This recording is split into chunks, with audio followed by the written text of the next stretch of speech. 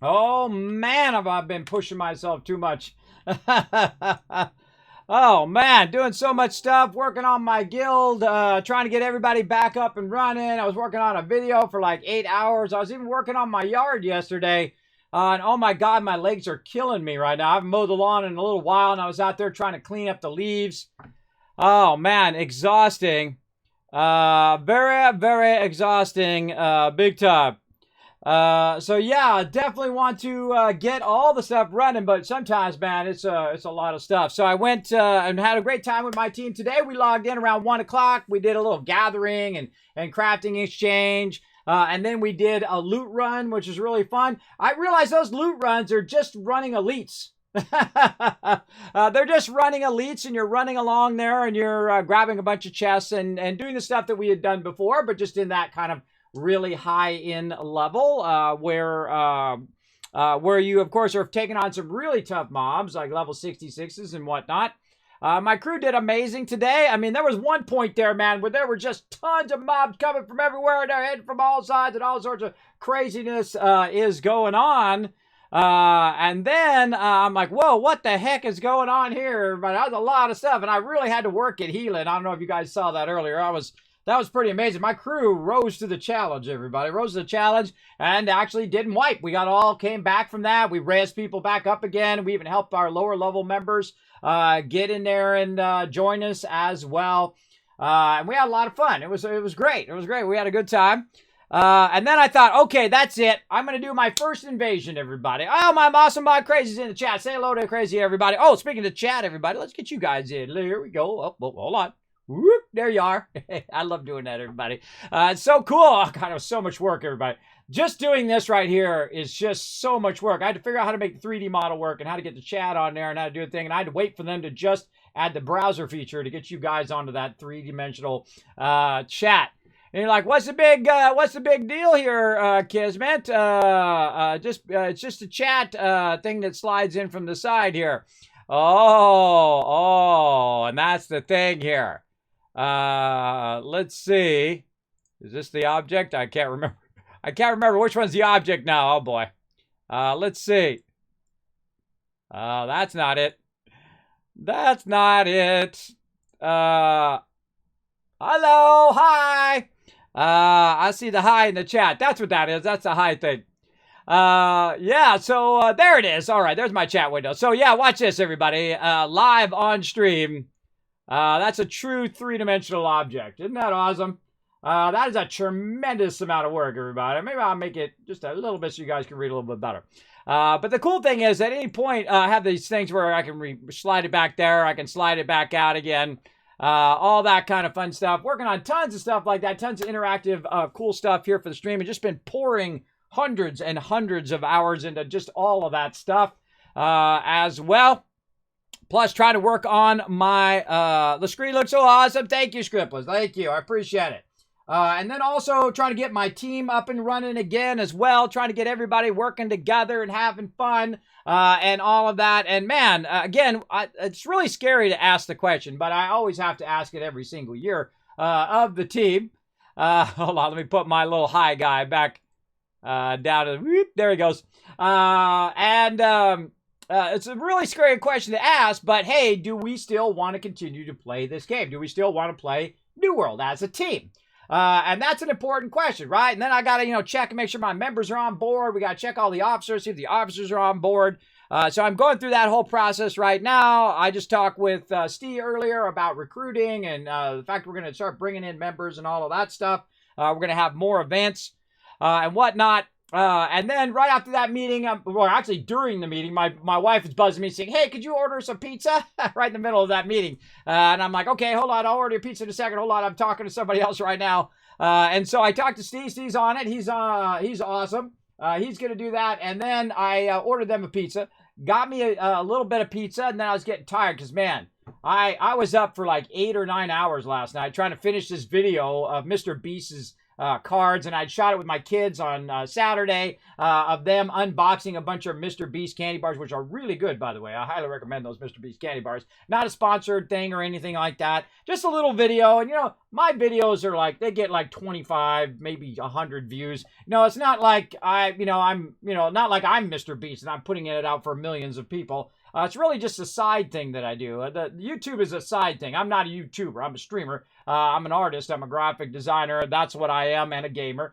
That's what I am. I'm certainly not a YouTuber. I don't spend all of my time over there because I have to cut up all of my time into little bits. And then I have to say, okay, what is the most important thing now? And the most important thing right this moment is to hang out with you guys and stream and to play some 7 Days to Die with my crew. So that's what we're going to do. But yeah, I woke up late, man. Everybody put one in the chat if you've ever woken up late, like in a start, right? Because I have my watch now, so you'd think I'd be fine, right? So I set my alarm. Okay, hey, wake me up at 7:45. Great. I set it to 7:45 to wake me up, and I laid down for I was just going to lay down for like 30 minutes, right? It's like 7:15 by that point.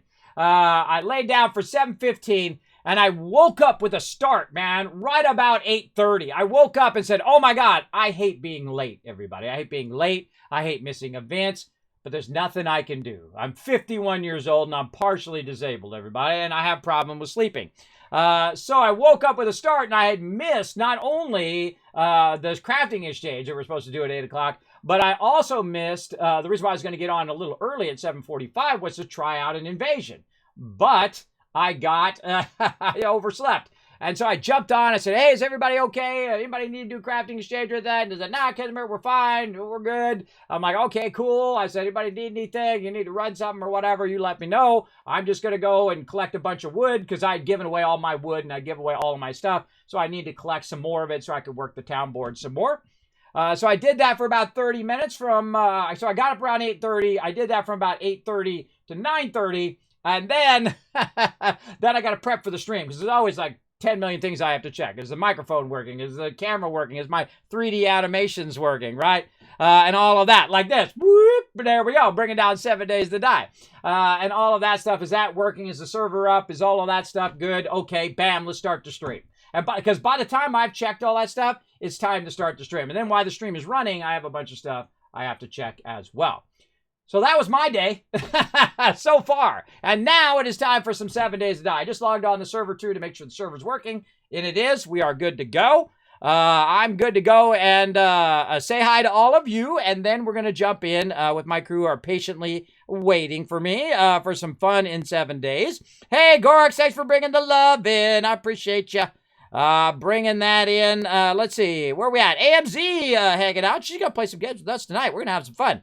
Doc Nodder coming in as well, checking in points. Holy mackerel, 321,000 already. You're ranked 5, and it's only in the second month. Doc Nodder, you might be the number 1. You never know if you are the number 1. I gave those out, by the way. I give out Amazon gift cards to all my top peeps, my top KizCap leaders as well. So I set those all out. If you are one of those leaders, I can see who's claimed them and who hasn't claimed them. I see that 2 out of 3 have claimed them.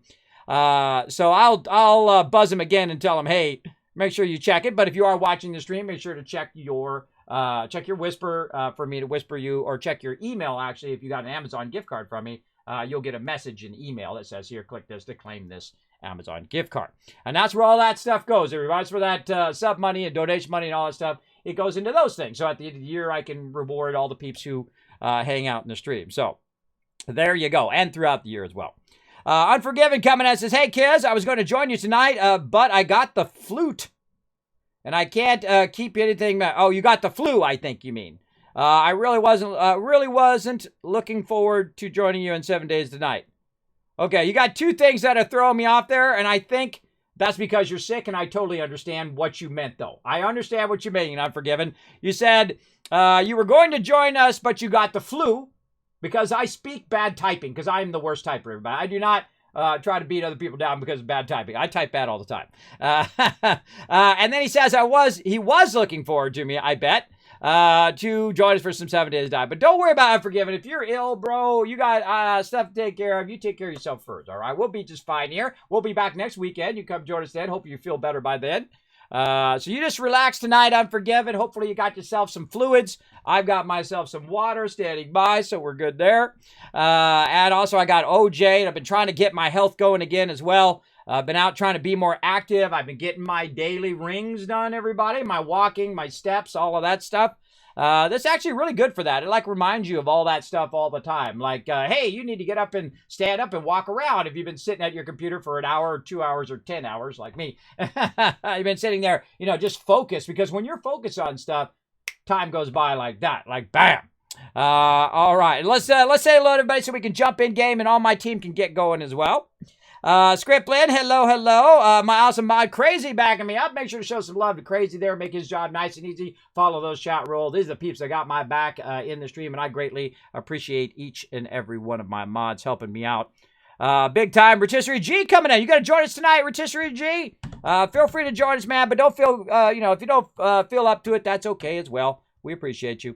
Court coming in and saying, hey, Kiz, I saw your video of you and your girls opening the chocolate. So cute. Aren't they beautiful? That's because my wife is beautiful, everybody. Luckily, they didn't get this mug. You know, I realized I was much better looking when I was younger, and I wish I'd realized it when I was younger, because you know how you all go through that awkward phase where you don't think you're that good looking?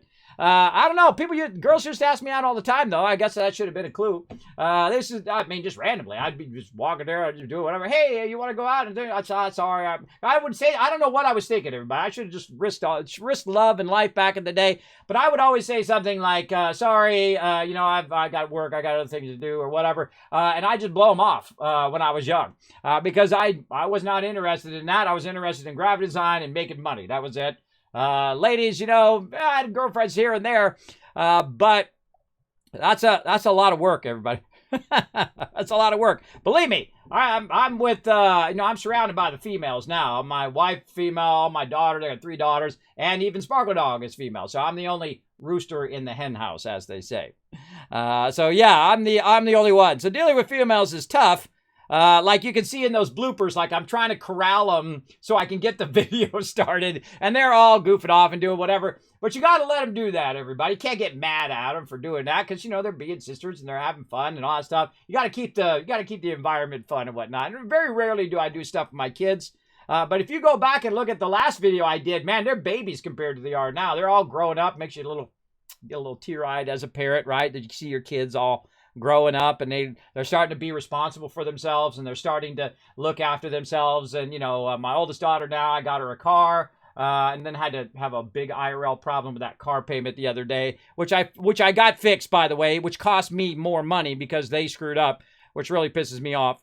Oh yeah, lots of ones in the chat. You guys done it before. I hate being late, everybody. It's one of my things in my career. I was never late on any projects. I was not late to work. In fact, I used to get an extra week's pay for never missing a day every single year, everybody. And I was making a lot of money too. So that extra week's pay for never missing a day of work is a lot of money. That's like a 4 or 5 grand, everybody. That's a lot of money back in the day. And they give it to me willingly because I wouldn't miss any days of work. Because I loved it. I lived for it. It was incredible. Just like this right here. I live for this now. This is what I love to do, is to hang out with all of you and play games and hang around with my team and my various different teams playing different things. There you go. I'm in chat on my computer, but I'm using voice to text my phone. I can't even keep orange juice down or Gatorade. Oh, that is the worst, bro. I have been there time and time again. Best thing to do, crackers. Crackers. Eat little crackers, like Ritz crackers right here. See, I got some on thing because my stomach gets upset too. Ritz crackers right here. These are the best. And I keep a little box of them in case I get really ill like that. So try Ritz crackers or saltine crackers. I find those work really good. Anybody in the chat, you got some ideas for keeping food down?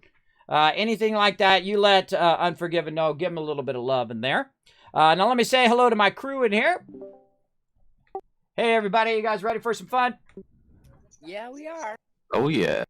All right, awesome. I'm gonna go ahead and put the password in for you guys, and we'll get started. I'm doing it right now.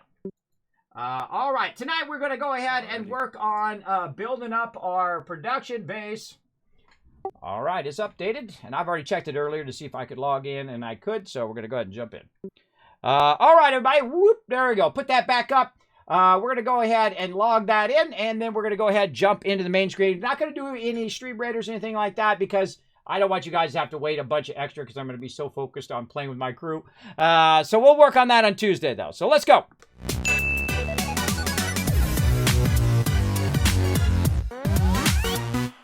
Let's see. Cord Gaming says, I like a nice warm tea when I'm unwell. Ooh, that's a good idea. I don't like tea and I don't like honey, but I actually drink it quite often because it helps in my throat. You got to think that I talk 6, 7, 8, 10 hours a day. That's my job, is talk and do commentary and, you know, interact with you, all you guys in the chat. And I love doing that. I don't know. I've never been such a talker.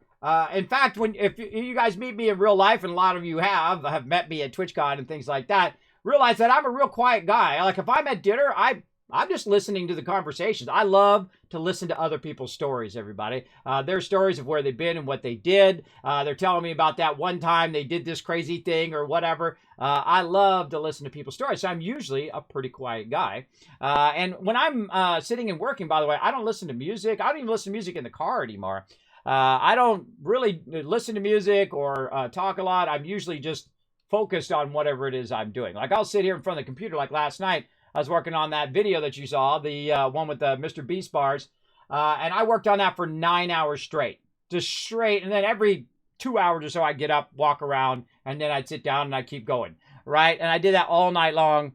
And I was just going to make a shorter video, like a 3 to 5 minute video. But the interaction of me and my daughter while we were unboxing the thing was magical, everybody. I think that's the most we've hung out in a while. Because, when they get to a teenager stage, you're the dad and they don't want to hang out with you as much.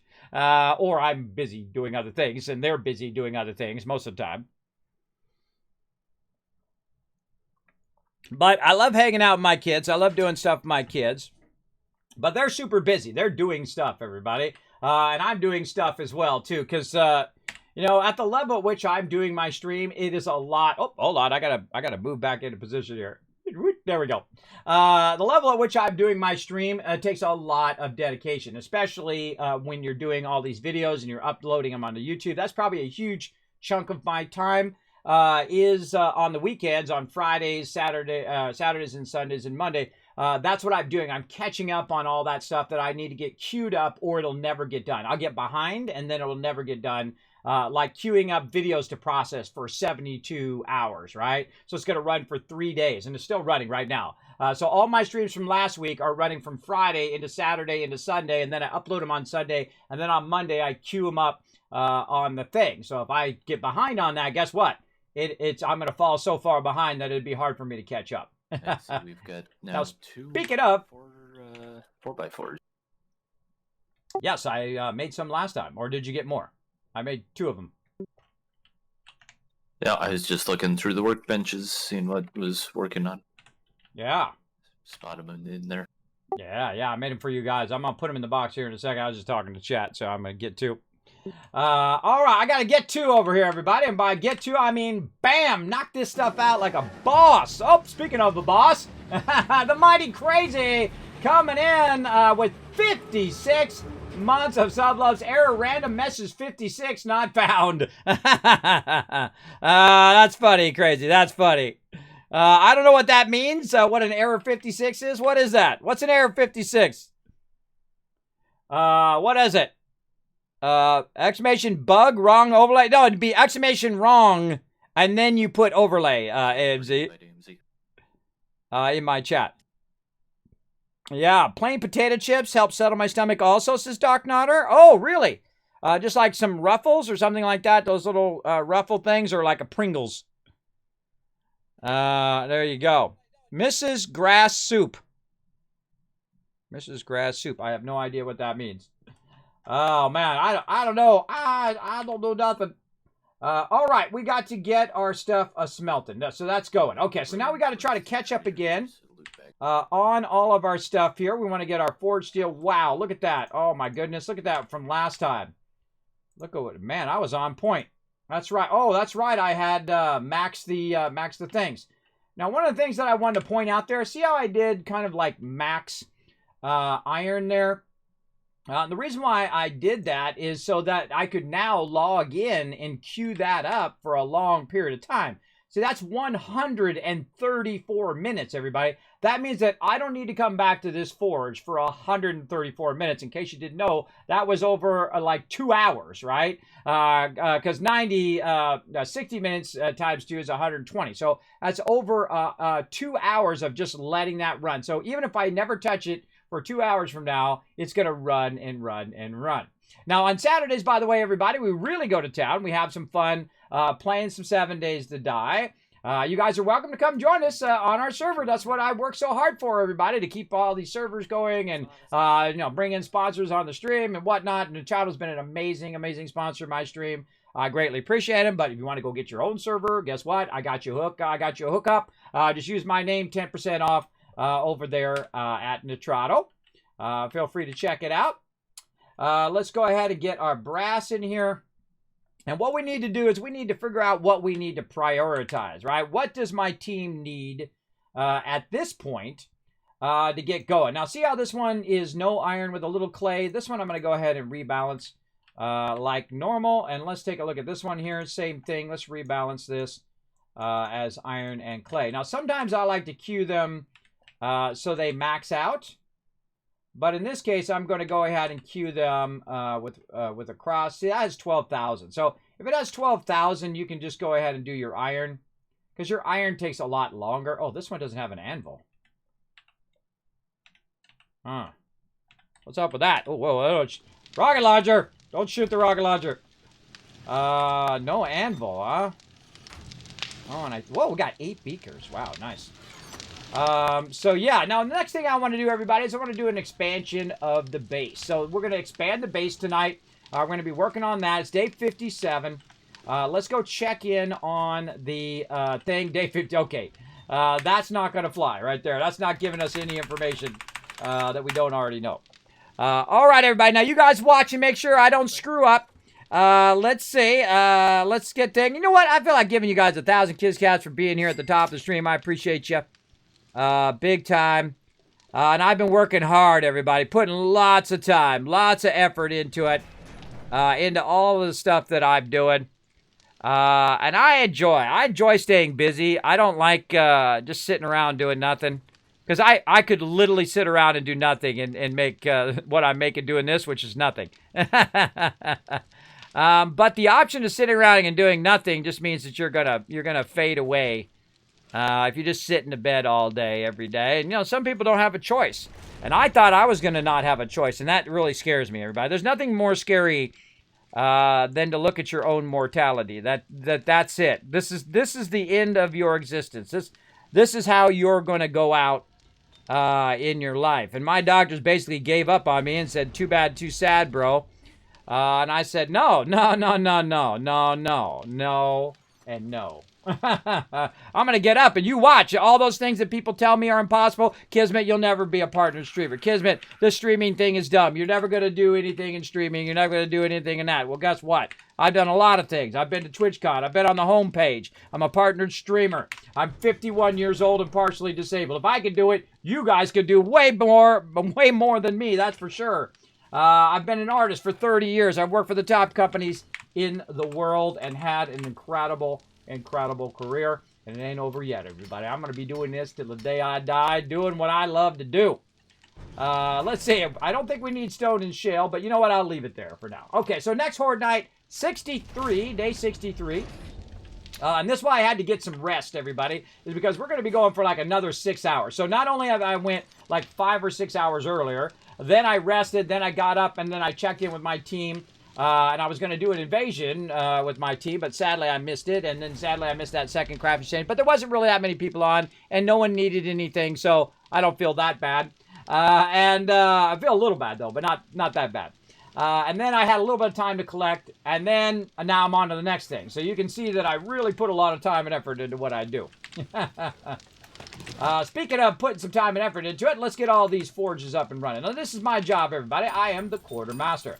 The quartermaster goes in and he keeps everything Num num cookie. I love that, by the way. I say that in real life now, Unforgiven. I run around with my kids and I'm like, ooh, num num cookie. And I do that because of the stream, which I think is pretty funny. They don't think it's as funny as I do, but I think it's funny. That's what's important. All right. All right, just a heads up, everybody. I'm going to be working on expanding our primary base today. And I'll probably be fixing up the kill box just a little bit, but not really that much more expansion of the kill box until it looks like we need more stuff over there. Maybe just working on, you know, cementing stuff and stealing stuff up. But if you guys need help with anything, quests or whatever, or anything like that, let me know, and I'll drop what I'm doing over here. All right, good to communicate with your crew, everybody. All right, now I have a crazy ton of cement. Look at that. Holy mamole. That is a lot. Now, I wish I had that much sand, because I seriously doubt it. Yes, I didn't think so. Okay, so we have got a tremendous amount of concrete now, and this is good, because we're going to need this. Look at that, 6,698. Hey, Siri, what's 6,698 divided by 4? 6,698 divided by 4 is 1,674.5. Now, if you didn't know this, everybody, you can actually do a Control-A to copy that number, and Control-C to copy it, Control-A to select all, Control-C to copy. Tell that to mix, and then you can go to the next mixer, click right here, delete this, paste it, and bam, now you've got that number that you can go ahead and queue across all of the stuff that you're doing, right? So now you can mix all of that equally, and in 45 minutes, roughly, I'm going to literally have 6,000 concrete, which is pretty insane, I think. Now, another thing we need is we need a bunch of sand. So after this is finished, I'm also going to go ahead, and sand goes really, really fast. So we have about 1,000. That doesn't seem right. That must be 10,000. But hold on, watch that. Let's mix it. Yeah, that's 10,000 sand. Okay, that's more like it. Okay, so 10,000. Let's just put 2,500 in here. Let's do 2,500 up in here. Again, that's only going to take 5 minutes. So there's 5,000 there, and then 2,500 here. And then 2,500 there. So yeah, so in about 45 minutes plus 5 more minutes, about an hour from now, we're going to have a tremendous amount of everything. That is for sure. All right, so we got that one. Let's check this one. We got that one going. I like to double check I've gotten everything out of the outputs and all of that. And then we put this away here. Now watch this as I double press this button. It'll automatically put all that stuff in there. It's such a great feature. Probably one of my favorite new features in the game. See, I just put all that concrete in there for me. If I need to put my iron back now, I can just go ahead and put one stack and double click, and it puts all of them in. Same thing with clay. I can just double click, and wood, it'll put that back in. We can sort that. GG. Looking good, and it's cleared out my inventory now, so I'm not overburdened. Then we'll go to the bikes box, and we'll put those in there. All right, couple trucks in there. If you guys want to use those, feel free. Got those going. Got all this going. Now we've got some other workbenches and stuff here we need to think about. Is there anything specifically that we need? That you guys need for stuff? There's a shotgun Messiah book or two in the books box, and I was wondering if you've got those yet. Oh, I'll take a look real quick. I'm going to queue up some more glue first, and then we'll get to it. How are we doing on our super corn? You been just doubling it up? I've been, yeah, basically just getting more and more plants, but I am now at the point where I'm going to start, not just adding more plants, but actually taking some for glue. Oh, okay. Sounds good. Now, what was the other thing you said? Sorry. Just want to have my... There's one or two shotgun Messiah books in the book box. Book box. I'm wondering if you've got those yet. Yeah, I'll go ahead and take a look. Yes, I've already got both of those, so if you want to use those, feel free. Does everybody have Mining Volume 1? I'm thinking of grabbing that one as well, if you guys have already got it. And Volume 5 that's in there. I have all the mining books. I'm not sure about if AMZ was trying to go into those or not. How you looking, AMZ? Do you got both those mining books? I have book 2 and 5. Okay, 2 and 5. Okay, great. All right. Well, I'll go ahead and take those. Oh wait, you have 2 and 5. Oh well, there's a number 1 in here. Oh, okay. I'll leave the number 1 for you, and I'll use the number 5. All right. Let's see, sniper. I could use some 9mm ammo for Horde Night later on if you need to queue any of that up. Oh yeah, I can do AP now too, so I'm gonna start doing that. Anybody going into sniper? I was gonna start working on my sniper and start working on my heavy machine gun too, because we're gonna really start to need that heavy stuff too.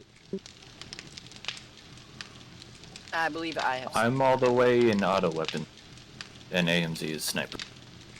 Okay, because there's a volume 2 and whatnot. Why don't you guys take a look in the box and let me know if you're good with that stuff in the box, and then I'll get it, because I don't need it as much as you guys need it, so I'll take it after you guys get it. Yeah, I've got book 2 already. Yeah, and then I've got Deadeye full up and Demolitions Expert full up and Penetrator full up. Okay, well, I'm going to put Sniper Volume 7 and Art of Mining in the bottom left corner of the box, and I'm going to go ahead and grab Sniper Volume 2. Okay, now one of the things that I like to do is I like to build up a library of books, and so I will collect a bunch of stuff just to build up a library so that everybody eventually can get every line, right? But at some point, we need to get stuff going. If he needs 9mm, then that becomes my highest priority.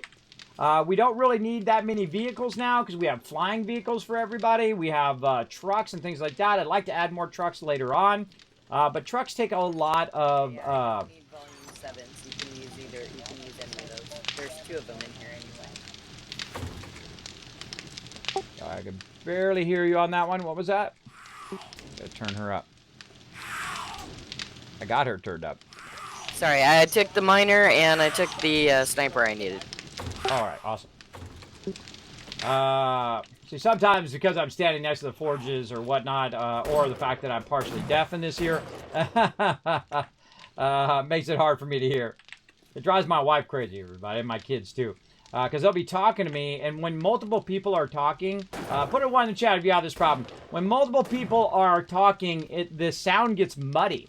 It isn't as clear as it was before, and that's because of that partial deafness in that ear, and things get muddy. So I can't understand what they're saying. I know that they're saying words, but I can't understand the words when there's so much thing. You got the TV on, dogs barking, you know, multiple people are talking to each other over the top of each other, and they're just talking louder and louder and louder. I can't hear it. It's just thing. It's like, hey, Kismet, you go get a hearing aid. Well, I'd love to do that, but those cost about $2,000. Now, would I rather take that $2,000 and put it into my kids' braces and their schoolwork and their, school supplies and all of that? I would rather do that than go get me a hearing aid. I'll just have to, look like a fool when I say, oh, sorry, I couldn't hear you. What was that? I just have to repeat again.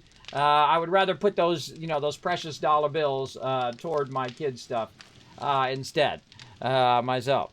I'm partially deaf too, kids. I feel your pain. Yes, it's a rough thing, everybody. I got a whole bunch of conditions that no one can see. I'm constantly dizzy, which no one can see that, right? I'm partially deaf, so no one can see that as well. And see, when they can see your disabilities, some people have more empathy for you. Not a lot, though. Not as many as you would think. Even people with disabilities, or with visual disabilities that you can see, still don't get a lot of love. But even more so, who have people who have disabilities that everybody just doesn't understand. Everybody just treats you like you're, normal, and they don't realize that, hey, you can't do that stuff you used to be able to do. And that's just something you have to face at some point in your life. I know it sucks. Obviously, I wouldn't want to have to do that, and I'm sure a lot of other people don't want to have to do it either. But you got to get up out of the bed every day. You got to do your best, and that's all you can ask of anyone. Everybody, you do your best every day, and you go to it. And that's what I do, everybody. I just try my best. And if, people are going to get all upset and whatnot, and nothing I can do. I can't change who they are, and I can't change if they're going to get upset with me or say, I can't, I was like, yo, bro, I'm just doing what I can do, right? I'm just as flawed as any other human being, everybody. Don't put me up on a pedestal. I'm just a regular guy, just like everybody else. Oh, I forgot we had these drum magazines. Oh, yeah, I forgot. Oh, man, you should make a bunch of those. You should make like 10 of those, because I have a feeling we're all going to need them. I use them for my shotgun and for my robotic turrets. It's 20 forged steel per drum magazine, so I don't know how much forged steel we get right now. Right now, I'm making about 6,000 forged steel. So I think we'll have enough.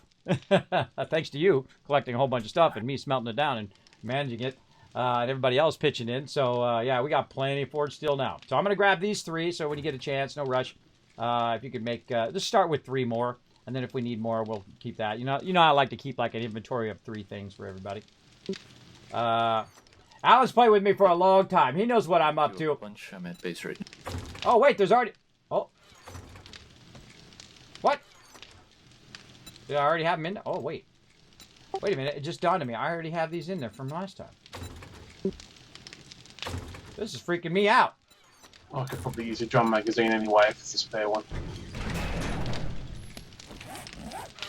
Well, actually, I was going to grab these and put them in my weapons, but I think I did it at the end of last... This is another problem I have, everybody. It's bad memory. Another problem. But yeah, no, I've already put them in my thing. You had already made them for me, I see. Yeah, I'm going to grab one of them, and there'll be 2 left. So let's make 2 more, say. All right. So yeah, see, I like to have these drum magazines in every weapon that I possibly can. Even at the extent of taking out Rad Remover. Especially, Rad Remover is best during Horde Night. During Horde Night, that's your jam right there. That's when you want to use that. And so I'm going to go to town here. I got a bunch of other random gear up here that I'm using. I probably don't need to use these melee weapons anymore. I could probably take these out and just put these back in the weapons box here. I really need to start making some turrets. I think also after I expand the base, I'm going to start working on some turrets to defend the primary base so that we don't have to deal with screamers anymore. All right. There you go. Yeah. Kiz, is there a channel for help in Fallout 76 in your Discord? I need some help in 76 getting started. I'm level 5 and completely new to Fallout 76. Yeah, there's a whole Fallout 76 section that not only pipes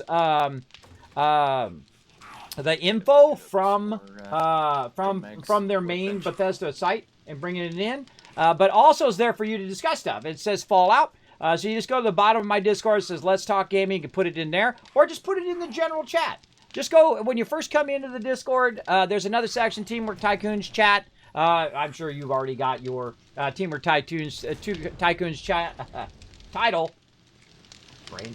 And so you go, if you haven't already done so, you go to rules and you click the green check mark, but I think you already have Unforgiven. So you go into general and you say, hey, everybody, I need some help with Fallout 76. And then you type it in there, and then my team will be watching and seeing what everybody's up to right over there as well.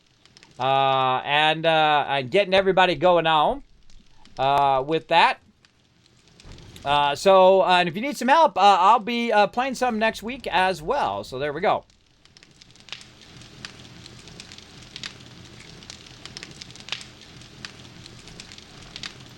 Hold on a second.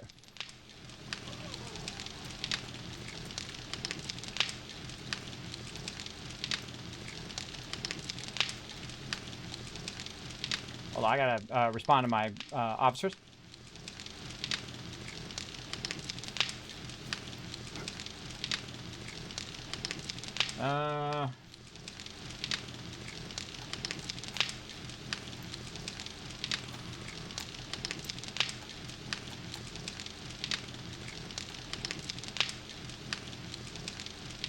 Okie dokie. There we go. Okay. So I've got to respond to my team. Trying to be very responsive to my team now. Trying to get my team going. I see they're all online. Doing their stuff over there. Having some fun. Doing their thing as well. So let's get going over here. Actually, I need to get in my mod channel. There we go. Just way I can see if Riverdog is, if Crazy is talking to me. Over here. There we go. All right. Just in case Crazy's trying to talk to me and say, Kismet, you screwed stuff up, which I normally am doing all the time. Part of my charm, everybody. If you want to hang around with me, you got to know that I'm a little bit out of it, right? I'm a little bit out of it. I'm older. I'm disabled. I can only do so much. I'm going to, miss a meeting. I'm going to be late. I'm going to be doing stuff. I'm going to be forgetful. All of these things are factors that are hanging around with me, right? Now, if you're cool with that, you're like, Kismet, hey, I understand, bro. You do what you got to do, right? Well, like I say with everybody else, you do what you got to do. Take care of your IRL. Take care of your stuff. Don't worry about it. Go ahead and make it happen. Some people are understanding and some people are not. Some people are like, I can't believe that, you missed the meeting. Or I can't believe I hate missing meetings. I hate missing meetings. I don't like being late. I don't like doing any of that stuff. And I've had to really ease up in the later years in my life, everybody, and not to be so hardcore about being on time and doing that stuff because we're just playing a game.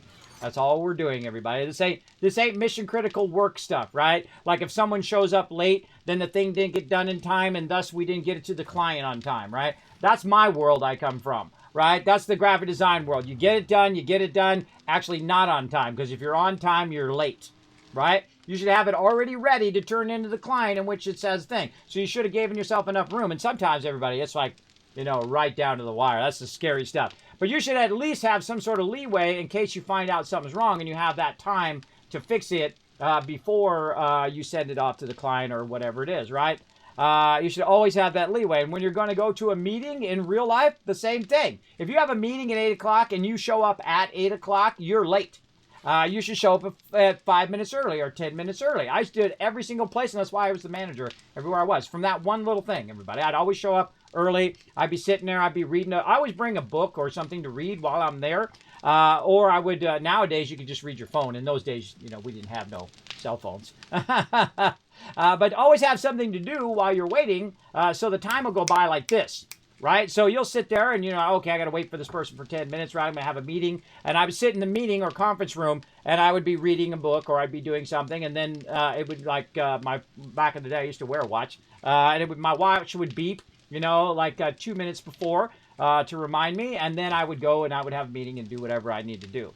Vitally important. The more on time you can be, the more reliable you seem to everybody else. And that is the biggest heartbreak of my life now, everybody, is that I'm not that reliable. And I have to tell people that. I'm sorry, I'm just not that reliable. If at some point that we're playing this game right now, I get too dizzy, or my family has an emergency, or a friend of mine has an emergency, or whatever, I'm going to have to go. If I don't feel well enough to continue to stream or play the game tonight, because I only got like 5 hours of sleep last night from doing that video so late, then I played my team all day. Then I overslept for my thing tonight. And then I'm going to be playing for another 6 hours as well. Then I get up tomorrow and I got a host of other things I have to do. But I like to stay busy. I'm a bit of a workaholic, but I'm trying to put that workaholic toward my, my health and toward my family, and then obviously toward the stream as well. So yeah, my little stream family, as we like to call it. Here it doesn't help him with muddiness as much as he might have liked. Oh, really, Alan? Oh, that's good to know. I thought hearing aid would help you with that kind of muddiness between conversations. Hey, Jang in the chat. Hey, Jang, what up? How you doing today, Jang? Hope you're feeling better, bro. Kind of amplifies the sound. So if it's muddy already, I don't know that it really helps. It's just louder muddy. That sucks. Well, then they lied to me. Bunch of lying doctors. All right, we got that going on. Doctors lie just as much as regular people, everybody. They lie just as much. I was watching this one thing about this doctor who was doing like unnecessary surgeries, like a ear, nose, and throat doctor, which I'm suspicious of them already. Because I had one that I went to, and while I'm sitting there waiting, the doctor says, well, let's make sure we capture this guy's billing. And I'm like, bro, wait till I leave first before you start talking about my billing like I'm going to die or something, right? Because that's what it sounded like me. He's like, this guy might die. We better hurry up and bill this guy. And I'm like, what a jerk. I'm not kidding. That's a real thing that happened to me, everybody. I could not believe that I never went back to that guy again, everybody. If you find the people like that who are so uncaring of you, so callous to your situation and everything. Now, you got to think the doctors are seeing, hundreds of people with all sorts of ailments all day long. So obviously they're going to get pretty callous to it as well because, otherwise you go insane. That's why doctors have a rough time, everybody. They're like the highest percentage of people who just can't take it anymore, right? I should move some of this sand and stone over here for later, by the way, for when I go to convert that again. And so that's why I would look at doctors. Before I got ill, really badly ill, I never thought of them that way, right? You never thought of them as, these like ethereal, amazing, untouchable human beings, but really they're just as flawed as everybody else. They're just as flawed and make bad choices just as much as everybody else and probably have just as many drug problems and alcohol problems as every other person in the world. Because in the end, they're just human beings, right? Put one pants on at a time.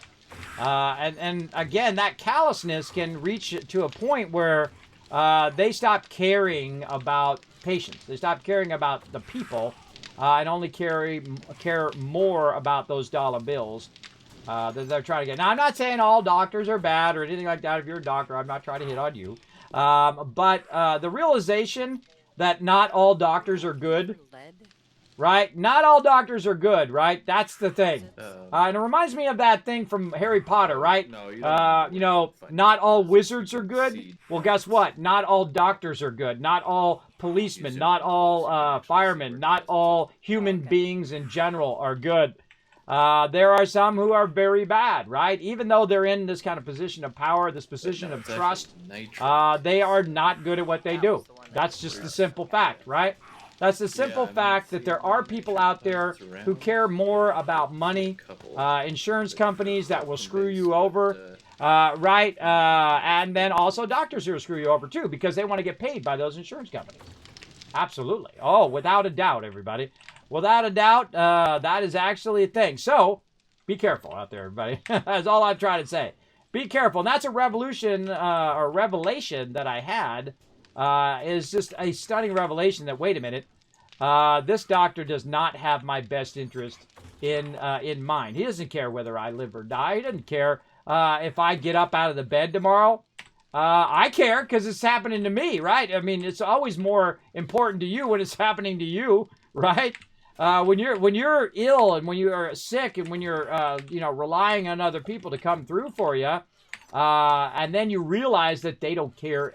They don't care if you die. That's scary, everybody. That's really scary. And I hit that point. I absolutely did. I hit that point and said, uh-oh, now I'm in trouble. But then again, if you have a good family structure, people there to be there for you, then it's not as bad. Because you have people to fall back on who can be there for you in there. And I hope you got at least some people in your life that are like that. Remember, there's lots of places out there also that are willing to help. If you're having a rough time and whatnot, you can also reach out to them as well, everybody. Life is worth living. It absolutely is. It does get better over time. I'm a living example, everybody. Trapped in the bed 7 years ago. I couldn't go anywhere. I couldn't do anything. I couldn't drive. I could barely walk from place to place.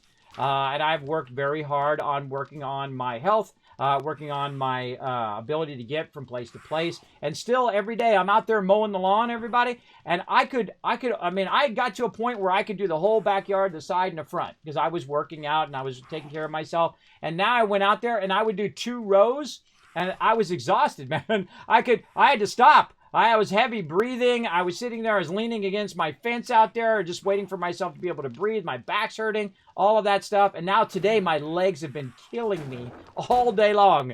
I woke up and my legs were just, you know how they're like this, right? They're all tired and sore, like you were working out at the gym.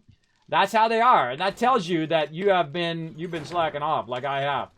I've absolutely been slacking off, and now you have your choice, right? You can keep slacking off, or you can go to work.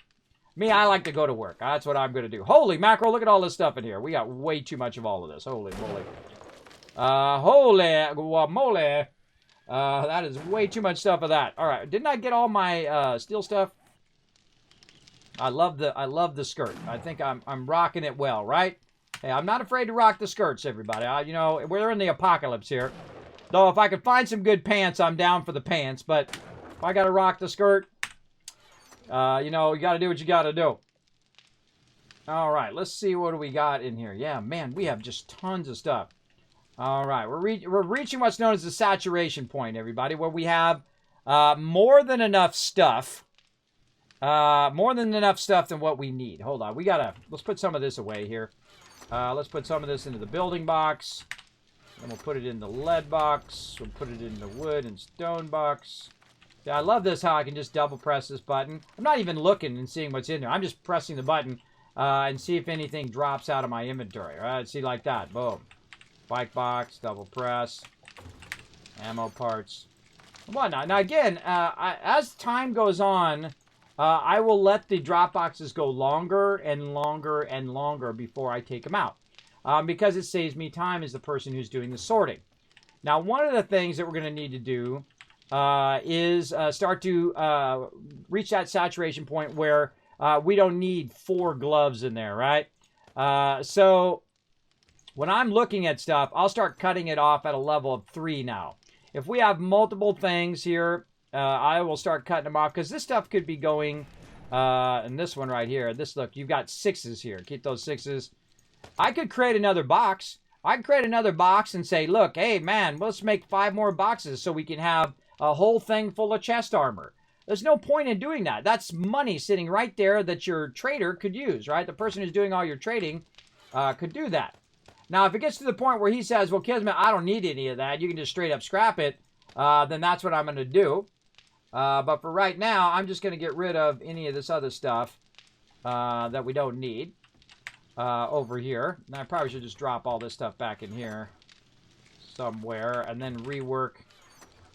I'm going to rework this this armor box.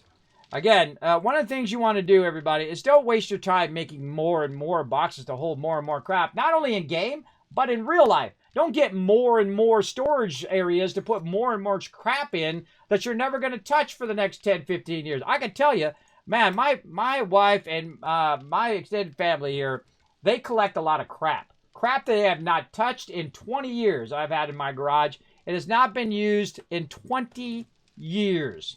I'm telling you, everybody. And the thing is we could be doing stuff with that space, right? I could make a little yoga area for my kids if I could get it in my garage. We could make a little gaming center, and I could put my PS4 and Xbox in there, and they could play some games in there, right?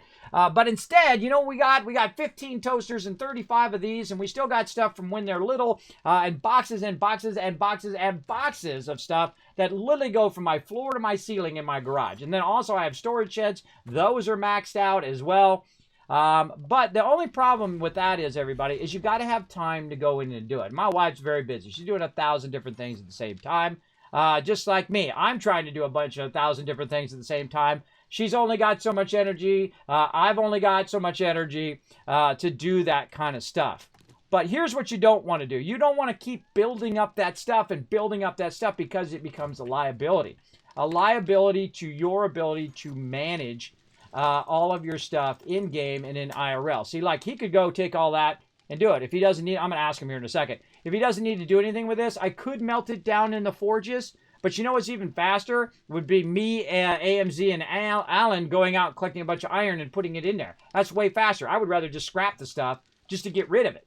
Just to not have to manage it, right? Do you want any robotic drone schematics at all? Are we going to be using those? I've already got it unlocked, actually. I can make robotic drones, I think. Let me go look. I can't remember if it's schematic or if it's in my points. I think it's a schematic. Let's go see. Yeah. I would love one extra backpack space. Oh, absolutely. I'll make you guys some. Yeah, so if you see the robotic drone, bring it back. If you've got any mods for robotic drone, bring that back. A little tip, by the way, last time when I did the robotic drone, make sure before you log off that you put it into your backpack so the rest of us don't have to listen to your drone if you don't show up next time. I accidentally left my drone out. And then Alan's like, whose drone is this? Poor Alan. I was like, mine, sorry, my bad. My fault, everybody. My fault. I take complete responsibility for me forgetting to put that drone away because I didn't know. I didn't know that was a thing. If I had known that was a thing, then I would have took care of it. This is a mod. This does not go in there. I put all mods in here until this gets filled up. Right here. Okay, and this is a helmet. So we would consider that armor because it's got a number on it. And there we go. See, now look. Now, how many people are going to be here on the server, everybody? Right now, we've got 4. Sometimes we have 8, 10, 15, and even more. But if we do have more, we can always make armor for them at this point, right? Even stuff that's level 3 now, probably not that useful. Alan's nice enough to make me a bunch of stuff here. So I've got some chest armor, leg armor, scrap boots, and whatnot. And I could probably upgrade some of that. But the main thing is trying to get them patterns so they can make better stuff, right? Because you want to get your level 6 stuff, and that's from looting, right? And eventually you'll see this whole box will be level 6s. All the tools will be level 6s. Look at this. I got to work the tools. Oh, my gosh. We got tons of augers. Did we get that auger schematic, right? Not yet, no. They haven't seen one ever yet. So. Wow. Darn. All right, we got lots of augers in here. Been great job on. I was just about to say, wow, we got a lot of augers in here. We could scrap and make one really good auger or 2. Very nice. Okay. We've also got lots of motor tool parts, but we need that schematic. I know. For once, we didn't get it early game, but that's okay. We'll just keep struggling along at it. Okay, so we got that done. Rotisserie G, we are getting to a saturation point where we're getting a ton of extra stuff that we don't need. I just put a bunch of stuff in the box, a bunch of extra armor and stuff. What is it that you don't really need me to put in this box? Like tools and things like that. What would you want me to put in the trade box, and what do you not want me to put in the trade box? Anything that's level 4 or 5, I can just sell straight up. So anything else you can just scrap or smelt down. Okay, yeah, it takes too long to smelt it because, we could just go collect the iron and stuff like that way faster with our augers. Okay, anything 4 or 5, I'm going to put in the trade box. I'll scrap everything else. Thanks. Let's see, that's called communication, everybody. See how that's a world of difference? Now I can just hit scrap. Right? Now all that stuff going to disappear. Bye-bye. Bye-bye. He said 4 or 5. So 4 or 5 it is. Everything else got to go bye-bye. By the way, if you didn't know, you can actually take your stuff that you're going to scrap. Also, you can sell 6 stuff too, right? Because sometimes we have like 5 of those, right? Oh yeah, I mean the level 6 stuff I can sell as well. All right, just double checking. All right. So if you go in here, everybody, if you go into the workbench and then you say, hey, oh wait, there's a shirt and stuff, cool. And then you go in and say, okay, these iron boots, they got to go, right? So scrap. See what happens? It actually uses the workbench for scrapping. See, my stuff is already done here, so I can use my inventory. But if you go into the inventory and you say scrap, it actually uses the workbench to scrap. So you can scrap a whole bunch of stuff, and some of this stuff takes a while. It absolutely takes a while to get going. And this is my job. I'm going to be doing this first. This is so I can balance this out. If people are looking for clothing and stuff like that, I can have all of that together. Hey, by the way, if you're running around and you find some pants in there, I could use some pants. I mean, hey, I like rocking the skirt like any other dude, but maybe some pants or some jeans or something. That would be nice if someone sees some of those. There we go. Hey, I'm just saying, I'm willing to rock this skirt. I'll do it. I got no problem. Now, another cool thing you can do, by the way, everybody, is you can do this. See how I took these 2 out? What's in my Dropbox? Sorry? The robotic drone schematic. All right, thank you so much. See this? I can take specific stuff out. And this is something I haven't, that I thought of the other day, but I haven't used. And that's where I take just a couple things out that have to do with what's in my inventory. And then I do the same thing, but in reverse. Double press it, and it takes that stuff specifically out. Right? So now I can just go over here to miscellaneous crafting box, and I can double press that. I can go to the bike box and double press that. Isn't that awesome? Man, it's just so incredibly useful. That one little function that they've added. It's just so incredibly great. Oh, I got to get on 9mm. That's what I should be doing. 9mm AP. 9mm AP. Now, I got the recipe for the 9mm. Usually, they give me the recipes. Now, at this point, by the way, everybody, I'm going to stop making... can anybody make a box of 9mm before I start some? Anybody up to that level yet? Not yet. No, that's the boxes is pistol peak completion. Okay. All right. So I'll make a bunch of AP ammo for you. All right. Boop. Boop, boop, boop, boop. Get all this out of here. There on that one, I need 2 and 5 that I'm keeping an eye out for, and then I can make the bulk 9mm. All right, 1500 ought to do it. I got it rolling. I'm also going to use some for the turrets too, so don't worry. All right. Now, what's going to happen about this point, everybody, is the game's going to start getting annoying. The AP762 last tournament. Game's going to start getting annoying where the more forges and stuff that I do, yeah, I'm going to start on that next. I still got more gunpowder for that. So what I want to do is keep the gunpowder going over here. Wow, have you seen this gunpowder over here? Holy mackerel. This is like 4 hours of gunpowder non-stop running. Amazing. Amazing! I think that was you, right, AMZ? Because you can do it in bulk now, right? Yeah, that's right. Oh, awesome, awesome. All right, see, now we're getting our stride, everybody. Nice. So now we're getting our stride. Alan's like my memory. I really appreciate Alan, by the way. Alan is always like, hey, Kismet, don't forget this. Kismet, don't forget that. He didn't put me down for not remembering. He just says, hey, Kismet. He does it very respectful, and I appreciate that big time. So let's do this. And then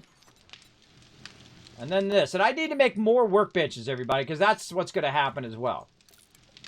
All right, queued another 1,000 7.62 and then 1,500 9mm. How are we looking on shotgun ammo here? By the way, I'm still sorting the boxes over here, so just a heads up. I think we're good on shotgun for now. Oh, we should be working on rockets too. Rockets, rockets, rockets. Always something. It's like a constant juggling that I'm doing, everybody, of things that I need to do because there's only one me and I can only do so much. But they're also juggling all the things that they're doing as well. So if I do what I need to do, they're doing what they need to do, and then everything Ammo at the rocks. workbench. I don't know if it's less than what you do. What's that? Sorry? I can make frag the rocket frag. Oh, that's right. You can make the rocket frag. Can you make like a box of them and whatnot? Let me see what my Yeah, rockets it are. doesn't tell me about a box. It just says ammo. I don't think there is. I don't think you can do a box of rocket ammo. Oh yeah, I don't see it in there. Yeah. Well, let's find out. Here, I'm going to use the middle bench, and I'm going to start it going and see how much it takes. Or how about you come over and look, and I'll just tell you. Mine's 25, 15, 2, 501. So is mine. All right. Well, if you want to, focus on the rocket ammo, you go right ahead. I got 1,000 other things I could be working on. I like to share the load, if you know what I mean. So I'll share the fun. I just didn't know if my skills made it cheaper, but it does not. Yeah. Well, if you want to do it, you let me know, or I'll be happy to do it as well. So. Go ahead and queue it up, Kismet. What about the crafting time? Because I think Kismet's crafting time would be less. Yeah, I think so too. Oh, that's right. Yeah. Well, here, let's race. Are you around the base? That'd be. So I'd love to test this stuff. See, then I know these game kits. Okay. So what we'll do is we'll queue some up at the same time, and then we'll see about the time. Like we'll queue 10 up or 5 up, something like that. All right. So let me get my rocket stuff going here. What do I need? Buckshot, duct tape, gas can. So let's grab some duct tape. In terms of selling stuff as well, you might want to go through the weapons and armor boxes and weed out some of the lower level stuff. Oh, I'm going to be doing all of that, but it's like, hey, I need 9mm, so I have to stop that, and I have to go over here, and you know what I mean. I'm jumping around. I'm going to be going through every single box and also sorting through all of the drop boxes as well. Like I have a bunch of stuff in 9, 10, and 11. Just leave them in there for now. And I'll get back to that after I'm done getting this stuff queued up so we can let it run for a while. All right. The important thing, everybody, is to get things queued up so it's running for a long period of time. And so me sorting doesn't have rockets running, right? And so the priority should be the things in which you can get running first, like my... So how much did you want me to make to test? let's do 5. And I haven't got mine ready yet, too. So when you're done grabbing stuff, I need to get in the ammo box, too. As well. Oh, 3 more retweets, everybody. Is what we need in there as well. Kids, the doctors in malpractice and my dad's did the same thing. They sent my dad home to basically die after a ruptured appendix. Oh my gosh. Running, it ran out of wood. Yep. But it's Yeah, that's the thing, Unforgiven, because you don't know, man. You don't know. You expect them to know what the heck they're doing, right? You expect them to know what the heck they're doing. They're a doctor. They're like the highest echelon of careers, right? They're making 100 grand, 200 grand. Some of them making $1 million or more every year. And you think these, great doctors or, mithril figures are that. But, shop around, everybody. Shop around, especially word of mouth, if you are going to deal with doctors. All right, need some of this. Or I got an idea. We can just queue them in these ones that already have stuff queued. These 2 on the side here. I'm going to do the one on the end that's closest to the crafting cement stuff. There we go. All right, so mine is 2 minutes and 20 seconds. Mine is 3 minutes and 20 seconds. Ah, okay. So there we go. All right, we learned new stuff today. I learned new stuff today, everybody. So I canceled mine and put my equipment back in the drawer. All right, I'm on it. I'm going to queue those up probably in that middle bench. The expansion I'm about to do today, by the way, is more workbenches. So the other half here, I'll add another section, more workbenches, more chemistry stations, because we're going to get to a point now where, everybody's making a bunch of different things that take an hour or 2 hours or 3 hours. So we want to have enough benches for everybody to do whatever they need to do. So someone could come along and say, hey, Kismet, I need to make a mod. And they don't have to cancel what's in there to make the mod. You know what I mean? That's how it goes. All right, let's go ahead and get this in here. So we learned that lesson, everybody. We learned something today that I can produce stuff faster, but not necessarily with more stuff. What do we need? More duct tape. Duct tape. Did you put the duct tape back? Just looking for that duct tape. Yeah, I did. I put it in the raw ammo box. Sorry. Oh, no problem. I got it. Thanks. All right. You want me to go ahead and harvest these trees? Rocket casing. So, yeah. Oh, I only have no. 10. Oh, I need more rocket casings. That's what I need. What, do you have your mining skills all the way So up? iron and clay. No, they are not all the way up. Mother load?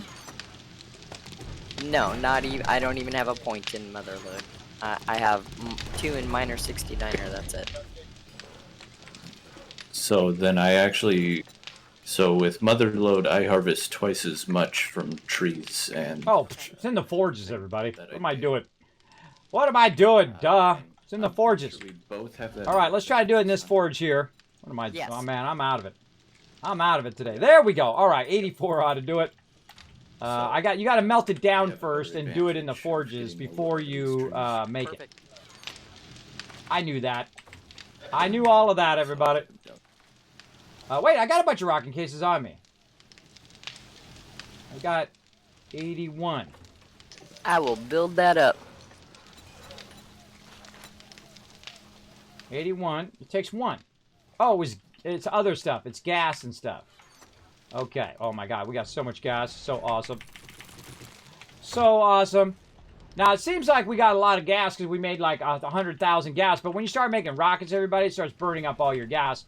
Another thing that's going to burn up is our duct tape. Oh, I need cloth. It's going to start burning up a lot of duct tape. It's going to start burning up a lot of cloth as well. And I should probably leave 1 duct tape in there and 1 glue in there. There we go. And then we'll make duct tape as well. And then keep going with this frag ammo.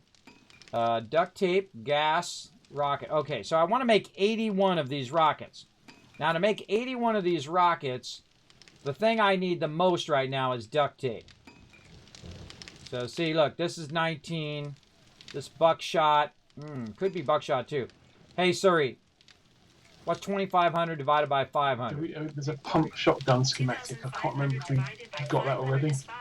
It's 5. Why can't I make What's 19 if this says... The pump action shotgun. See that? How it's 475 there?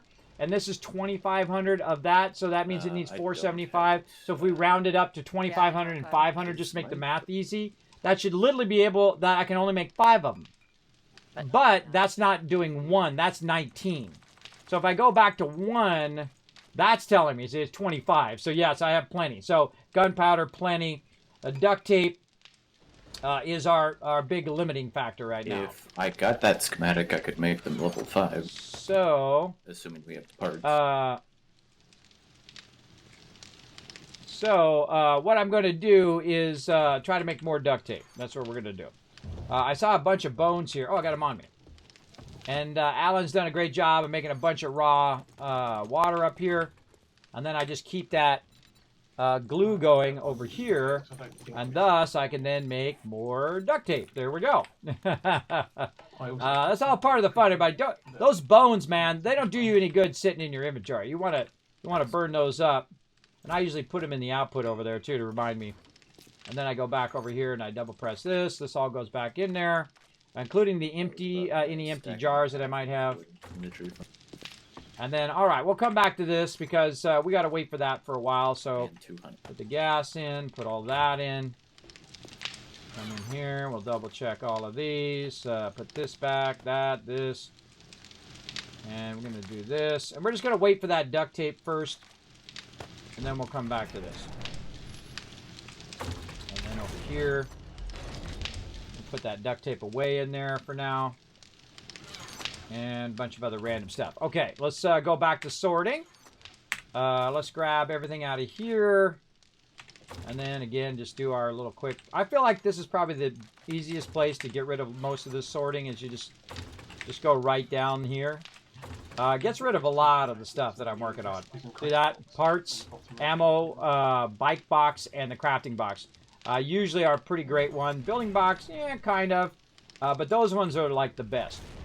Now, let's keep going on what we can sort here. And then eventually we're going to go and clear some more of the boxes. Like I cleared the armor box there because I was trying to clear all this stuff. Okay, well, that one's empty. So all I got to do is 7, 8, and 9. And again, look at this. More bike box. Oh, see, I love it when I love it when a box is filling up, everybody. Just like I love it when a plan comes together. I love it when that happens. Now we're getting a plenty of stuff here. Same thing with various things there that we need to burn up. Let's get over here in this and get our brass ready to melt down. Let's max that one out. And then this, and then this, and this. And then more buckshot, actually, is what I should be working on. Boom. And then some bullet casing, because we have plenty of bullet tips. Desire to have beer to drink.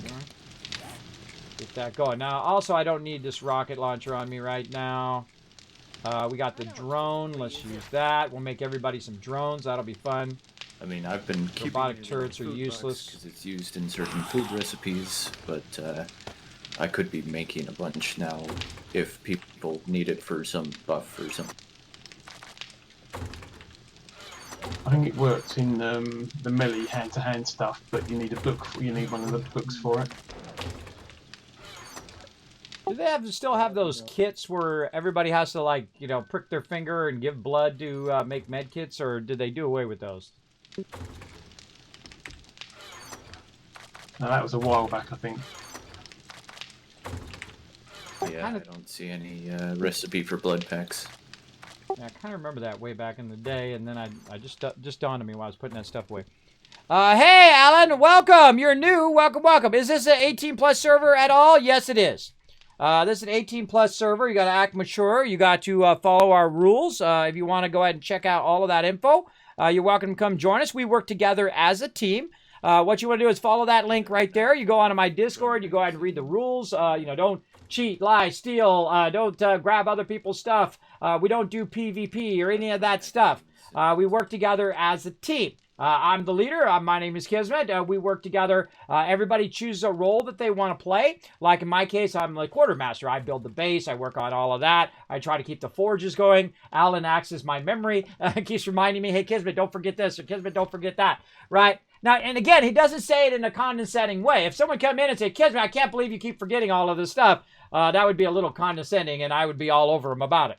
But that's what works great, right? You're working together, doing the thing that you like to do. So if you like to come in and make weapons or ammo or whatever it is you're going to do, I'm going to let you shine at that, and I'm going to shine at the stuff that I like to do, right?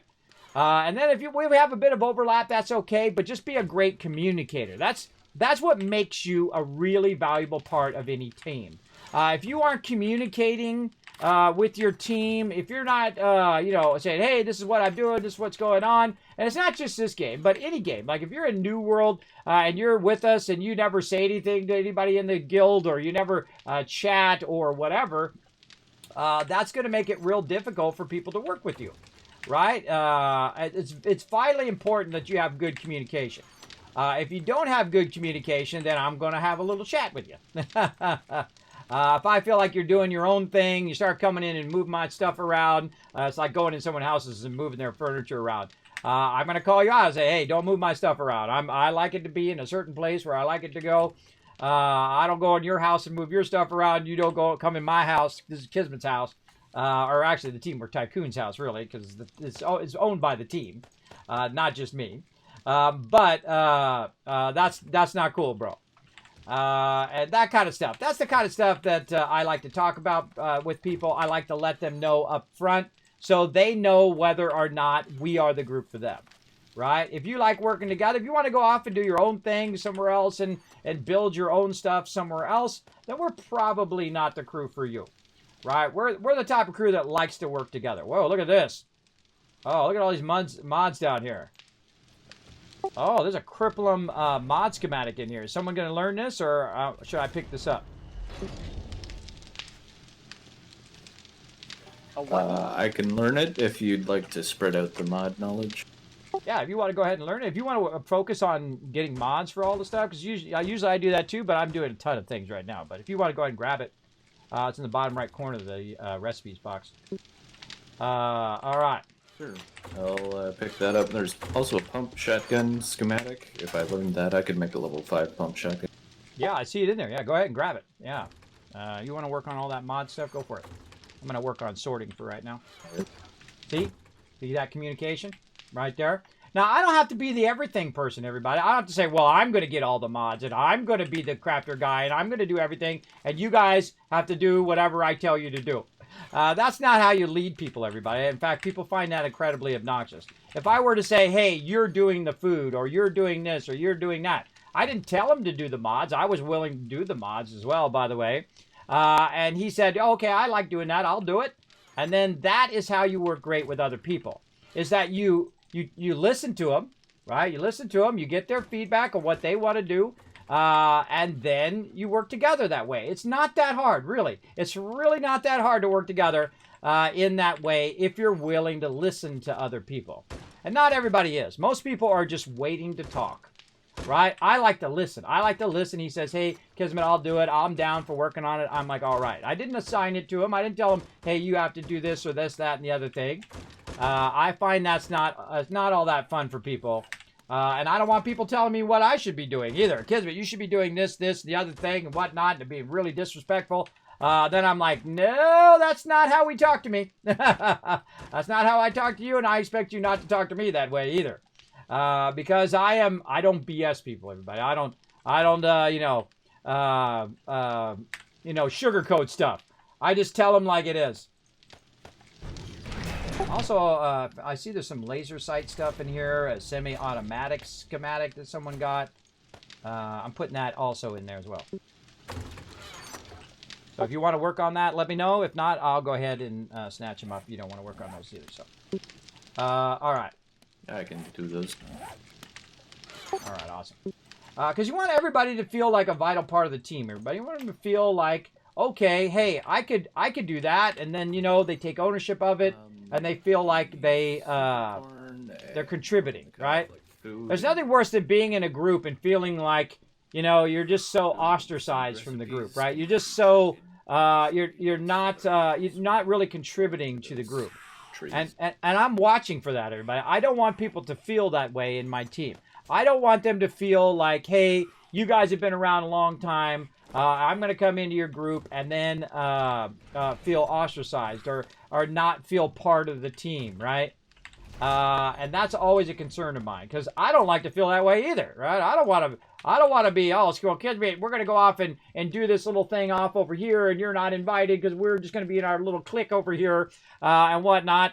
I'm sure a lot of you have run into that, both in real life where, you know, people exclude you from real life events or groups or whatever it is. And the same thing happens online in games, is that people get excluded from certain functions or groups or whatever.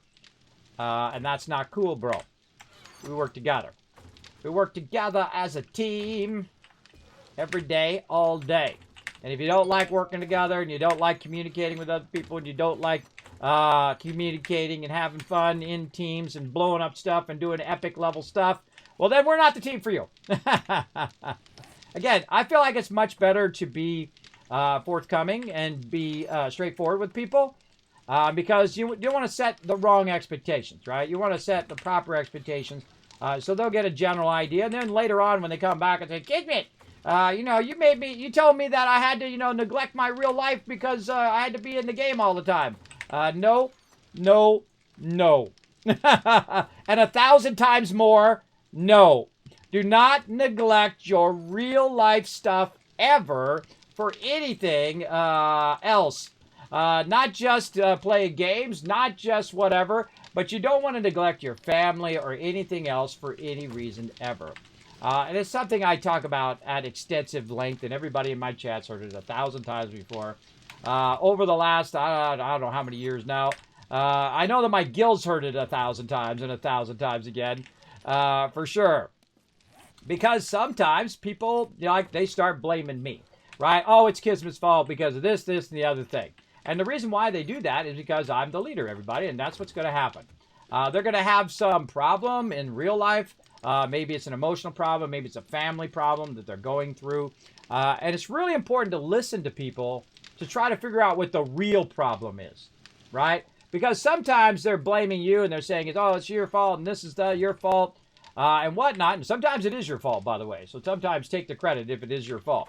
But sometimes it's not. Sometimes it is something other than what it is. And if you're a good listener of other people, you can pick up on it's some other factor, right? They're saying it's this, but it's really this, right?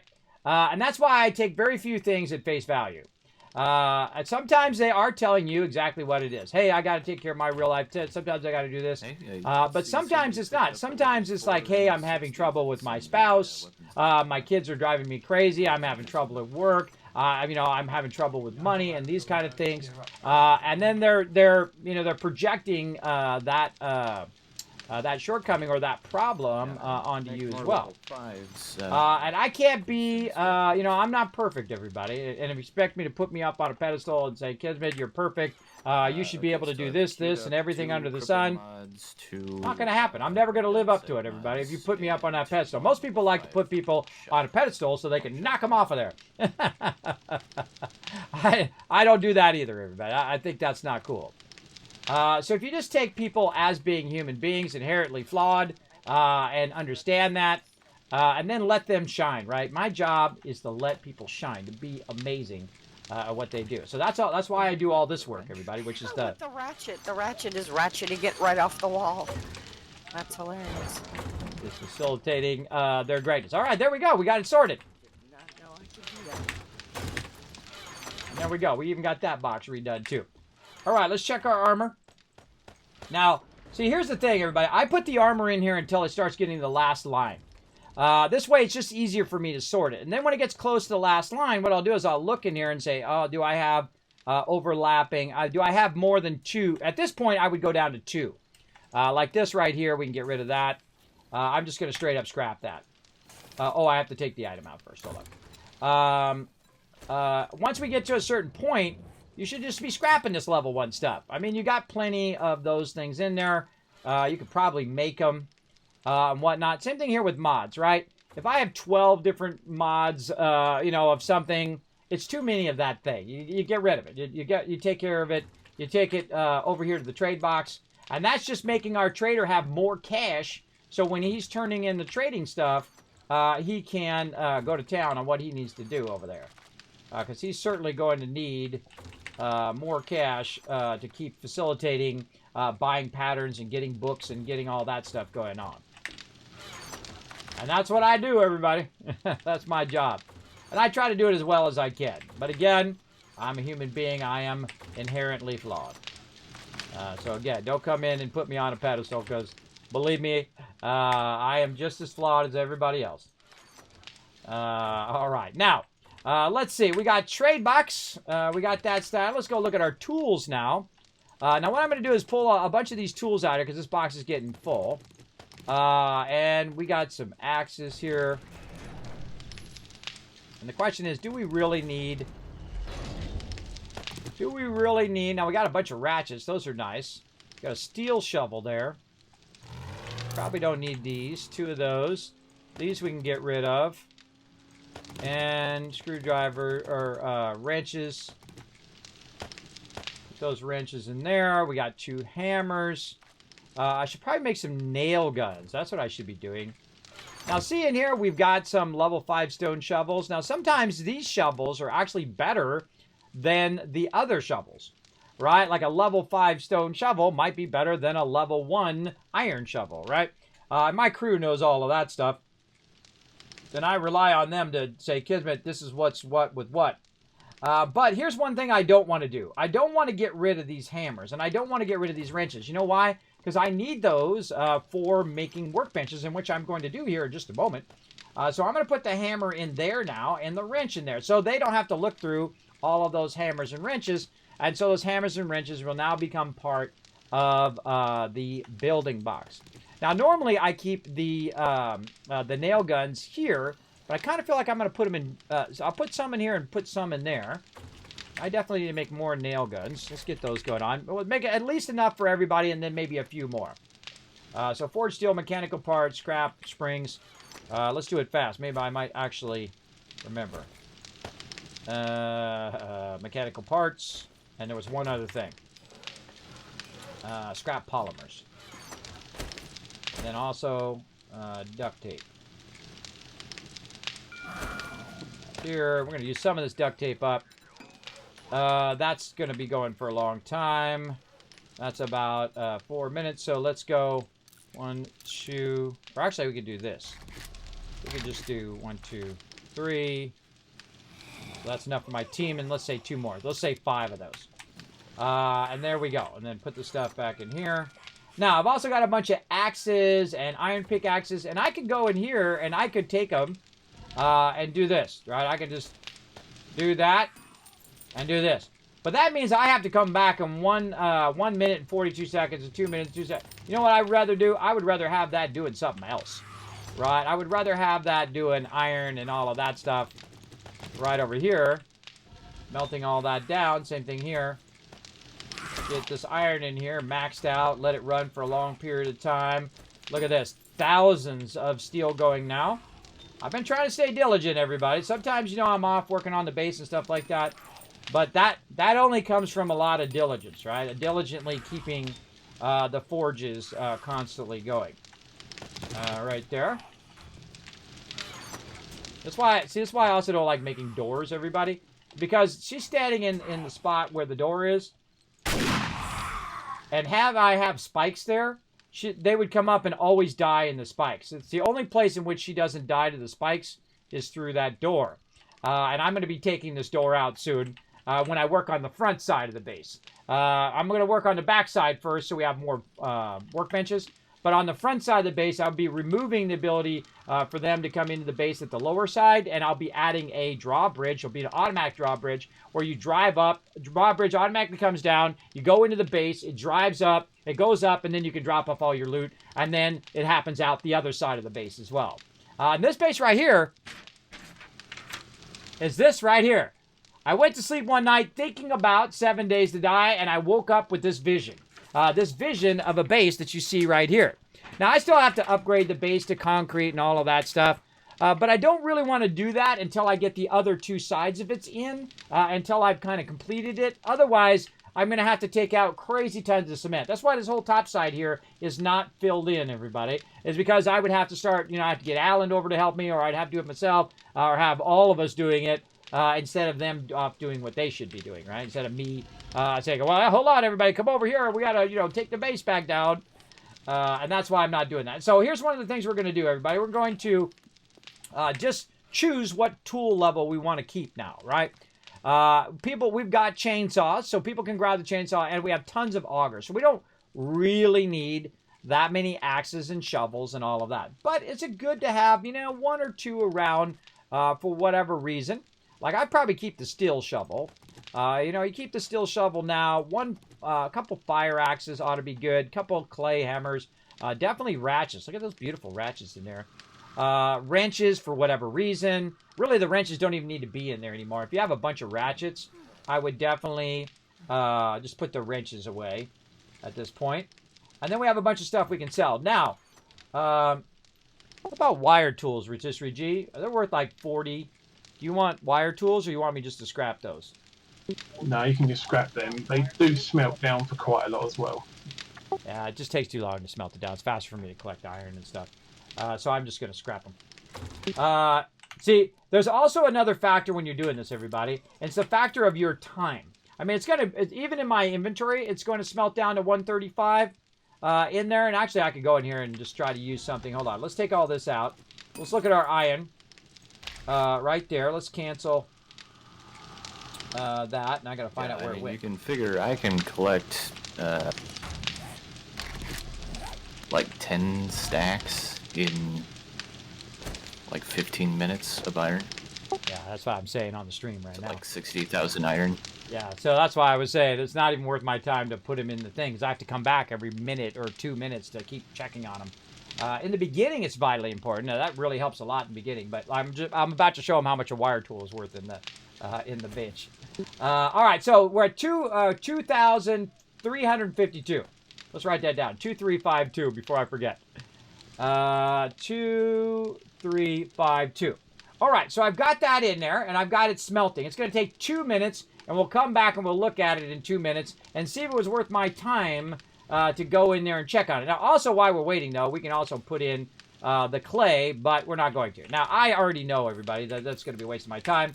And the same thing with all these axes, that I'm just going to go in here and work all the benches. And this is why I need more benches as well, so I can scrap these items in here. Let me grab all this stuff out of here. Let me put all these mods in here. Oh, this is good stuff. Cripple 'em mod is really great for Horde Night, everybody. That's a really great one for the big guys. You cripple them. You hit the radiation on the ones that are radiated. Really good stuff as well. Now, as my thing finishes here, I'll continue to do that in my inventory. What's this? A blade trap bundle. I have not used blade traps in forever. Let's put those in there. The reason why I don't use blade traps anymore, I used to use blade traps all the time. It's one of the staples of my mega bases that I would make. But the problem is the bombers come in, boom, and they just blew up literally thousands of resources in just a few seconds. So they run up, boom, resources gone. What's BSE stand for? A fantastic question, Bottom Fish. Bottom Fish. Man, I can't even speak today. I've not had enough sleep. It stands for Best Stream Ever. Now, a while ago, one of the things I talked about on stream, in fact, it's 1,200 episodes ago, or 14. What am I at right now? I can't even remember. What am I at? 1,464 streams ago. I'm not kidding. 1,464 streams ago, I said, you know what's the best thing to do is to have the best mind frame whenever you go into something, right? Whenever you're working on something, you don't want it to just be meh, right? You want it to be the best you've ever done. So this is the best stream I've ever done, everybody. This is my best stream ever, and that's what the BSE stands for. Best stream ever. And I've streamed over 1,400 and whatever the number was, 1,464 best stream evers in a row. And then, of course, before that, the thousands of other streams that I've done, I did not have any numbers on. I didn't start that until, I can't remember how long. I can look it up on YouTube. Hold on. Let's see. When did I start best stream ever? BSE. Because I also post all my streams on YouTube, by the way, everybody. Let's say BSE 100. Let's go look it up. Let's see. I don't even know, everybody. It's so long ago. 2017. So that means I found 150 at there. 125. Yeah. So let's go back to 150. 2017. So I'd have to flip my YouTube back to 2017. My YouTube goes all the way back to 2011, by the way. Because I can go over here and I can look. I think it was around 2017 sounds about right. Because that's BSE 150. So I don't know when that was there, though. Let's go look. See, I used to have another number on it, too. I used to have the date that I streamed that particular stream. Like I have some streams that were 8/7 of 2016, Fallout 4. Again, you can see all this stuff on my YouTube channel. In fact, let me put the link in there for you. I have literally thousands and thousands of streams up there. I mean, insane amount. Let's see, best stream ever. That's a great question, by the way. I'm gonna give you some kids caps for that here in a second. I want to remember myself. I love when people ask great questions. So, let's see. Yeah, that's a great trivia question, too, to ask next time. When we can go outside again and we can go to TwitchCon and stuff, that'd be a great trivia question. When did I start my first best stream ever way back in the day? Yeah, no, it's past 2016, because I don't see any in 2016. I'm in December now. I think I started in January of 2017. Looks pretty close to January. Oh man, we're getting there. God, I got so many videos in here, but oh man, I'm scrolling through thousands of videos right now. No, April. No, not yet. Maybe it was the end of 2017. But I have thousands of other videos that are just titled based on the day. On the day that I actually streamed them. And the reason why I do that, everybody, is why I put a BSE number on there. There we go. Let's see. Yeah. August of 2017. So yeah, August of 2017. Yeah, just before TwitchCon. That's right. Look at that. My mod knows. My mods know. My mods are like my memory also, everybody. They know what I'm doing. So yeah, 2017, I started best stream ever. And I've been doing it ever since. And so I've streamed 1,400 plus times, or almost 1,500 times since then, streams. And again, it's like going in it with the right mind frame. Oh, look, an Unforgiven said it in the chat, so did Crazy. Well, hey, guess what? I'm going to give all of you 1,000 kids caps in the chat on their smartness. All three of them. I'll give you 3,000 caps. There you go. There you go. That's what it stands for. Best stream ever.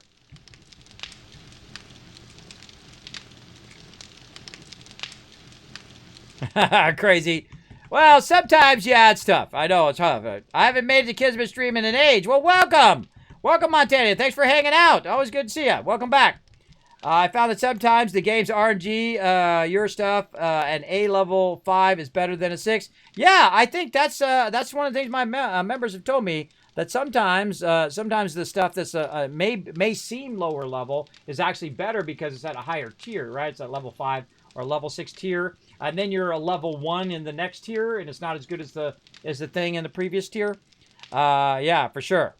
For sure. So, fantastic question. Thank you for asking those fun questions. Feel free to ask questions in the chat, everybody. I love answering questions. No room in my queue. Well, there's no surprise to nobody. I'm always running out of room in my queue. All right, I'm going to put this pump shotgun into, not the armor, in the weapons box. I got to clear out the weapons too. They're getting outdated. What are we doing? Scrapping. Scrapping over here. We're still doing a bunch of stuff there, so scrap, scrap. God, that stuff takes a real long time to scrap out in there, but keep on. You want to be diligent in continuously scrapping it. Schematic as well, so I'm going to pick up one of them for someone. Yeah, beauty. Which schematic, sorry? The cargo mod schematic for the drone, robotic drone. Oh, yeah. Yeah. I'll make those straight away, by the way. Once I kind of clean out the box a little bit, then I'll start working on drones. All right. I will eventually get to the base, but I got to take care of all this stuff first. I will take care of all of this stuff first because this is the highest priority to my crew. Now, one of the things also, clothing is one of those things, everybody. Do not keep a massive amount of clothing because it's just going to overwhelm your base. And you don't need to keep 5 boxes of gloves. I know at one point I was doing that, everybody. I was keeping just tons and tons of boxes of tons and tons of stuff. And realized what a huge waste of my time that is. And we never used that stuff. We never used it. We could have got rid of it, either scrapped it for the leather, scrapped it for whatever. We just had 50 boxes of stuff. And I still see people doing it today in their 7 days to play through where they have, you don't need more boxes than this usually. This is way more than enough. And if it reaches the max of that box, you should be getting rid of it, just like in your house. If you start filling up your garage and you max out your garage and you haven't touched that stuff in 5 years, well, guess what? It costs you less money to get rid of it and get it again when you need it in 10 years from now or never than to store it in your garage. Absolutely. I can tell you, everybody, but I can't go in there and start throwing my wife's stuff away, and I'm not going to. Absolutely not. That's very disrespectful. But I am going to go in there and clean. I'm going to clean out that garage this year, everybody. It's been 20 years, everybody. And what happens is my wife works on it, and she only has so much time. And so she'll clear it out, and then she'll make some headway, and then we'll get a bunch more stuff for Christmas or whatever it is. What are we getting? Oh, thanks for the pants. I appreciate it. There we go. All right, now I got some pants on, everybody. Hold on, I gotta look at my character. There we go. Now he's got some pants.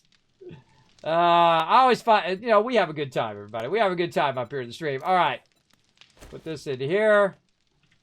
I guess I could be coloring my armor too. I'll get to that later. But what I'm gonna do is modify it and put a pocket mod on it, so that I have a little bit more carry weight, so I don't get as overburdened. All right, so trade box. What do we got? We got a whole bunch of guns. He said level 4 and 5s. So we're going to get rid of those. And then it's just like scrap fest up in here, everybody. It's like scrappy, scrappy, McScrappy. Let's scrap this stuff. And these guys get annoying, everybody. I honestly, I'm going to get some turds going on. Because, again, they keep bypassing the spikes by going to the door. Even though those are vault doors, I'm going to take those vault doors out eventually. I'll take the back one out first, and then we'll eventually take out the front pants, even. What's that? They're fancy suit pants. I know, right? I put on my fancy suit pants dance. Yeah, we have a good time, everybody. We have a good time. All right, and then we'll take these wire tools out of here. We don't need 53 wire tools. Why do I got so many wire tools in there? Those should be in the building box, by the way, and there should only be like 2 of them at maximum. We want to keep these, keep that. Okay, looking good. Now we need to work on these robotic turrets because that's the next thing that my crew needs. And we can try to get them some storage. So robotic parts. So let's get that going. Let's see how many we got in here. Probably not that many. We got 3. All right, we only got 3 robotic parts for right now, so let's be looking for some low-level turrets or something, Rotisserie G, that we can scrap, and then convert those into robotic turrets. All right. Okay, so I can't make the drones right now, so then Which is also scrapped robotic parts. Oh, yeah. Do we need to sell those? We don't need to sell those, right? I can just scrap those, right, Rotisserie G? Yeah, I mean, if anything that scraps to parts, then just scrap, because it's better to do that than sell them. Oh, same thing with like pistols and all of this stuff. Yeah, I mean, if we've got like a load of level 1 or level 2 pistols or shotguns or stuff, check what they scrap to. But yeah, just scrap them if it's parts. Okay, well, I'm gonna cancel them before I do that. What is the scrap to?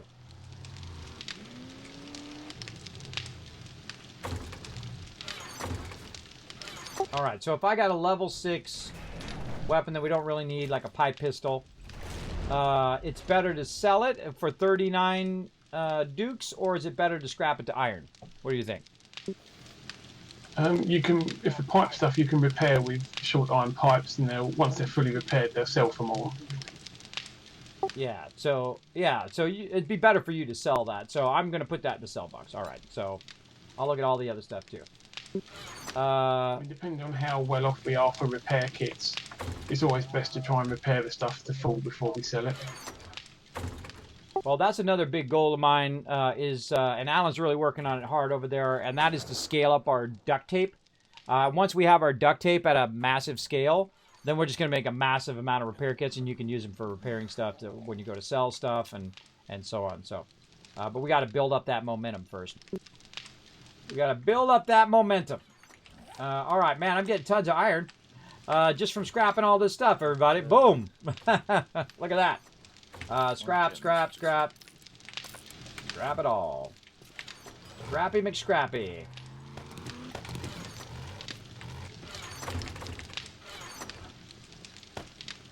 Alright, while I can't make drones, I'm making a bunch of nail guns. And I'm just going to keep them stored in the tools box. So that you guys, you know, if we need to expand the base, or if you guys want to help out filling stuff in so you can get the XP for it. Because I'm outpacing you guys a little bit because I'm, you know, filling in cement blocks and all of that stuff. So it's better if I, you know, let you guys fill it in, and then you get that XP, and then we're kind of, I like everybody to be at an even level, right? What normally happens if we don't have the XP sharing and all of that is that you have the people who are scavenging who are level 150, and then everybody else is level 9. That's not cool. And then also it happens in reverse too. The people who are doing the, you know, base building, I start outpacing them too far. I have way more kills than anybody. Which doesn't seem right, because I spend most of my time in the mine. Yeah, but they drop down on you all the time. Wow, how do I have more kills than AMZ and Rotisserie G? I guess from defending the base all the time. That's probably what it is. What's that? I'm just saying, what's going on? I know! The people that should have less kills have the most. I know, the people who are mining and people who are hanging out in the base. I think it's because there's always constant mobs coming at me when I'm building. While I'm building stuff here at the base, and because of forges and stuff. I'm constantly going down there killing them. Alright. Because I don't want to break through the door, and I gotta fix the door, and I gotta go through all of that. But it takes them a long time to get through the door. Alright, so we're doing a little clean house stuff here first. Getting that going. I'm going to try to also be a bit more attentive to my Discord today, everybody. So if... oh, there's shotgun parts. Ooh, okay. Here's what I'm going to do. Anything that has, like, parts, I'm just going to scrap that to parts. Like I saw there was a old shotgun in there. I'm just going to scrap that to shotgun parts. But if it's, like, scrap to iron, I think we're fine on that. Then I'll put it into the trade box. I think that's a good kind of balance. That's what I'm going to do.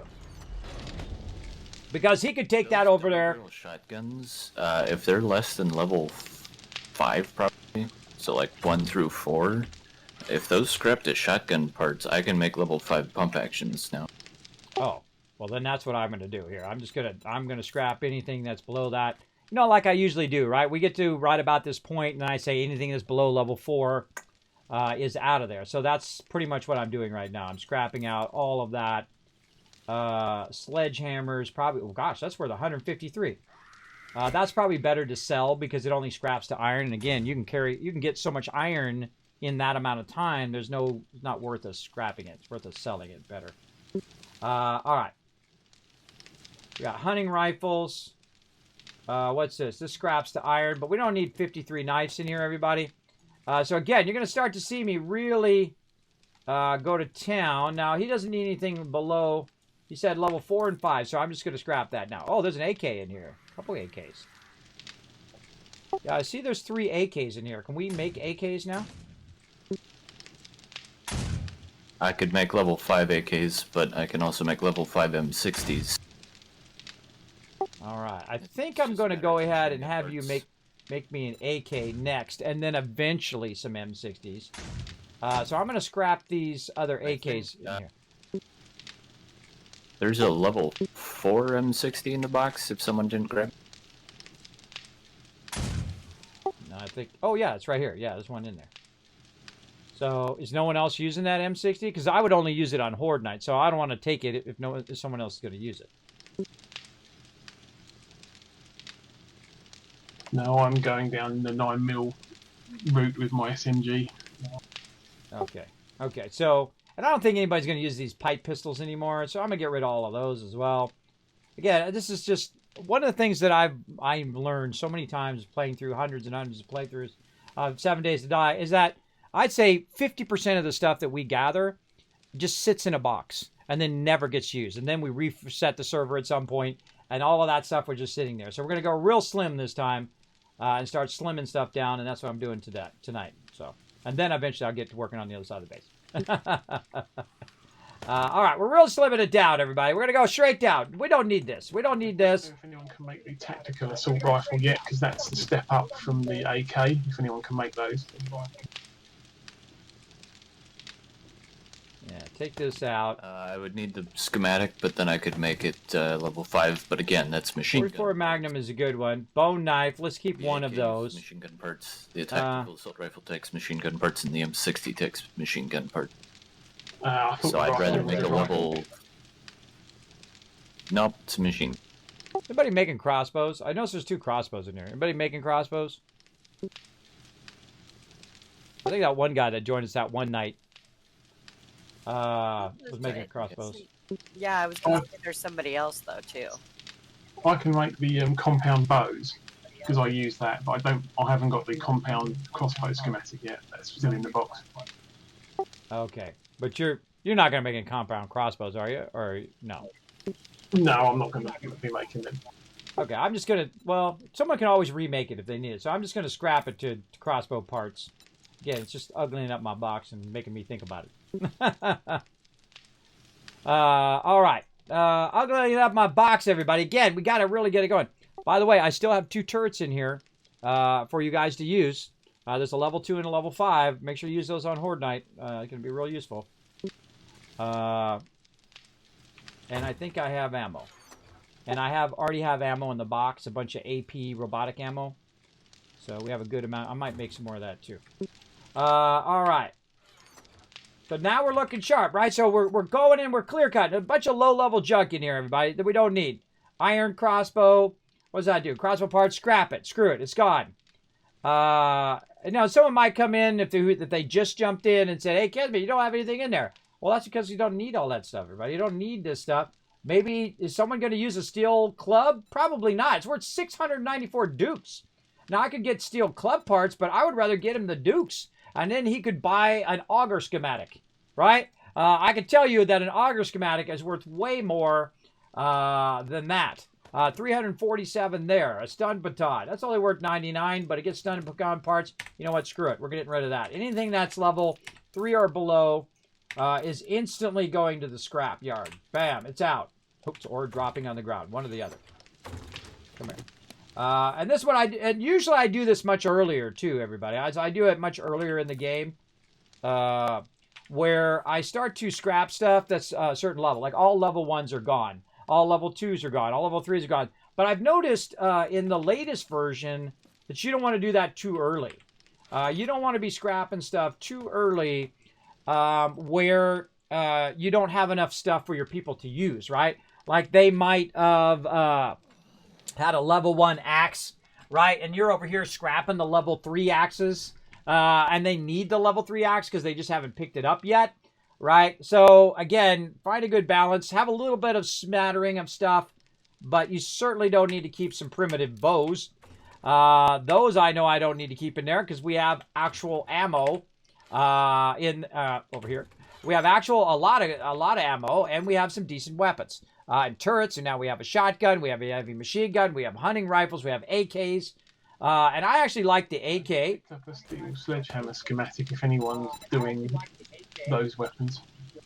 The AK is really good, so I'm going to go ahead and switch over to this level 3 AK. And the reason why I like the AK is the AK holds more bullets.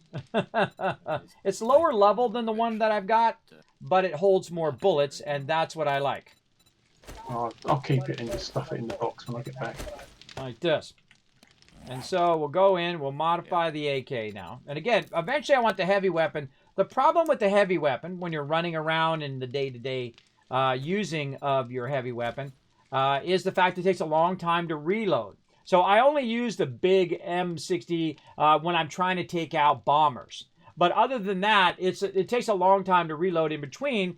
And if I have a shotgun and an AK, I can just switch to the one that already has ammo. So I'm blasting my shotgun runs out of ammo, I switch to the AK and then keep on shooting. And then when I run out, then I reload, right? Or you can even keep 3 weapons, right? And then you have a 3rd weapon you can switch to, which could be a pipe rifle or whatever, and do that. So all this stuff is out of here. Let's go. Boom, boom. Out of there, out of there. This is scrap. That's gone. This is gone. This is scrap. This is scrap. And again, I'm going to get bone from that, and I can make some, what do you call it? That stuff, and the thing and the stuff.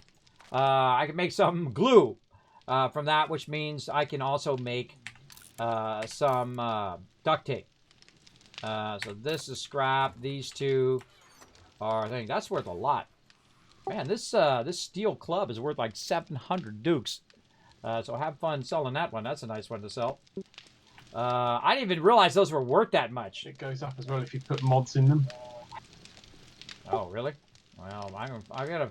When we get to a point where we have excessive mods, we'll start to do that. We're getting to that part right now. We have a good amount of mods, which is good. But you know, wait for everybody to gear up their weapons first, and then we'll do that. Oh, I see we got the large tanks in here too, everybody. If you haven't already upgraded your auger and stuff with the large fuel tanks. All right. Well, and that's another thing I need to work on. Fuel tanks and mods for vehicles. Because I know they added a bunch of those as well. So we got to do updates to vehicles. Like certain vehicles, you can update them like the... oh, God. That was not what I wanted to do. But that's okay. Went all to the end. Yeah, I think I held off on one of them because it needed acid for the vehicle mods.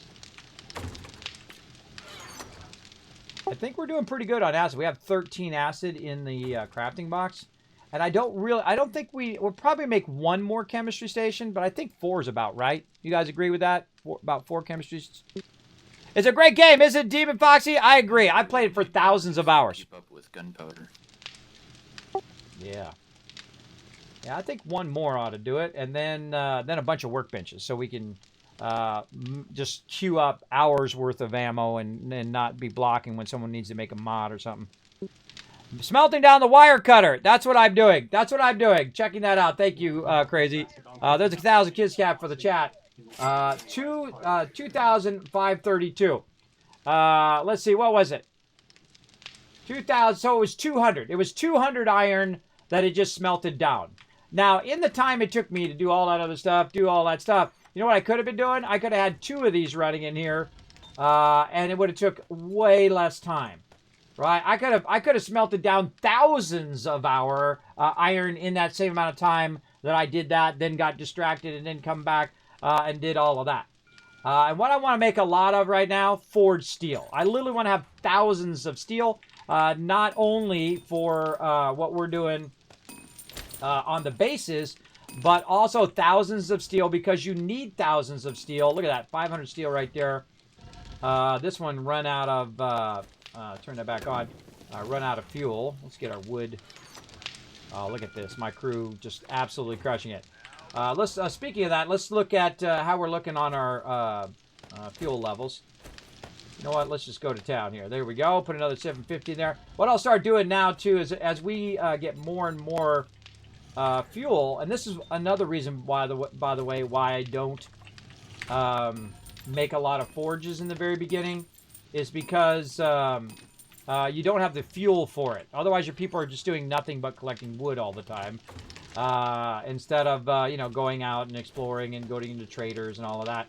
But eventually what we'll do is once our thing gets big enough, we'll start stacking 1,500 in there. Because it should be running now for long periods of time. 45 minutes, an hour and a half. Just running.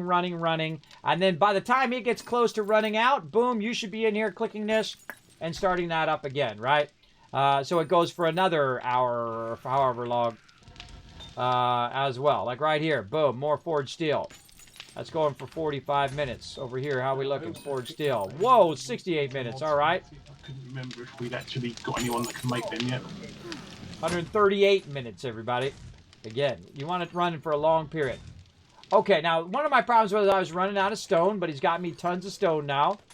Absolutely crushing it on stone. Now, eventually, if your peeps are really good, I shouldn't have to tell them, hey, we need stone. You know why? Because you can just look in the box and see if we need stone, or we need lead, or we need fibers, or we need iron, and all of that. Like, most of the time, I don't have to tell. If I see that I've run out, then I might say something. But I usually don't have to tell people what we don't got, right? Because they can look in the boxes and see. They know what needs to go on. So I don't need to micromanage them every 5 seconds, everybody. And I feel like at some point, that should become hands-off anyway. Where you shouldn't have to micromanage what everybody else is doing if you have a great team, and I do. I've also put the robotic drone cargo mod schematic in the recipes and questions book box. All right, I'll grab that too. I'll do all the robotic stuff. All right. You want me to do the wood splitter? Yeah, you go ahead and do the wood splitter and all that stuff. Where did you put the robotic turret thing? Recipes and quests box. Somehow I'm not seeing. Oh, there it is. Looks like a box. Duh. Yeah, if you want to work on keeping, like, you know, 3 of each of those mods going, Alan, just go ahead. I might even do a mods 2 box like we did last time. So we can have like tool mods in one, and I'll call it tool mods, and the other one is like other mods. You know what I mean? Or weapon and tool mods, and then everything else kind of thing. Because I did add extra boxes, which are unused boxes, which are at the top there, for those kind of extra stuff. Or I can just add some over the benches. So I have, you see, there's unused boxes up there at the top that eventually are going to be used for different stuff. And we're about to extend the base, too, which gives us tons more storage because it's going to be construction and storage. Now, in the next page, in the next part of the base, by the way, all of these are going to be in the floor. And that's really, the whole thing is just going to be lined and lined and lined with these workbenches. So you can literally just walk over there and it'll still be flat. You can walk across the whole thing and you can queue up 20 benches at the same time, which is awesome. No, it's in the, I think I learned it earlier, but there's one that's already in there, by the way. There's one in the box right now.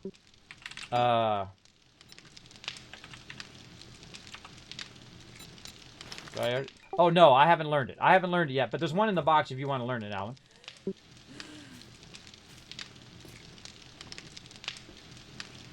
Or do you want me to do it? Which? Huh? Which one? It's in the bottom right. Oh, it's not there anymore. It was in the bottom right corner of the. Yeah, the wood splitter. Yeah. Yeah, I learned that. Oh, okay, cool. Just picked it. Because I saw you were asking me about it. What were you trying to ask me about it? Maybe I'm not understanding what you're trying to tell me. Well, no, that was from a while ago. Rotisserie had found it in the trader and was wondering if he should pick it up. Oh, yeah. Sorry, I missed that. You know me, I'm talking my chat. Again, I'm trying to be more attentive to my crew, too, everybody. I do try to keep you guys entertained, but sometimes it comes at the cost of being able to hear my crew. I'll do that in a minute. Sometimes it does. It's like I'm distracted because I'm talking on stream. But I like to talk to you guys, too. Yeah, this is one of my favorite games of all time, Demon. Absolutely love this game. And I am part of the 7 Days to Die streamer group that does like streamer weekend and stuff like that. And I've done it for I don't know how many how many times now? Maybe since Alpha 13 or 14 or whenever they started it, way back in the day, where all the streamers get together when on a new release, the 7 Days to Die. I think that the Fun Pimps have been absolutely crushing it since the very beginning of the game too. Not just right now, but just the very beginning of the game. The game has been super fun. I mean, it's not as awesome as it is now, right? With all of the massive upgrades they've done. Who's interested in that pump action shotgun level 5 that's in the weapons box, I would definitely recommend it. They are fantastic.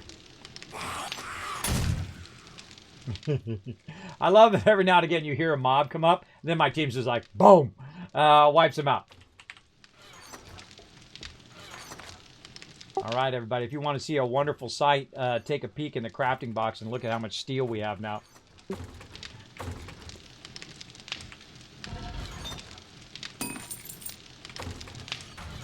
Get back to my forges. Wow.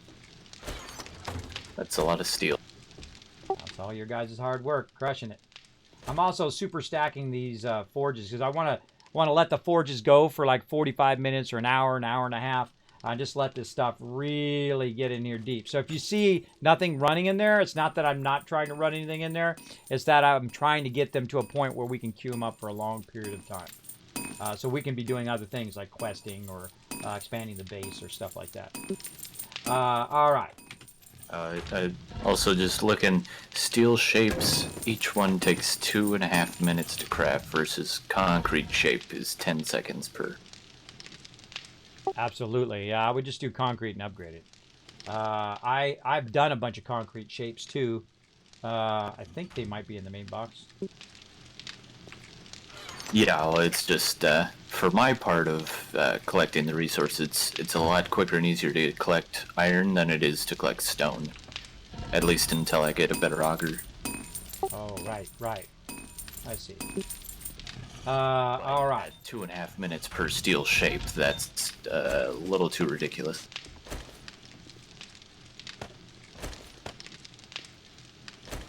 Absolutely. All right. Let's get that back on again. Let's get this pumping. Now, at some point, we're going to outpace. See what we're doing here? We're starting to outpace our production. Side note for trading, just as an example, I've got a level 5 scrap helmet with no mods. It sells for 453 coin. If I put 3 cheap mods in it, it goes for 2,000. Ooh, great trick. That's a smart trick, everybody. The best cheap mods are for different items that we can make. I mean, right now, I think the thing is that basically any mod takes some glue or duct tape to make. Generally, I found things like the basic armor plating mod, the blue one that only does +1, muffled connector mods, the basic ones, and the heat and cooling mesh ones that they're cheap to make or cheap to buy. We're learning all their tricks, everybody. Make those armor plating mods? I like to listen in just to hear what they're talking about. Because I would like to have some of those. I mean, the one you want is the banded armor plate because that's +2. Concrete, everybody. But, I mean, right now, I'd take any boost. I don't have any armor mods in right now. Oh my God, we're about to queue a ton of cement, everybody. Look at this. Oh, this would make a grown man happy right here. That's 6,000. And I can make even more, too. Look, 19,000 I can make right now. My biggest problem right now is stone. But he's got a bunch of stone, so let's grab the stone. My biggest problem is going to be sand. It usually is. Now we're 10,000.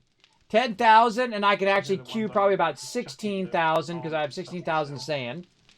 So, yes, we're about to do our first round of 10,000 concrete. So, amazing. All right. Nice. The great thing about 10,000 concrete, everybody, is it's really easy to figure out the number that I need to do, right? It's 2,500, so I do 2,500 there. Then I go in and I just paste the... Oh, or it didn't pick up my number. Let's try it again. Select all. Select all. Copy. Copy, copy, copy. A bunch of times. Mix. There we go. And then, again, boom, 2,500.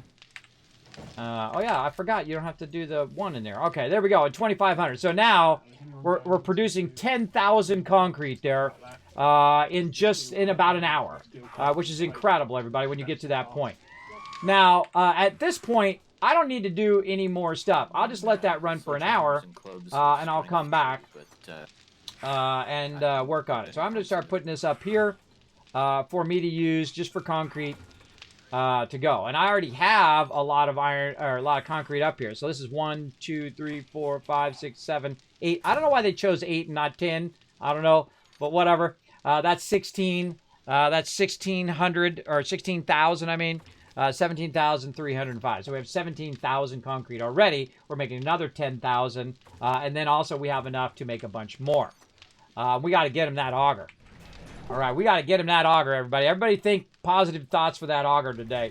I don't know. We gotta make it. We gotta will it into existence. Will it into existence, that dart auger. We're getting stuck on this auger today, everybody. We are not getting our auger going on. You're like, I can't be gonna die. No water. I'm on it. Don't worry. I'm on it, but I appreciate you guys having my back. Now, remember, you can come and join me, everybody. You're welcome to come join us in game. We do have our own mega server. We can accommodate a lot of peeps to come join us. You can go ahead and check out the rules on the Discord. Read the rules section. Hit that green check mark. Come and join us if you want. We have a good time. I'm just going to get rid of this.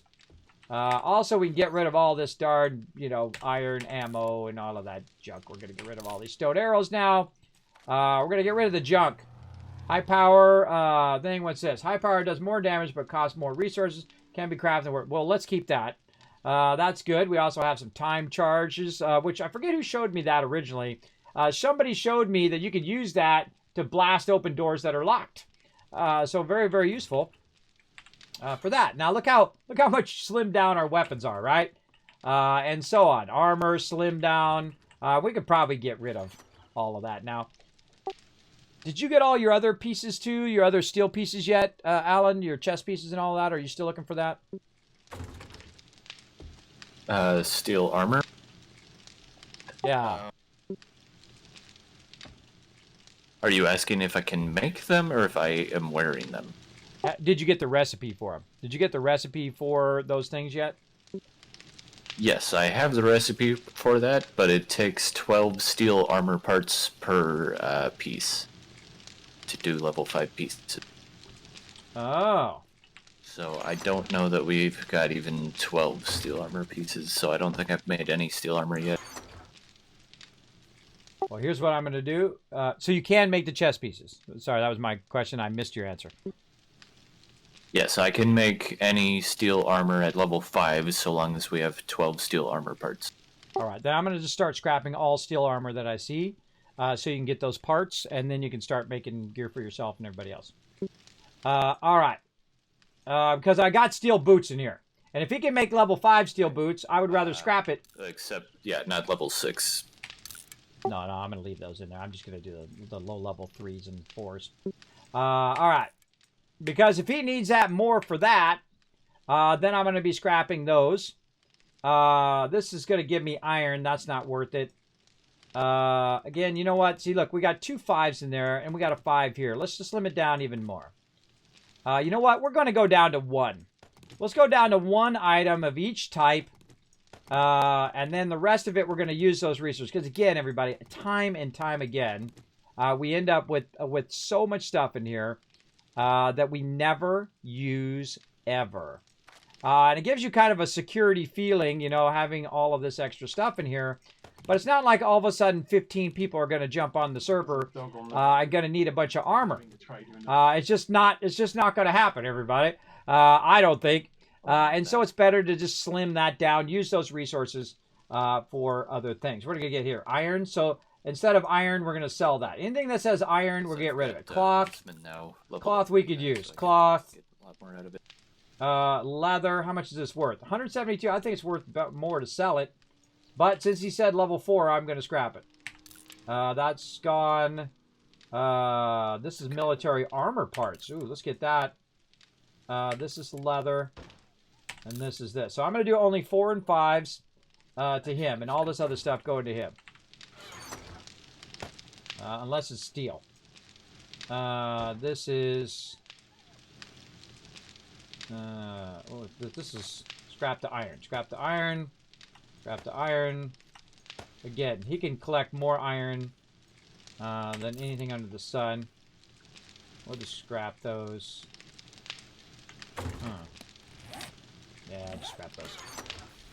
And again, this is what gives our trader something to do as well. Again, I feel like it's worth more as the Dukes than it is as leather. Leather's really easy.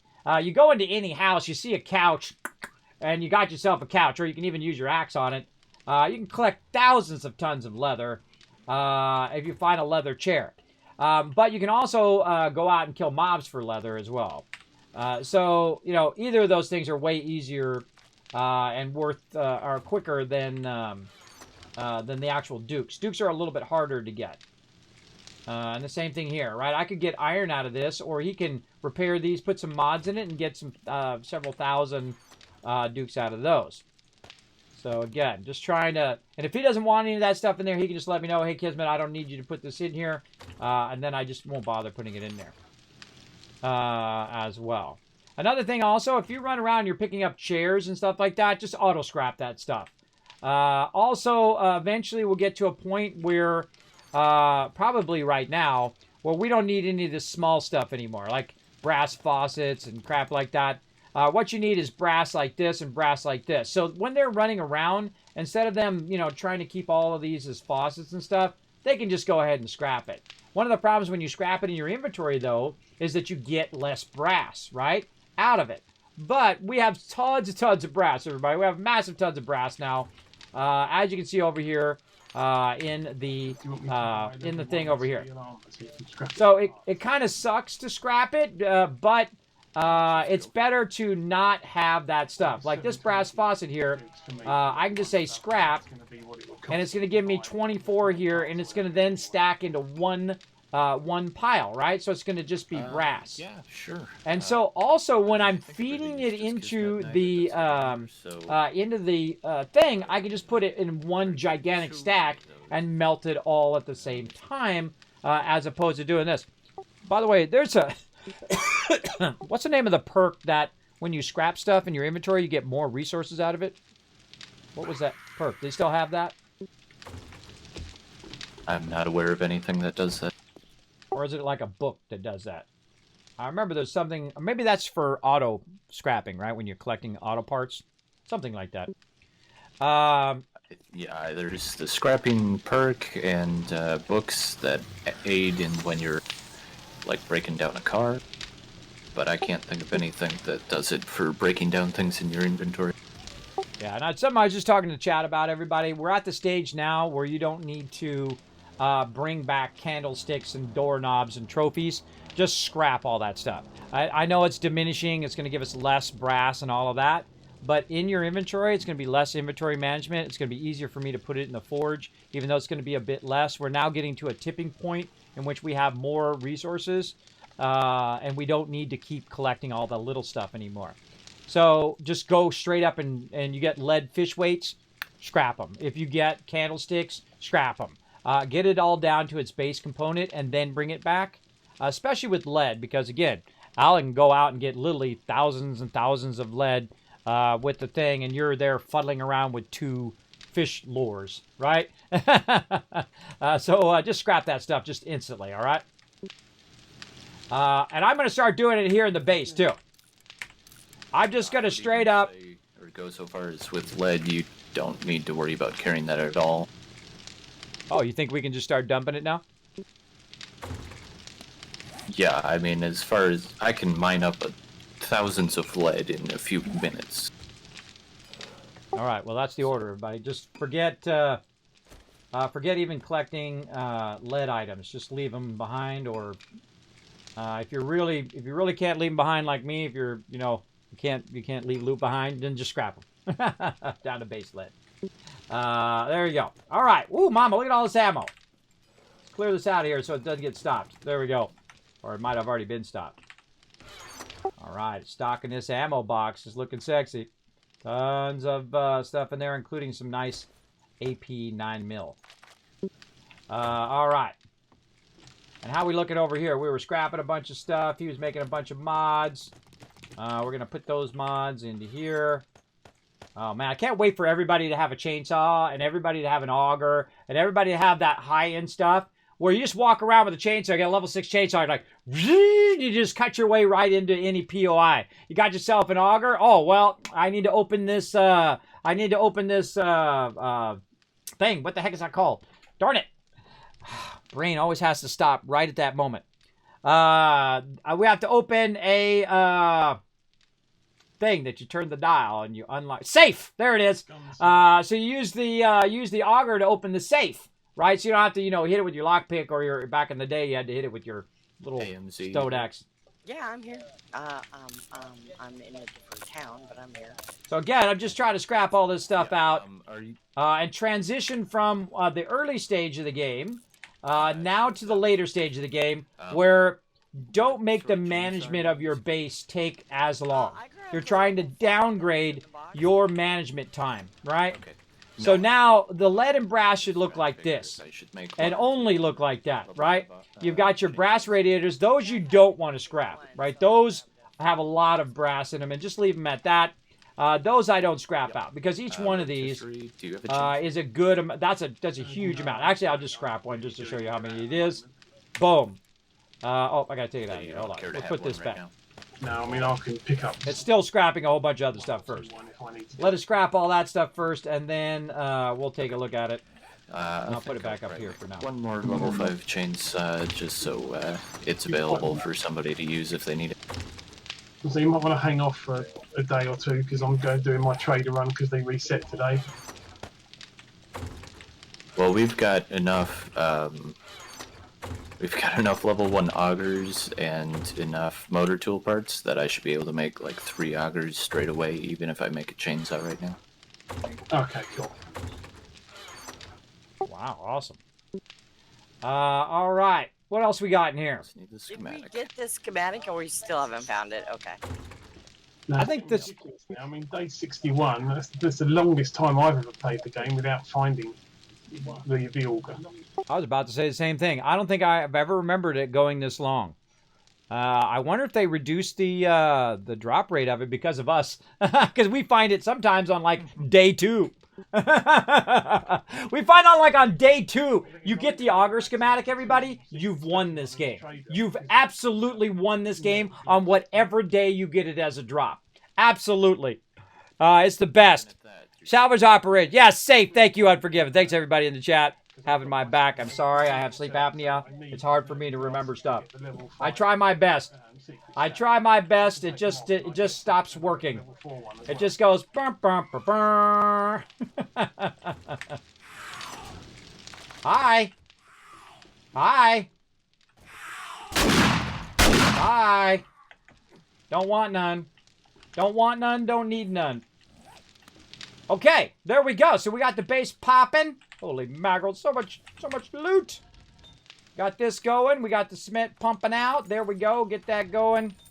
We got this. Oh god, I could just let this run though. I don't need to be running that out. We have so much of that now that I could just let that max out. Yeah, I'm gonna let that max out and come back to it. Okay. Let's go over here and make sure that we're still. Yeah, even though we have plenty of glasses up there. You still want to make sure that you are keeping that perpetual cycle going because I burn up a lot of those glasses. I burn up a lot of those glasses when I'm making glue. And I don't want Alan to run out. So we definitely want to be watching this over here. But you also want to be watching it where you're not burning way too much resources. So if you leave this going and you're not paying attention, I mean, that's probably running that for an hour is probably way more than enough. And then what I will do is I'll take the thing and I'll put it in the output down there. And then we'll have that glass queue up as well. Now, what else can we got? We still got our massive amount of gunpowder going. Very nice. We got this stuff scrapped out. And I think that's it. I think we just waiting on this stuff here. And I think we're GG, right? And again, I don't sort the boxes over and over again. All day, every day, because otherwise I would get nothing else done, everybody. I wouldn't get all the forges and all that other stuff going. because I would just be literally every time they drop stuff in the box, I'd be taking it out and then doing the thing. You don't want to do that. Now, one of the things I could do is just take these fishing things and straight up scrap that. If I see any of that stuff in there, I'll just straight scrap it. This right here, iron arrowheads. That's another thing I would just straight scrap if I had enough scrapping space. So let's just scrap it here in the workbench. Okay, now you guys got a little Kismet tips on how to make your life way easier at a certain point in the game. Do not do it early game. I'd say about day 50, day 60, when you start getting your momentum firing off. Now would be the time. Now would be the time to do it. Oh, and we need some food. All right, so now it's time for me to transition, because I've gotten all that stuff squared away for the last 2.5 hours straight. And now it's time for me to transition into building mode. That's when I start to build stuff. Now, also, if I have a bunch of other random stuff on me here, sometimes I'll throw it in the drop box, or I'll just go to a box where it goes and just double press right there, double press right here, water box up here, and then bones actually go over here in the corner, like so. And we good. GG. Now we're ready to roll on. Cleaned up the area. It's kind of like straightening up your house or straightening up your garage, everybody. The house is nice and straightened up. It's nice and tidy. We're looking good. Tons of stuff running. Tons of things going. Now I can go ahead and transition from just working on the base and transition to the point in which I can build stuff. And so we're going to get that going on. I'm going to go ahead and actually take my turrets. One of these turrets out of here. I don't need to keep both turrets on me. I use that only really on Horde Night. And that gives me more room for building stuff. So what else do I need? I need my auger from up here. And I've got just the Gravedigger mod going there because I'm going to be digging out the ground. I don't need to keep ammo, and I don't know why I have so much coal in there. That coal over there. Probably was making something at some point. Now let me clean. Speaking of cleaning house, let me clean out my box up here. We've got frames. What is this? This is wood cubes. All right, that's different than what I need. This is wood cubes. You know what? Let's just, before we screw this up, let's just take the frames with us and leave all the other stuff over here.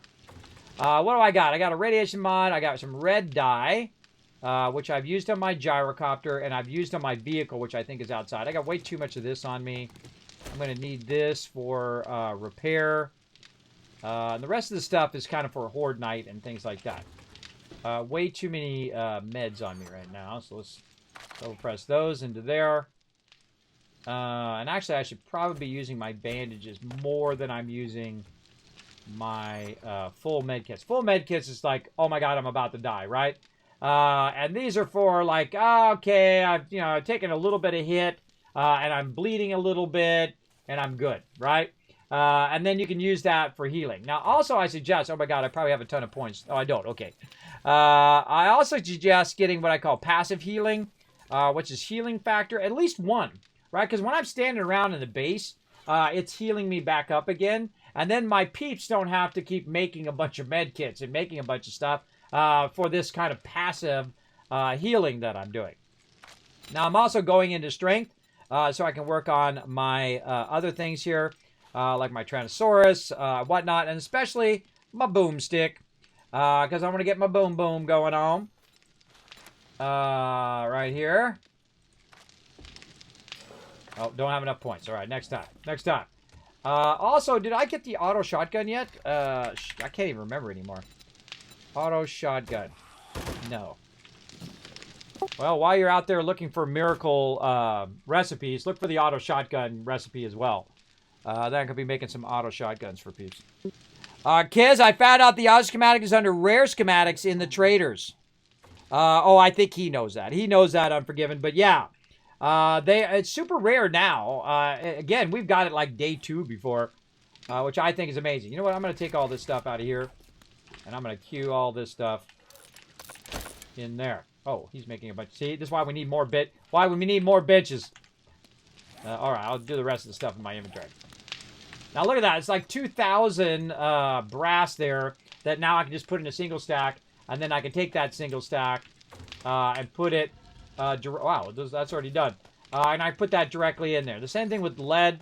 You probably want to leave one of these in here, and I probably wanted to leave one of those in there too. Let's take one of those out.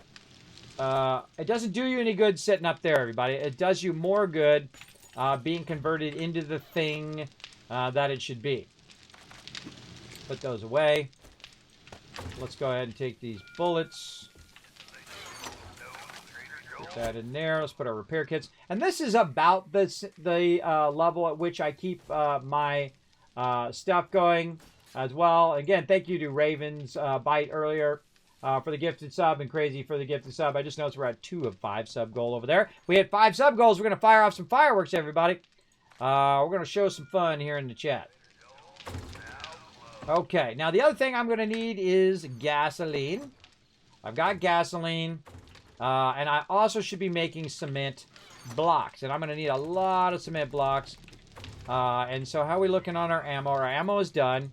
So now I'm going to start using this one for cement blocks. Blocks. Shapes. There we go. Concrete, not cement. Concrete plate. And we're going to create at least 600. Probably over 1,000. So we're going to let those run. Take the ammo. I think that's probably good. What do you think, Alan? You think there's enough ammo, or you think I should use some more? I mean, we got a ton now. I mean, depends on how fast we're trying to go through it, but we can easily blow through that 7.62 in one horde night. Yeah, I want to work on the other things so then we can queue up, you know what I mean, bunch of workbenches. But if you think we're good for this horde night, I think I'm just going to leave. I mean, if anybody needs any more ammo is basically what I'm asking. Does anybody need more shotgun ammo, any more ammo than what's in the box? You let me know. You think you're going to use more than this. And eventually, by the way, I'll make the nights longer just to make it a little bit more fun so our horde night goes longer. But for right now, we're going to leave it the same. Thank you, Anonymous Cheerer. Thank you very much for the 1,000 biddies. Man, I've been having lots of anonymous love here in my channel. I'd give you a shout out if you want me to. If you did that on accident, feel free to let me know. But thank you very much for the support here in the stream. I've been having people drop a bunch of gifted subs on my stream. We're almost at 250 subs. 250 subs is like that milestone I would like to get to and stay at that 250, and then one day maybe rise to 500. But you know, my stream is a acquired taste, everybody. I'm not, you know, no super league player or nothing like that. I'm just here having fun. And if you like that, if you like to have fun, you like to hang out with other awesome peeps just like you, then my stream is the place. Okay, let's put the rest of this concrete away. Now I want to try to clear out my inventory because I'm about to dig up a whole big hole in the backyard here. Oh, look at the radiated guys.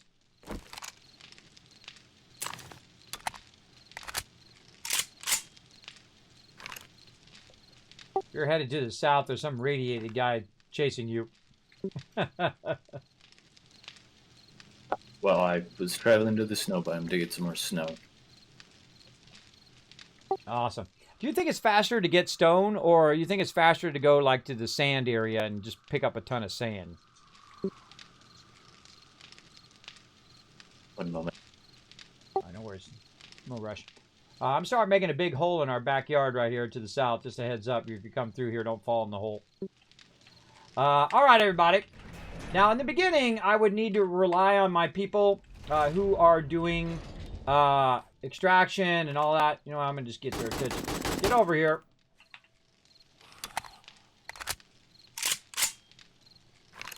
As far as stone versus sand, if I happen to be out to the desert, it's faster, but the desert isn't really all that nearby.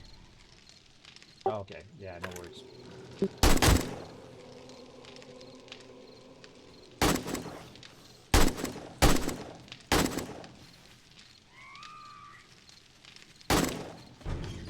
Mobs run so weirdly. Why you run so weirdly, dude?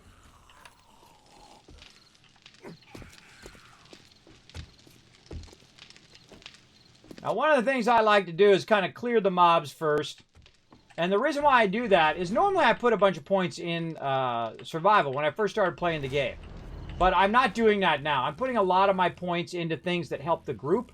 that have to do with building and building stuff up over time. So that I have to watch out for. So when I go outside, I'm probably the one who's going to die the most because I don't have those survival skills built way up. And then also, when the second I fire up this auger, they're going to come running in. So what we should do is reload our little thing here. Oh, I didn't get my ammo. Wait, did you say the schematic or just a mod? Get that ammo. Oh, so whoa! And speaking of, another 10 gifted subs. We hit the 250. Wow! Wow, everybody, I hit 250 subs again. Amazing. I've only ever done it once before. Amazing! Holy mackerel! Thank you very much for that massive gifted love here. It's time for a party up in here. It's time for some fireworks once all that Kismet love train goes through. Now, congrats, everybody. Thank you to Olaf as well for the gifted sub. Thanks you, whoever this amazing anonymous person is who keeps gifting stuff in my channel. I appreciate you greatly. Let's see who's getting the love. Nacho is getting the love. Nacho.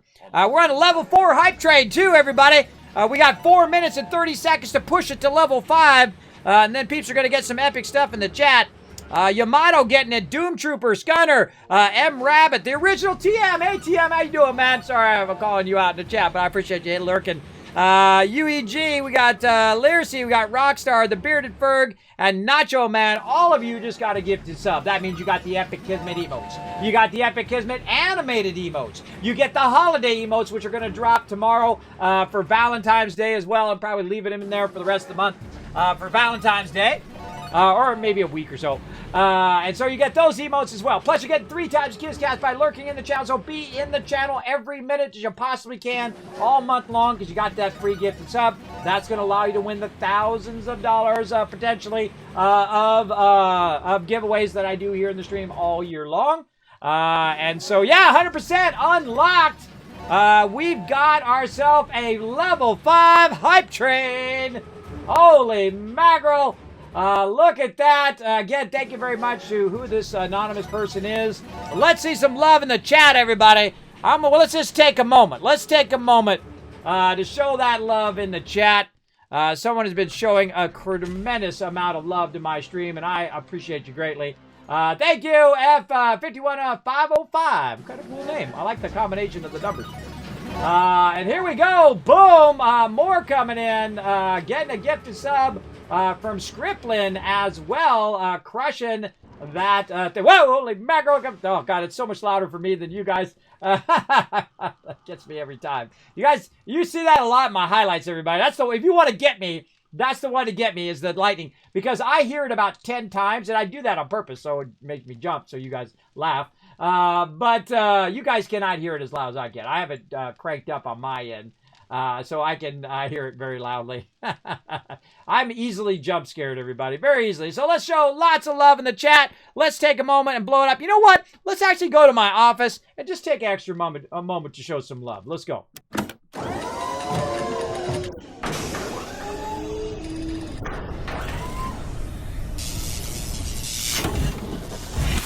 All right. Thank you so much, everybody, for showing that love in the chat. Thank you so much for help supporting the stream. I'm not going anywhere, everybody. We're going to play all night long. But thank you so much. We got that hype train going right now. I appreciate everybody coming in and showing that love. Whoa, more gifted subs. Oh, let's go check them out. Let's go back. What time did the traders up? Holy mackerel, here they come, everybody. Well, you broke my Kismet love train. There it goes. All right. I was just pausing because I was switching scenes.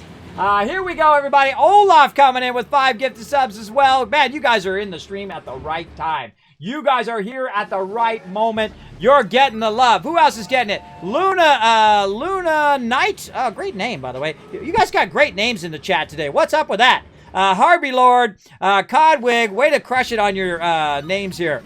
Brunheen and Snow Queen. Oh, there we go. Snow Queen, like your name as well. Thank you very much for coming in, hanging out in the stream. You're getting lots of love from the Kismet Love Train. This is what my stream's all about, everybody, is to send you guys the love. We play some games. We send out the love, not only here in my stream, but we send it out all over Twitch as well. Absolutely knocked that sub goal out of the park. with 29 subs for the day. Holy mackerel. Awesome, awesome, awesome. So make sure to keep on showing that love in the chat, everybody. And I'm going to let every single one of those run. Notice that I don't have little baby alerts, everybody.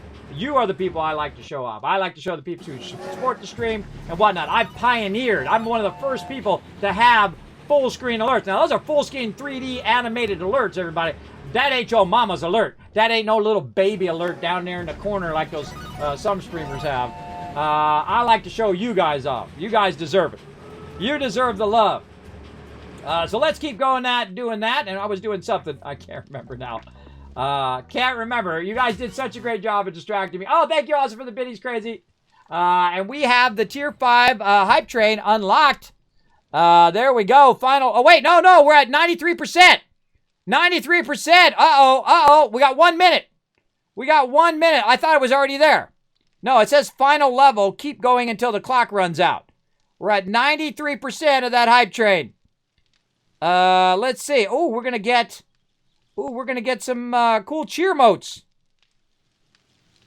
Yeah, 50 seconds left. If you want to crush that last 7% of that tier 5 hype love. Let's see if we can tip us over. 97. All right, 40 seconds left. 40 seconds. We need about, I think, 100 bits. 100 bits, everybody. Go get some free bits real quick. And throw them on there. Oh, there it is. 100% unlocked. You just hooked up the entire chat with some love. Hype in the chat, everybody. We did it. We worked together as a team in the chat just like we do in game. And we knocked it out of the park tonight. Oh, man. See, these are all the moments I remember, everybody. These are my favorite moments as being a streamer. As when people are just being so kind and they're showing so much love to the chat. And people are getting gifted subs and all of that. I mean, it's nice that you're supporting my stream as well. I appreciate that. But I love it much more that it's going into the chat and helping support the Kismet love train. Oh, I want to share my emotes. Oh yeah, right here in the chat, bro. See, this is awesome. Ooh, what did I get? Oh, I got a little sad bird. Oh, I don't want a sad bird, but he's cute though. He's a cute sad bird. Oh, see, look, you got one with paws. I'm jealous. Olaf. You got a cool paws one. A hype moi. I like that one. That one's cool. I like the one with the cute little thing. You got one with a goose or something. There's Scriptlet. I like the goose. The goose is awesome. I got the sad bird, but oh well. I'm not a sad bird. I'm a happy bird at this point. With that much love. Right? You got Dr. Gluten's, I love his emotes, by the way. Dr. Gluten is an awesome, awesome streamer, everybody. And he's taken off big time, too, which I'm really happy for him. I knew him when he only had a few people in his channel. See, that's how you know who your true friends are, everybody. When they liked you before you were successful and not because you're successful, right? And I told him many times, I said, man, you got it. You got the magic that makes stream great. Makes you a great streamer. There we go, brain. Makes you a great streamer. You got that charisma, that little bit of something that you can't quite put your finger on, but some people have. Yeah, he has that. He's an incredibly great streamer. And I appreciate him as well. He comes in, raids. I've met him in real life before. I was calling him Dr. Gluon. My mods never corrected me because my mods know I'm not going to remember anyway. But or Dr. Gluten. No, I call him Dr. Gluten. His name's Dr. Gluon is his actual name. See, look, I even say it right now, even when I'm trying to say it wrong. So there you go. So wonderful, wonderful emotes. Now, if you want to know where emotes come from, Gorks, all you have to do is roll over them, and they'll say in there. Like, if you roll over my emotes, they will say where they come from. Like Channel Kismet, like the Kismet thumbs up there is actually from another thing called Frankerface Z, which means that you guys, even if you didn't get a sub tonight and you're just viewing my channel, guess what? You get a ton of free emotes as well. That's right, professionally done emotes. They're beautiful emotes. Some of my past emotes as well are for all of you. So download Frankerface Z, and you got a bunch of them in the chat. Everybody in the chat who has Frankerface Z, let's blow them up with some of those emotes. I'm going to use some of mine. Let's see. We got the Love Train in there. One of my favorite emotes that I've had done recently is my I love this emote right here, everybody. The one that is me as a life staffer in there. It's awesome. for New World. I'm sitting there holding my life staff, and I've got my ice gauntlet on. If I'd known the void gauntlet come out, I could have had it done with my. I might have to get another one done with my void gauntlet. I absolutely love that. I'm a little tempted to change that to my avatar from time to time. But I do love my yellow fedora one as well. Again, I've also helped a bunch of artists here on Twitch as well, everybody. All your donations and subs and all that stuff, it all goes right back in the stream in the form of giveaways and things like that. Or I might have emotes done, and I always pick people around Twitch to help the community, right? People might be struggling. They're like, hey, I do emotes, but no one's ordering any emotes. And I'll go in there and I'll say, hey, show me what you've done before, and, maybe I'll order some emotes. They're like, oh, wow, man, I could really use some help. I'm like, all right, show me what you got. And I was like, okay, here, make me these emotes. And I did that recently, by the way. Her name was Void Eyes. I didn't know. I've never met her before. And I looked at some of the emotes that she's done. Incredibly great artist, by the way, everybody.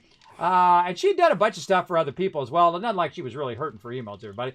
But I thought she was amazing, so I went in and had her make a bunch of those New World emotes for me. And now she is my primary emo person. Because she is so great at what she does.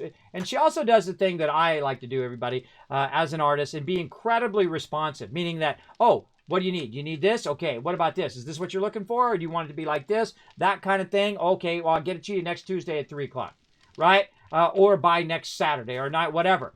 So you go there, you get your emotes, and they get back to you. One of the problems that when you go to some artists is, one, they're too highfalutin, and they don't think that you're worth their time.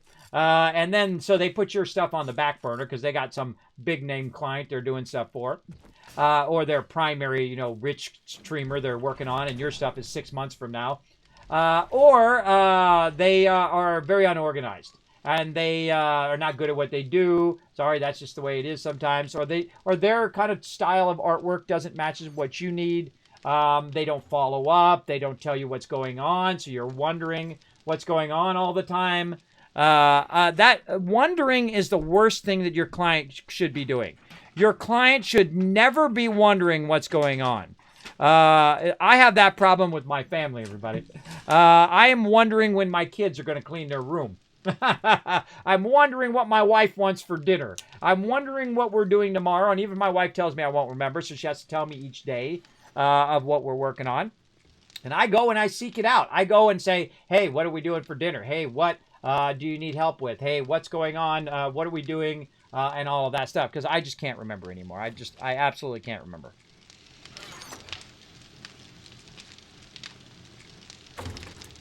Oh, boy. Big hydration there. I just looked up there, and Doc Notter reminded me like 3 hours ago to hydrate. Thanks, Doc Notter. Doc Notter, I appreciate it. There we go. Here's one, kids. Let's see. What is it? Let me take a look. What is that? Forgive it. It's a banana. Banana microphone? What is it? What's the thing on the top? I don't know what that is. See, that's the thing. When you make graphics that people don't understand, that's hard. That's a hard one. Oh, your hype train emotes? Wow, look at them all. Holy mackerel. Look at all those hype train emotes you got. Whoa, look at Scripplin. He's got a crazy ton of them, too. Oh, see? That's kind of like being a Twitch collector, right? Like I go, when I'm playing like MMOs and stuff, I'm not really focusing on my stuff here. When I play MMOs, I collect whatever the most expensive things in. Like in World of Warcraft, mounts, right? You collect mounts, same thing in Lord of the Rings Online, mounts, same thing. Or whatever it is that's the most expensive thing because it gives you something to do, and I love doing high-end achievements and whatnot. So I was coming back in here for some reason. I don't remember what it is, and so I'm just going to go back to digging a hole out here. But that's what I'm going to do. I forgot what it was. I forgot. And again, everybody, nothing I can do about it. I just try my best.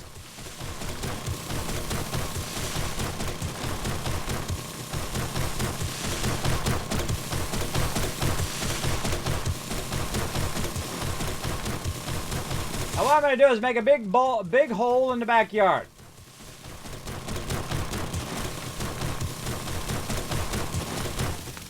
Something like that. Now, I'm not making a moat for all you moat lovers. I know you're out there. More power to you. I'm not putting you down. Hey, you like building a moat around your base? Go for it. I've tried them in the past. The problem with moats is Sometimes they fall in there and things get messed up and they start digging under your base. I don't like that. 1, 2, 3, 4. Oh, I gotta look at my little diagram. The width of this is going to be 9. So I gotta add 9 more. So 1, 2, 3, 4, 5. This will be 5. 6, 7, 8. God, I don't think that's going straight. Let's call that one 8 and maybe 9. It's okay. I'm gonna take all this out anyway.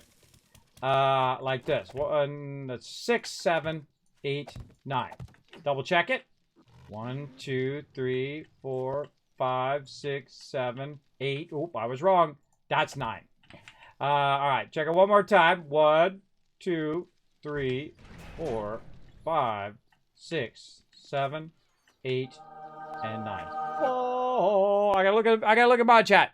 Oh man, my awesome mod always back me up. I really appreciate you, Crazy. I don't know if I've really like heart to heart said thank you for all the years of support, man. Just want to take an extra second. Thank you. I'm gonna get emotional. I'm gonna get it. I can feel it welling up already. First, 1,000 Kids Cats because my mod is so awesome, everybody. She just got another 1,000 Kids Cat. Make sure to thank Crazy. He's been with me forever, been super loyal, always after my, always watching my back, never causes any drama, always just an exceptionally great guy, and you don't find that many people in your life, everybody. Sometimes people, they act like your friend, and then all of a sudden they just cause tons of drama. They like you 1 minute, and then they don't like you another minute, right? Whoa, hey! Like this group of horde people trying to kill me! A couple of automatic weapons handbook, volume 6 as well.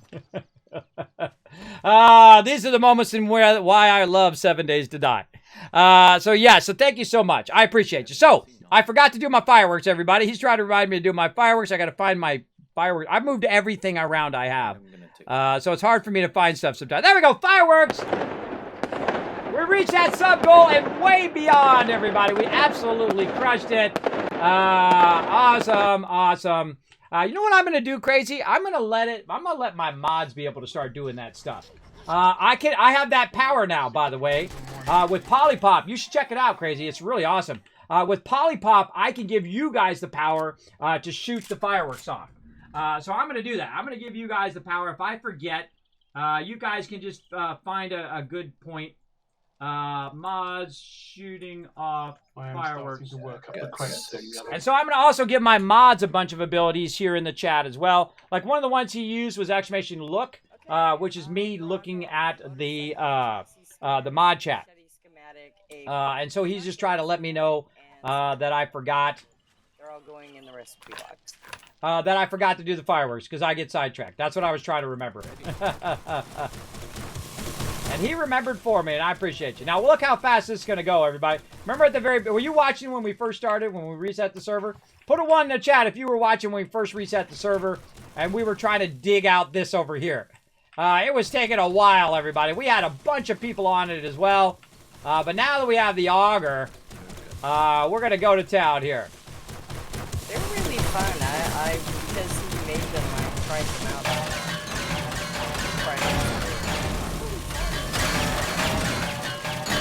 My turret. Oh, the other thing I was going to do. Oops, I got injured too. You know, the other thing I was going to do was to get ammo for my turret so I could defend myself. That's what I was doing. I was getting some ammo out of here. And that's another thing I usually put in my little bar here. And I keep that in my bar. All right, there we go. See, now it's weird that when your memory comes back like 20 minutes later. Anybody do that where like you forget stuff? Put a 1 in the chat or use your yes emote especially if you're a new sub, you want to use your emotes. Put a 1 in the chat or a yes in the chat if you ever remember something. You can't remember it in the moment, but like 20 minutes later, all of a sudden it's like ding. That's how much my everyday is, everybody.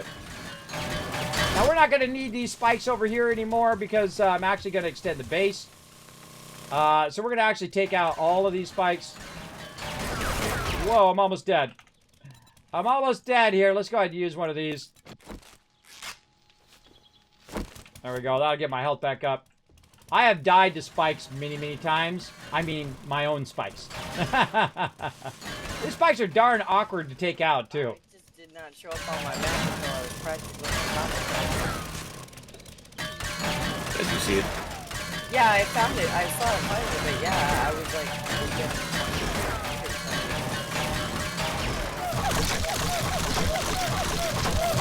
Really be using the chainsaw. Let me get a chainsaw. Right when I go out trying to see the ground. it's another farm bundle, hop seed, pumpkin, and super corn. Ooh, super cord. Nice. I like some super cord. Actually, while I do this part, everybody, I'm gonna turn my game sound being made in, down a little bit. Benches.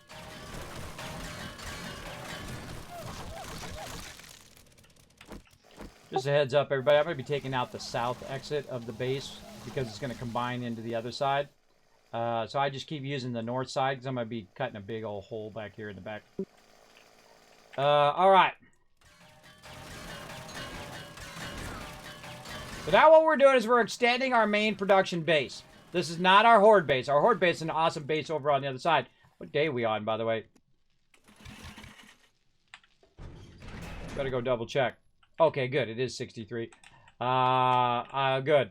It's not today. Today I'm going to keep working on this base.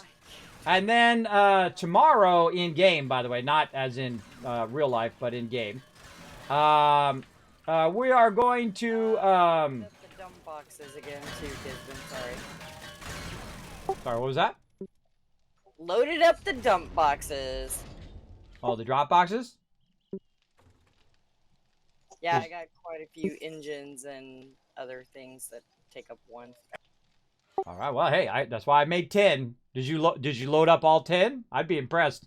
No, I did 1 and 2 though. That's okay. The further we get in the game, the further day we're on, the longer I let those drop boxes go on. But awesome that you filled them up. Amazing. Using that truck, no doubt. I see the truck parked outside. Those trucks are awesome. Right. Yeah, I let them go longer, the longer days it goes, but she just filled it all up with a ton of stuff. I picked up a tier 4 fetch clear that's quite close to the base if we want to do that quick. Oh yeah, perfect. You know what? Here's what I'm going to do, everybody. I'm going to do this the fast way. Watch this. I've never seen. We've all been like well over 2 kilometers away, which is really annoying. I got to take all this out anyway. Need to really do a lot of those eventually here if we want to get a lot of tier 6 equipment.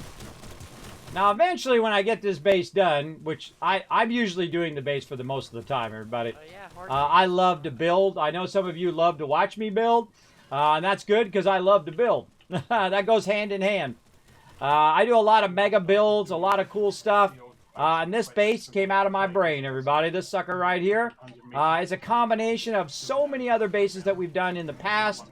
And those bases now have kind of combined into one like ultimate base where it takes the minimum amount of resources and whatnot. Now, it's not the biggest base we've ever done. It doesn't have like a full-size kill box.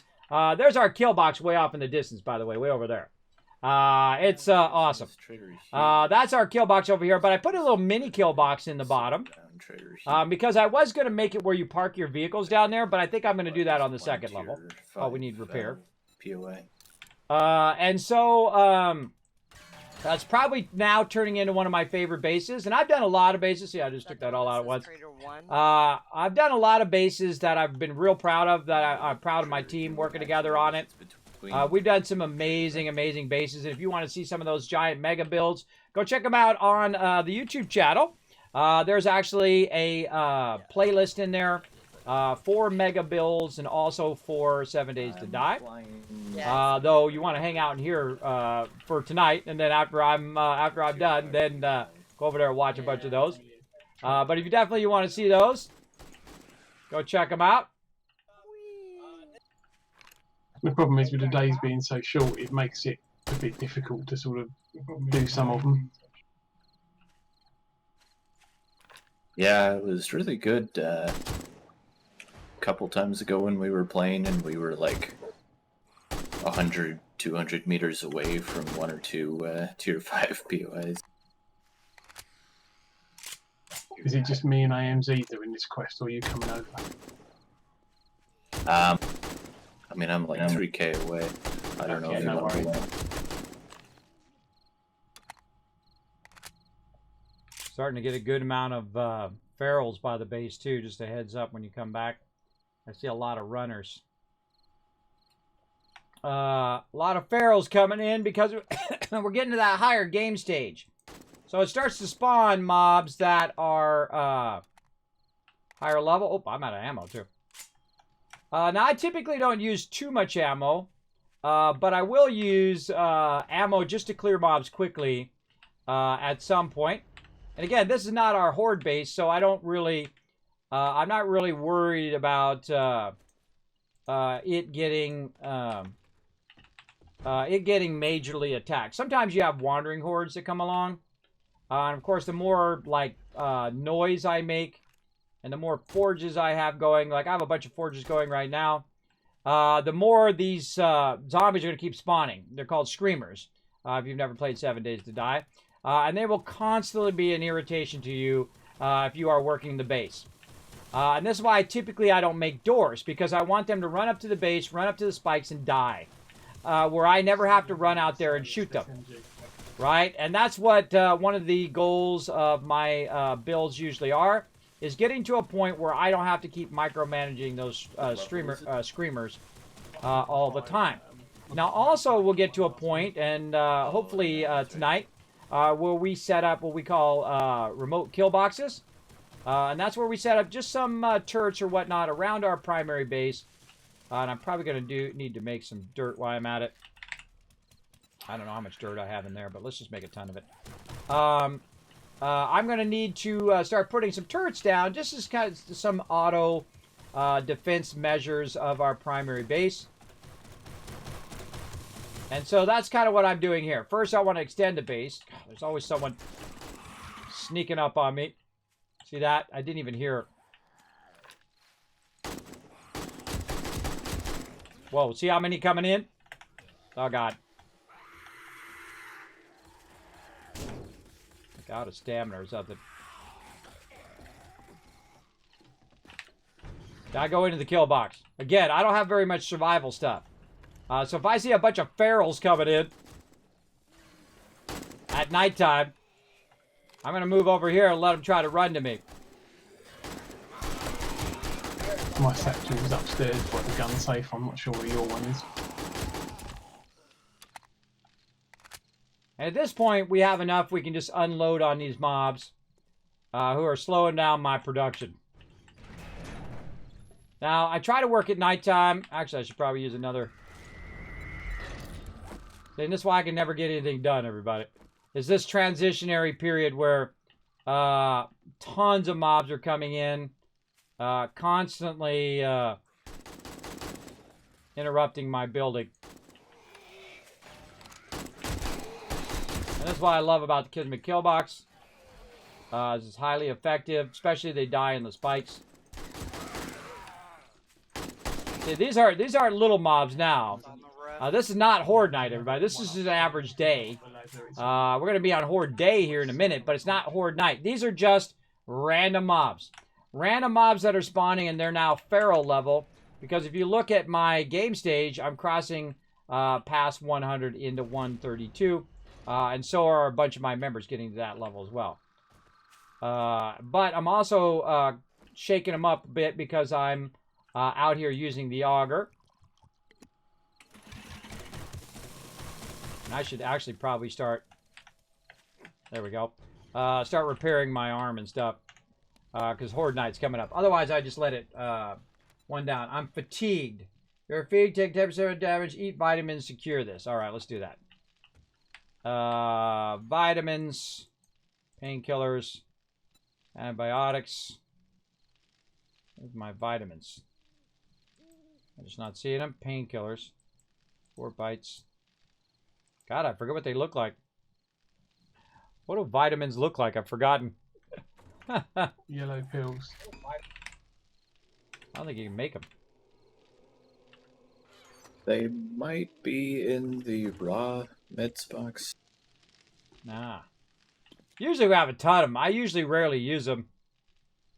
Raw meds. The yellow or the green ones? Yellow or green, I guess, depending on. Oh yeah, these are green ones. All right, there we go. Yeah, I was fatigued, so I needed one of those. God, I've not done those in forever, everybody. I have not done one of those. I can't remember the last time I've done it. I've got a sprained arm that I just have to wait for, I think. I don't think there's anything you can do for sprained arm. I think it's broken. It's actually better if it breaks. Your armor sprained, slowing your weapon handling, reloading your swing speed. This will take some time to heal. Range power attacks will be delayed. Healing will delay healing or even hurt you. Further critical hits may result in broken arm. Your max health is lowered by 4.2. Well, I'm fine. I'm fine for right now. But I am going to burn up some of these healing because I'm going to be outside.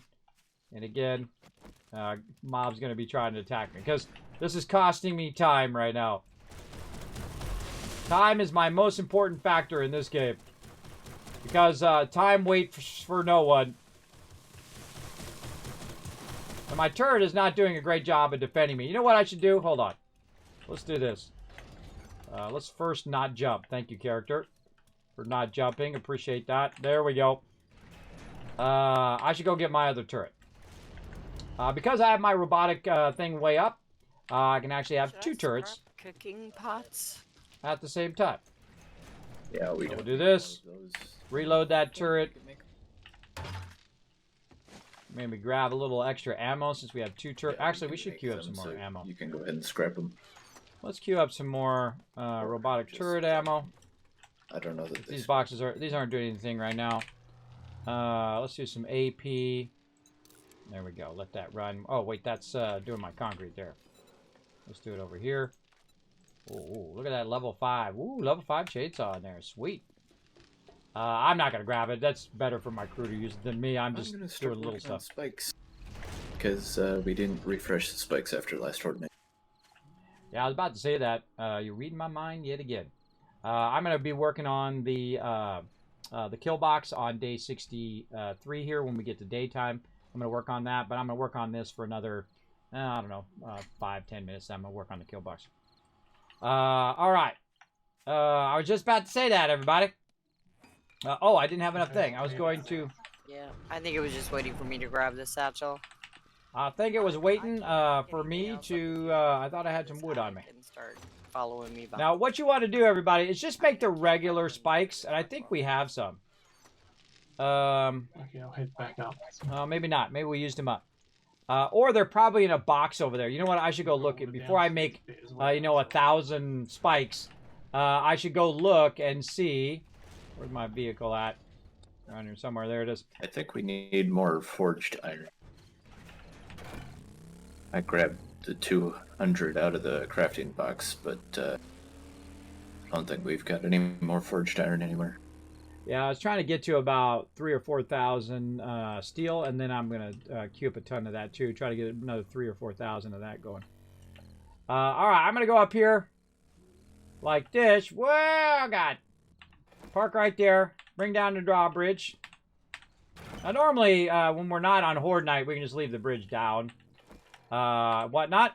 And then you want to look over here and see what you got, right? Take a little assessment of your loot. Now, eventually, we're going to move some of our loot over here, and I will continue to upgrade the kill box over time. We haven't been having too much problem with birds, so I'm not really sure I need the cage, but the cage will be something like this right here, right?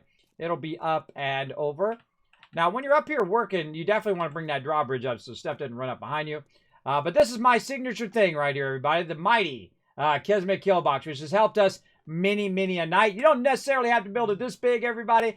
This one was a bit embellished. Normally, it could be about quarter as big as this, right? You could just do one little section, especially if it's only just a couple of you. Make it much smaller. But I have a bigger crew, and we decided to make a bigger one, or I decided we'd make a bigger one this time, just for fun. Now, of course, the bigger one you have, when they're coming in waves, they're going to hit it from different sides, so it's a bit easier to defend in that way. But it does come at a higher cost of fixing up all of the spikes and all of that. So we'll go into the actual kill box. And they actually breached it this playthrough too. Because I didn't start it till day 31, and they actually breached the base. Now, the interior of the base, as you can see here, is the actual kill box part. And then the outside part, that kind of bars that you see way out there where he's working, we call that the bomb wall. And then, in the interior, I haven't done my little things yet. Hold on. 1, 2, right here. These are my turrets, my robotic turret stands. We need our 100 round, which is right here. We're going to put that there, and then 2 there. 1, 2, and then there. 1, 2, there. These are really useful, by the way. 1, 2, and then there. And if you notice that, sometimes the math works out, and sometimes it doesn't. Now, I try to leave enough room for my people to get around. That one we're going to offset by 1. And then the same thing in this direction. 1, 2.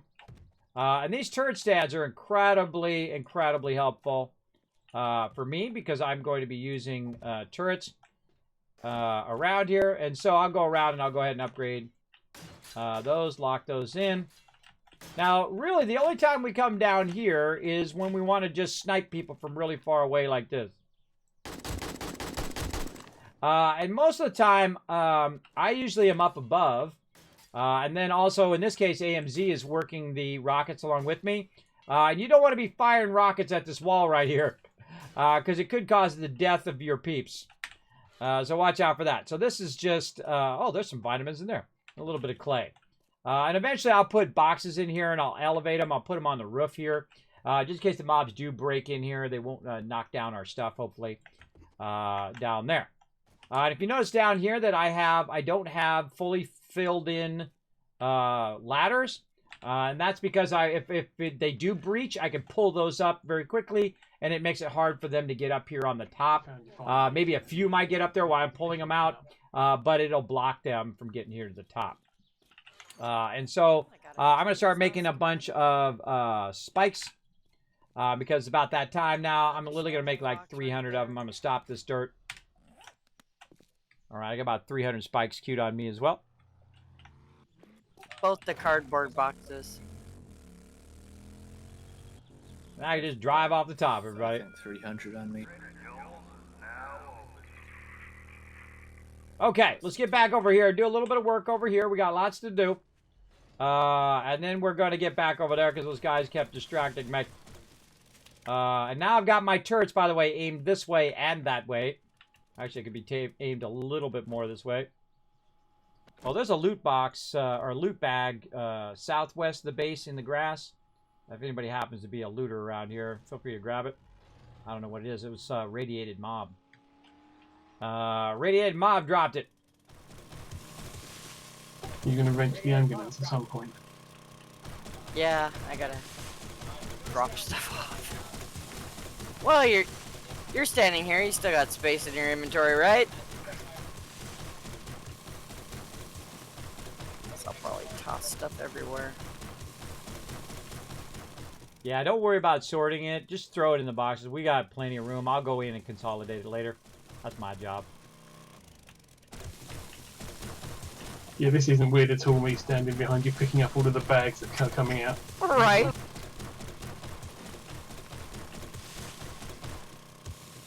You can't just grab it out of her vehicle? He could, but we weren't near the vehicle, so I was just breaking it down. He was picking it up as I pulled it off the car and made a pile. I'm surprised they haven't put a character-to-character trade system in yet. You know what I mean? I mean, even New World's got one. Theirs is terrible, but at least they got one. The 4x4 is locked, by the way, so I can't do anything with it. I keep all my stuff unlocked, everybody. Unless I forget. Which I'm a bit notorious forgetting. Good morning! Hey, Bo, what's up? We're having lots of fun. Let me see. Let me catch up. Kiz, have you done a castle-style defense yet? I have, to a small degree. There you go. I didn't build a gigantic castle, but I've built, I don't know, it's kind of like a water world meets castle defense where I made a bunch of towers, and we took over like a old, what was that? It was like a refinery area, and I kind of made it into the outside into a bit of a castle with towers in the corner and all of that kind of fun stuff. But I made them like glass towers and fun stuff like that. I wouldn't call it truly a medieval castle, but you know, that castle style. And so I did that, and I've done a few others that were kind of a little bit of combo with that. But, you know, I feel like, you know, other people are way better at castles than me. So I don't really do castles. I'm always function more than form. First, you get the function down. Like, see, this base ain't like the most sexiest base. But I'm going to get the function down, and then I will embellish it with the form part later on. Now I want to try to get at least this floor done. And we can get this floor done. Then I'll switch off of this and then work on the kill box. But Alan's helping out with the kill box. I appreciate it. And I hear our screamer coming in. Yes, that's all done now. Let's pick up this shape. I feel like I'm going a little bit too far. Yeah, there we go. See, when you feel like you're going too far, best thing to do, throw down some blocks and try to center yourself a bit.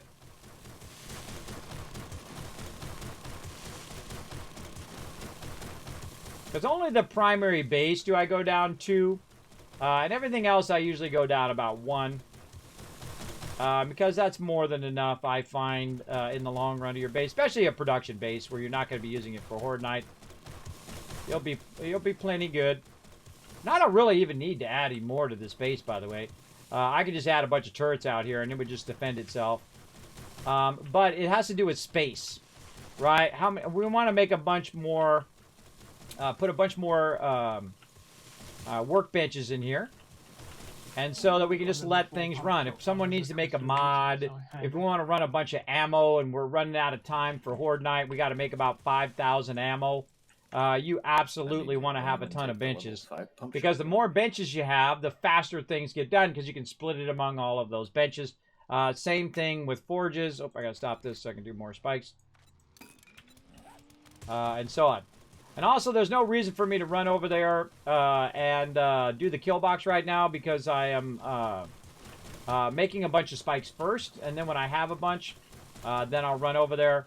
And if it needs any further help, we'll do that. Oh, wait. The other thing I was going to do was queue. I was going to queue some forged iron. That was the other thing we needed. Before I get too distracted. And now that we have a bunch of this. See, I want to see a full row. A full row of forged steel. And then when I have a full row of forged steel, which I'm going to burn up, then I'll take this out, and then we'll just get insane. If that's 3,000 forged iron. Over here, another 700. Down here, another 300. So yeah, pretty sweet. Now, while that is going, let's go ahead and get more of this iron. It was juicy. It was really juicy. We'll go ahead and refill these up. Again, if I have a lot of clay, I'll put iron in there. If I don't have a lot of both of them, then I'll put them both in there. Right? It's probably pointing to a building in a town. And then this has a ton of clay in it, so we'll double up on our iron. And then this over here. Yeah, that actually has a bunch already. Let's just queue up that forge iron and see how we look. Yeah, that's iron and clay. Now again, sometimes I just like to let it run so that we can do, you know, 1,000 of this and 1,000 of that, or 3,000 forged iron, because that now is going to be 261 minutes. That's going to run. That's going to run where I never even need to think about it again at this point. But I eventually will need to feed more resources in there. But that's literally going to be 3,000 iron. So I queued about 4,000 forged iron now, and we have about 5,000 or 6,000 forged steel. So I think we'll be pretty styling on that for now. All right. And over here. A lot of wood spikes on the outside of the defense. Yeah, I'm making a bunch here in my inventory right now. I'm at 122. All right. So now I need to stop what I'm doing, everybody. It's about midday. Automatic weapons handle I need to stop what I'm doing and start to switch into fixing... Yeah, see, look, just my little turrets are taken out. All right, nobody's grabbing this thing. I hate to leave loot out here. Let's grab it. One of those book 6. Oh, med kit in there. Nice. Now I need to stop what I'm doing here, and I need to prioritize the most important thing, which is the survival of my crew. Wow, look at it. Look at the farm filling in now. By the way, if you need to extend that farm as well, I would extend it to the north toward the trader versus extending it toward the kill box because you don't want your farm to get annihilated. You know what I mean? All right. Yeah, I'll want to be doing that soon. All right. All right. All right, coming to help you with the spikes. Let's get to it. All right, here we go, everybody. Now, really, you know, it'd be great to have all of these as max level spikes and all of that. But I feel like we did pretty well last time. We got a bunch of rockets as well. But the second you get complacent in this game is the second that you get annihilated. Absolutely. I've seen it time and time again. Now, one of the things we also want to do is repair these spikes. So I'm going to go ahead and stop this. And I'm going to go ahead and do some repair while I'm at as well. I've got about 100 of them. But it'd be smarter for me to repair the ones that are broken. This is like the most awkward part of the game. Because some of these are really hard to, you know, like repair. There we go. Are hard to repair because it's just awkward to know where to click.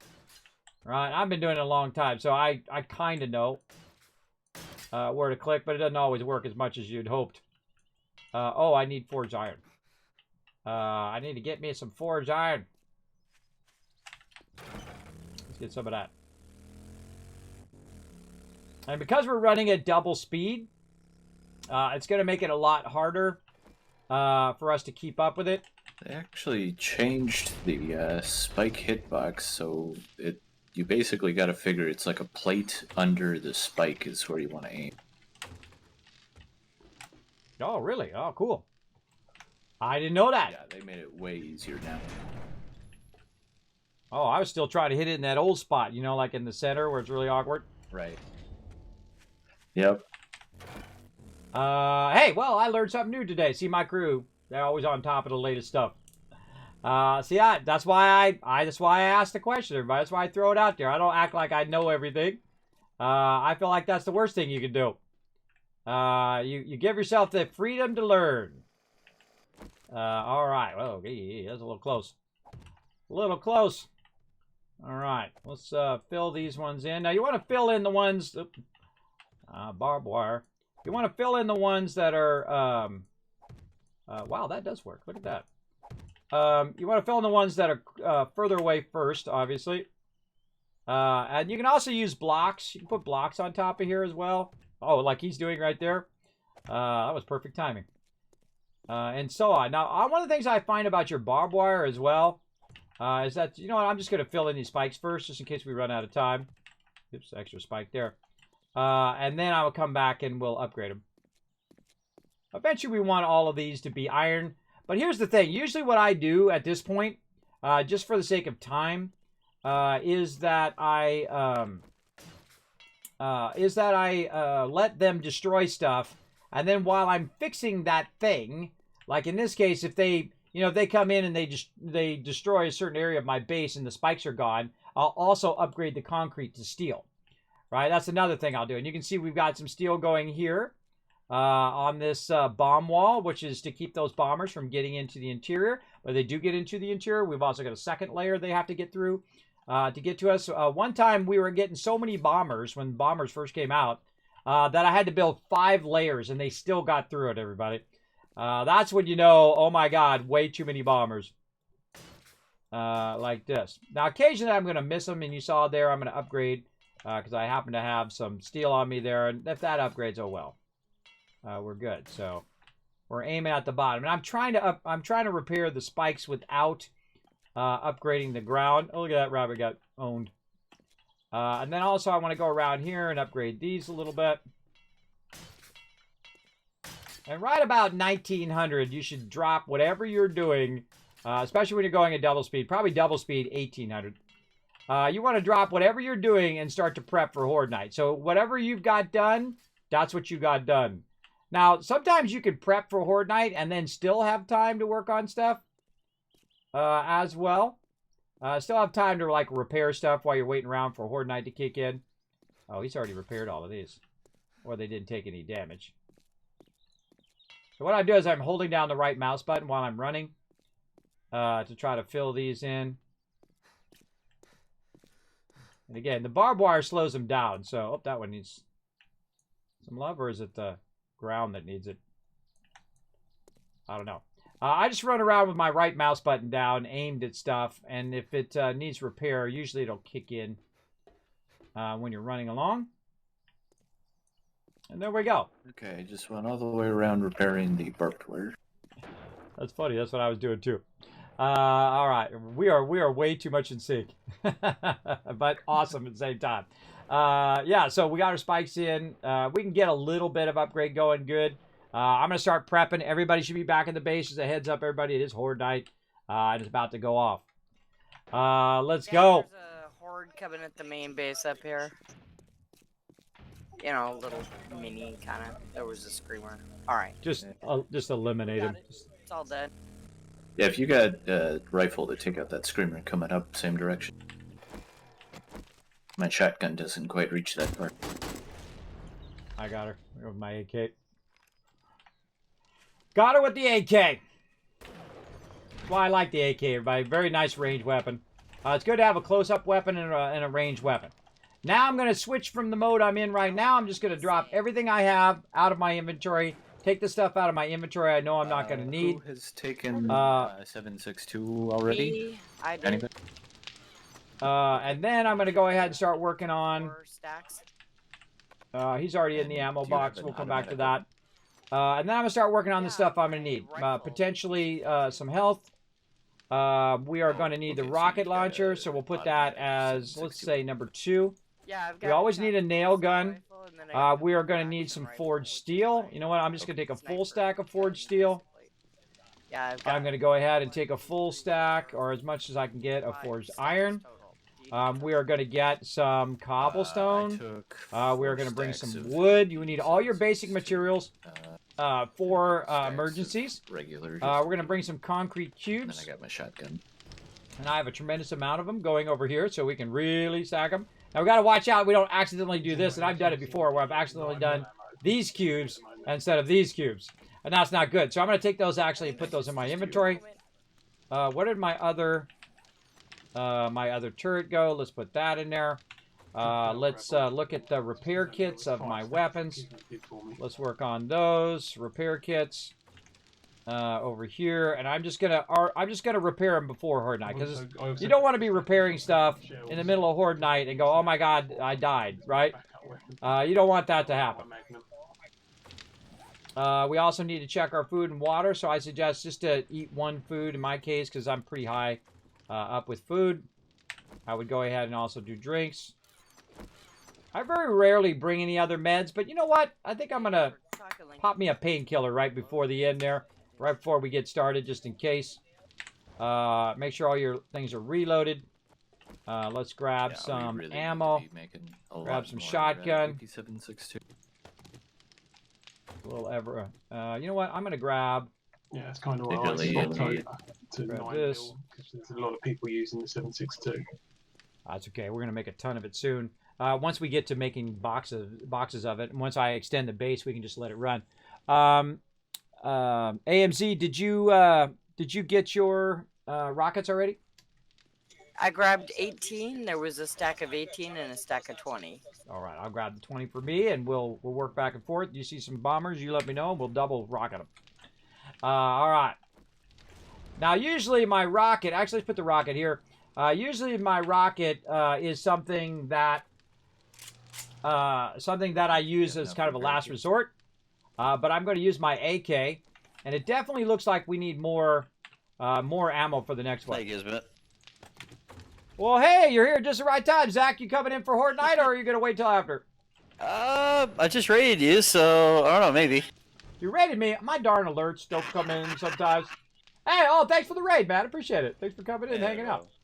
Did you just stream all this time and now you're exhausted, I bet? Yeah, I'm tired. I've been on turn all night. Oh, no worries, man. But hey, thanks for the raid. Thanks for coming in and saying hey. Appreciate it. No problem. I love this game. I do too. I absolutely love it, Assaulted Peanut. I've played for thousands of hours. I've done hundreds of bases. My team is, I think, one of the best in the game because we do amazing stuff. Like day 7, we had built this base, everybody. That's not easy. Now, obviously, not as upgraded as it is now. Not with 3 chem benches and all of that. That would be incredibly amazing, which I think my crew could do. Okay, I need to focus, everybody. It's Horde Night. You guys get to see it. We do 2 Horde Nights every Saturday. So make sure to stick around for that. We've got our ammo. We've got this. We've got our repair stuff. Oh, concrete. Armor plating mod as well. Oh no, could you grab that and bring it over for me? Okay. I'm trying to upgrade what spikes I can while Okay. there's still time. All right, it's 20, everybody. Let's go. Yeah, I'm not gonna make it. It's that late. It's taking that long to get in. Oh, you are going to come and join us. I thought you were going to go rest. No, I will. Just enjoy for a little bit, but I'm gonna be too late for Horde Night. Oh, yeah, you want to be logged in and then be in our production base. But, yeah, it'll be over here in, 15, 20 minutes. You come join us. All right. One of the things we want to do is make sure that I have my vehicle somewhere where I can use it, right? If things go horribly wrong, we're going to bail out of here and use our vehicles if people need to. Or if they fall down, they should have their vehicles that are ready. Make sure your vehicle's got gas in them, by the way, everybody. Double check your gas level of your vehicles and have it ready just in case we got to bail off the kill box. I seriously doubt it with this crew, but sometimes we get a lot of bombers. Instilling that confidence right before Horde Night, everybody. Every week when we play, so you always gotta check the Discord. Yeah, I'm looking around. I'll put the mod in the box, Alan. Thank you. Yeah, it's in that. It's in the very top section under server info. Okay, I'm looking around. I'm up to 65% damage reduction. Wow, nice. All right, we're ready. All right, load all your weapons. Load all your weapons, people. It's party time. Did anyone else grab the turrets? I grabbed a So I level forgot again. 4. How What many did turrets did we have? You had a level 4. I made a level 5. That means all 3 of you could have a turret. Yeah, I left it there because I figured somebody else, and I found You this. guys are fun. I'm gonna move those turrets over to this box for next time. I'm gonna make you a ton of ammo and put it in that box. And do we just set them down, or do you guys like use them as guns? No, we set them down. You don't want to use them as guns. Your primary gun's going to be better. If you actually look in the kill box, there's pedestals down there, and that's what those are for. Northwest, they're coming. All right, here we go. Northwest, this way.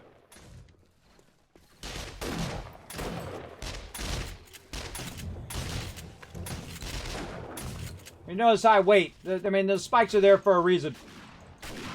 I try to kill radiated mobs as a primary kill because they can make it through the spikes. Barrels. Cop coming in west. You switch weapon when you hear cop.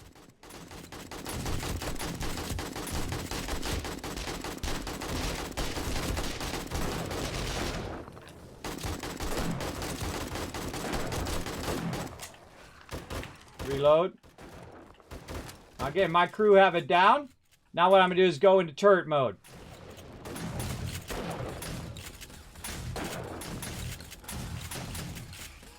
So the cool thing is I can work 2 turrets at the same time.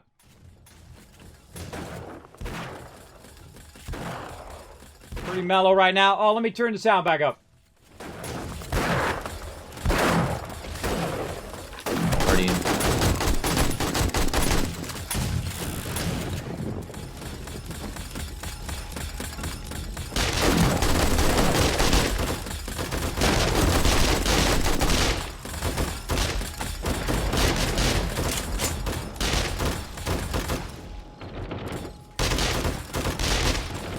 got a turret, maybe put it down here in the corner and just check it every now and again when it runs out of ammo. I've got mine with those little Gatlin mods, so they have lots and lots of ammo, like 2,000 ammo they can hold. You still get the XP from these, by the way. See them just switching around. Now later on, I'll add the other turrets, but I feel like if I add them too early, it makes Horde Night too easy. Because I can just flip those on and it kills all the mobs. I want to leave it a little bit of challenge for my crew.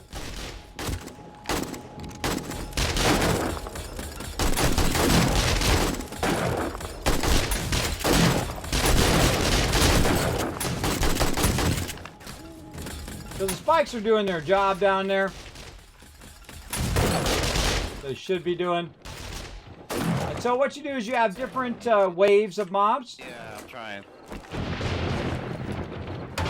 Just grab a bike out of the box and run, because that base is not set up for this. Oh yeah, man. You don't want to log in during Horde Night. You don't want to drag them at our primary base.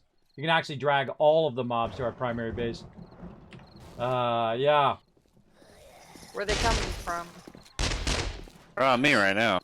Yeah, here's some on the Some south. Oh southeast. god. Please don't destroy our primary base. Southeast, east coming in. I didn't build that base to withstand Horde Night, everybody. So if he destroys our primary base, that's going to be a bummer. But that's okay if it gets damaged anyway, because I have it up on a second level. It'd be pretty hard for them to destroy it, though it is possible for them to do it. Absolutely possible for them to knock out the underpinnings of my base and it fall down. I think it'll be fine. Let us know when you... Oh, you need a drawbridge? All right, we got you. Drawbridge down. Alright. All right, southeast side, we got some nice barrels coming in. No bombers yet. Watching for them.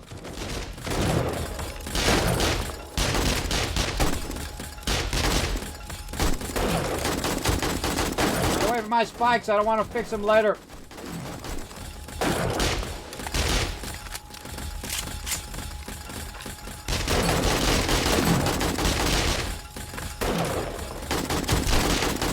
Look at birds. Nice catch Bunch on of the these. bird. That was me. You're welcome. Darn birds. Them birds. I didn't even see it till it fell out of the sky.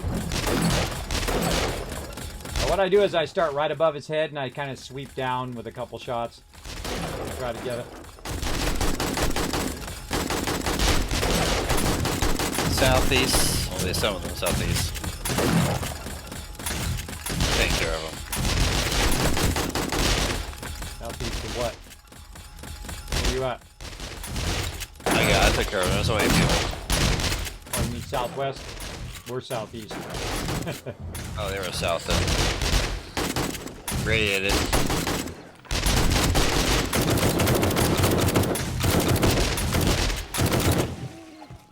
Alright, oh, yeah, they're switching southwest now from our position. A couple of these turrets. Radiated right below us. Yeah, you don't need to call out all the radiateds and whatnot. Just call out, like, the, you see cops or bombers. Yeah. Bomber coming in, southwest. Nice. Gotta hit him with twice. Yeah, there we go. Double whammied him. Alright, bombers coming in now. Watch for him. I don't see any more right now, though. Just keep an eye.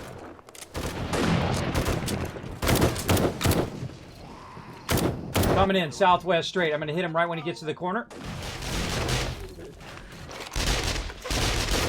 Instant dead. Hit him with another one, AMZ. Oh no, I think he's dead. He's dead. Now they're kind of going a little bit west. Got some radiateds coming in.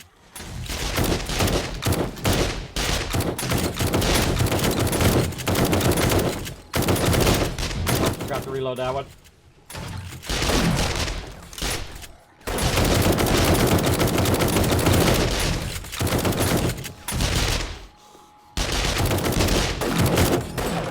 Always make sure my rocket is reloaded.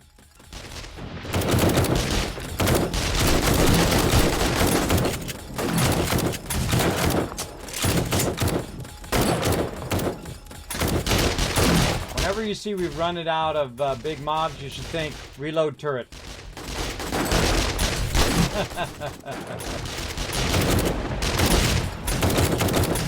That's what I do. We are owning these guys. Alright, AMZ. Rocket time fun. Let's do it. Burn a few rockets just for fun.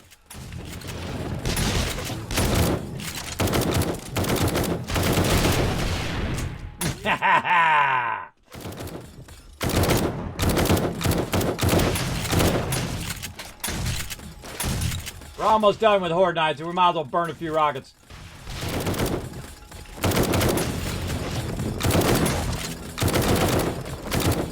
Alright, I'm jumping down. Let's go. Alright, mop them up.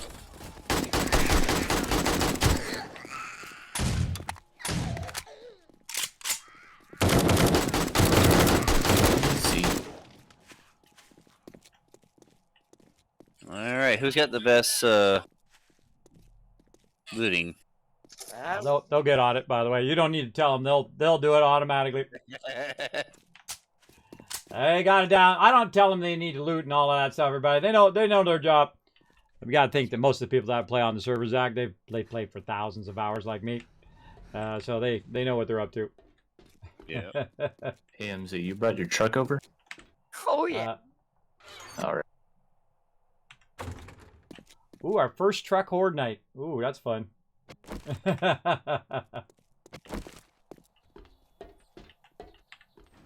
Let me look at my truck mods too. You can shoot out of the 4x4s if you're a passenger in them with the new passenger mods. No, I don't think so. So, somebody get in this with me. I'm curious. I don't have the mod in. Does this still have a seat inherently? I think it does by default. Yeah. 2 people, yeah.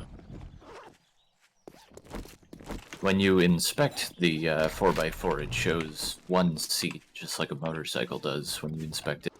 So I wasn't sure if it still had the inherent seat. I remember my... That's weird, but no. Should be fine. Where is my... I wonder where it puts the extra passenger then when you put the mod in.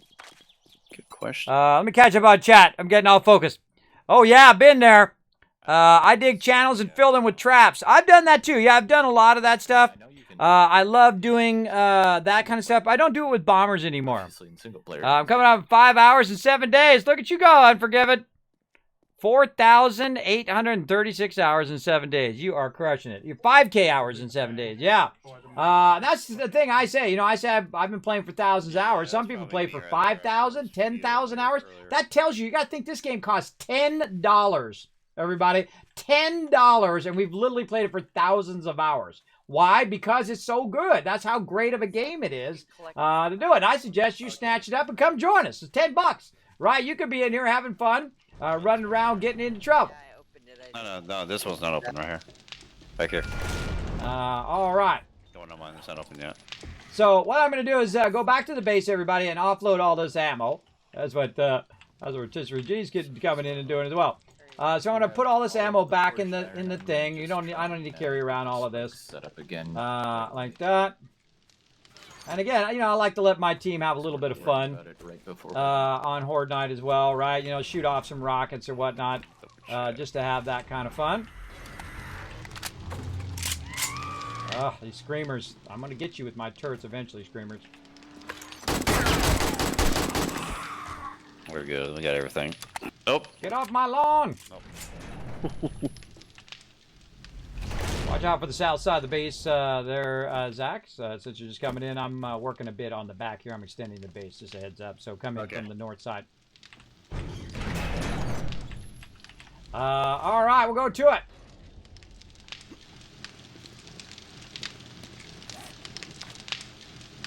Let's put all this stuff back away. We don't need to carry around for right now. Put all that back in there. All of this back in here. Oh, and I forgot to use my painkillers this time. I always forget. That's why I typically don't use them, because I keep forgetting to use them.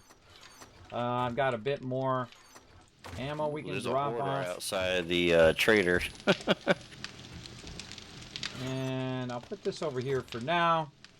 We've got a little bit of ammo. We've got our vehicle turrets. I left my turrets over there, everybody. I usually do. I'm always forgetting something.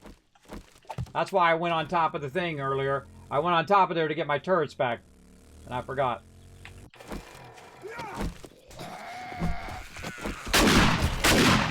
Take that, suckers! Had his back. Blast him with a shotgun to the face.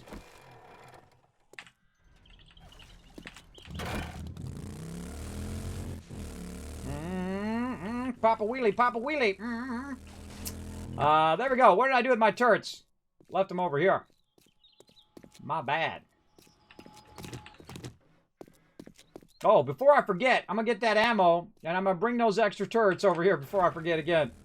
This way, later on, tonight, when we all have forgotten about the turrets again, we'll have the turrets. And I leave that that drawbridge down on Horde Night. Same thing I do with the base, is that I will automate that drawbridge. So it just goes up and down based on it. So AMZ is going to ride in and then just drop the stuff off from up above, right? So she'll actually just drive in right here, turn right here, take the truck, and then use the stuff to use. Her truck will be right there, and she'll put it into the stuff right from the truck. That'll be that side. That'll be the entrance side, and then this side on this side will be an extension of our production base, which is what I'm going to work on first, so we have enough enough stuff. Okay, I don't need both turrets. Oh, actually, you know what? I am going to bring both turrets. Let's reload my weapon while I'm thinking about it. Let's bring both turrets and a little bit more of this ammo. And this way, while I'm working out here, I can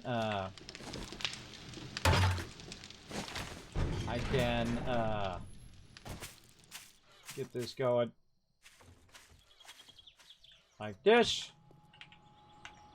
And then get this one out here. I love these turrets, everybody. This is one of my favorite things they've added to the game. They're my kind of thing, right? My little Kismet kill box. I love to set up turrets that are defending me while I'm working on other stuff. So let's get back to getting all of our materials that we need for taking out that back part. So we're gonna need our come on. We're gonna need the auger. We'll get a cheap chainsaw. We'll get this. Maybe a little bit of wood. Might need that for repair. Maybe a little cobblestone, too. Might need that for repair. Let's grab a bit of that. A little bit of stone. And I'm going to get plenty of clay taken out. By the way, you notice we leave those up as well during non-horde night. Eventually, those will all be automatic, where people don't even need to open the doors anymore. And I find the second I transition from manual doors to automatic doors, people keep picking up my doors because they keep hitting E. And it's a hard habit to break, to have it automated, because when you hit E on an automated door, it thinks you want to pick it up. Bags. I'm talking on stream, so I miss what they say. Sorry, I was talking to stream. Were you talking to me? Something about buying rocket launcher parts. Oh, rocket launcher parts. Yeah, we have 2 level 1 rocket launchers, and AMZ right now is going into rockets.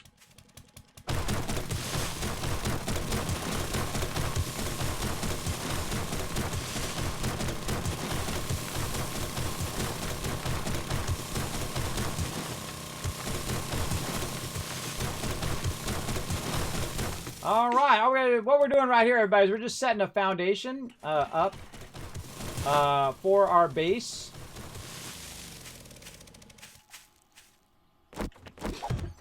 Like this. Setting up that foundation. That's looking good. And let's see, it's actually here. The base is going to be.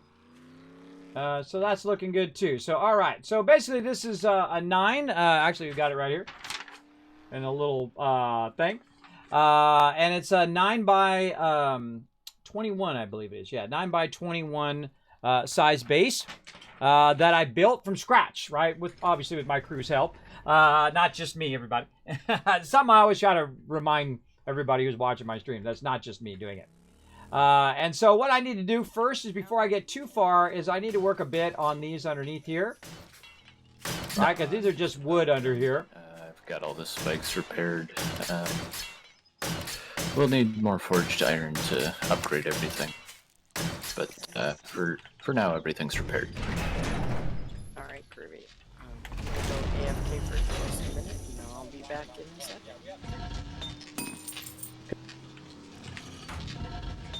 Yeah, this forged iron going for a very long time, for like 3 hours. 2600 going right now. Long time. Let's check in on these forges. What can we get going here in our brass forge? Bullet casings. Maybe some more buckshot. Do some more of that. Let's see. Lead. A bit of brass. You're in the cornfield. Don't shoot them in the cornfield. Let them come out. Zombies of the It's gonna corn. do block damage. Yeah, we need to build a wall around that thing at some point, too. At some point. That's one of my mini future projects. Get that going. You know what I need to do also is I need to start on ammo. We need to start on ammo for next Horde Night. Don't get that airdrop. Yep.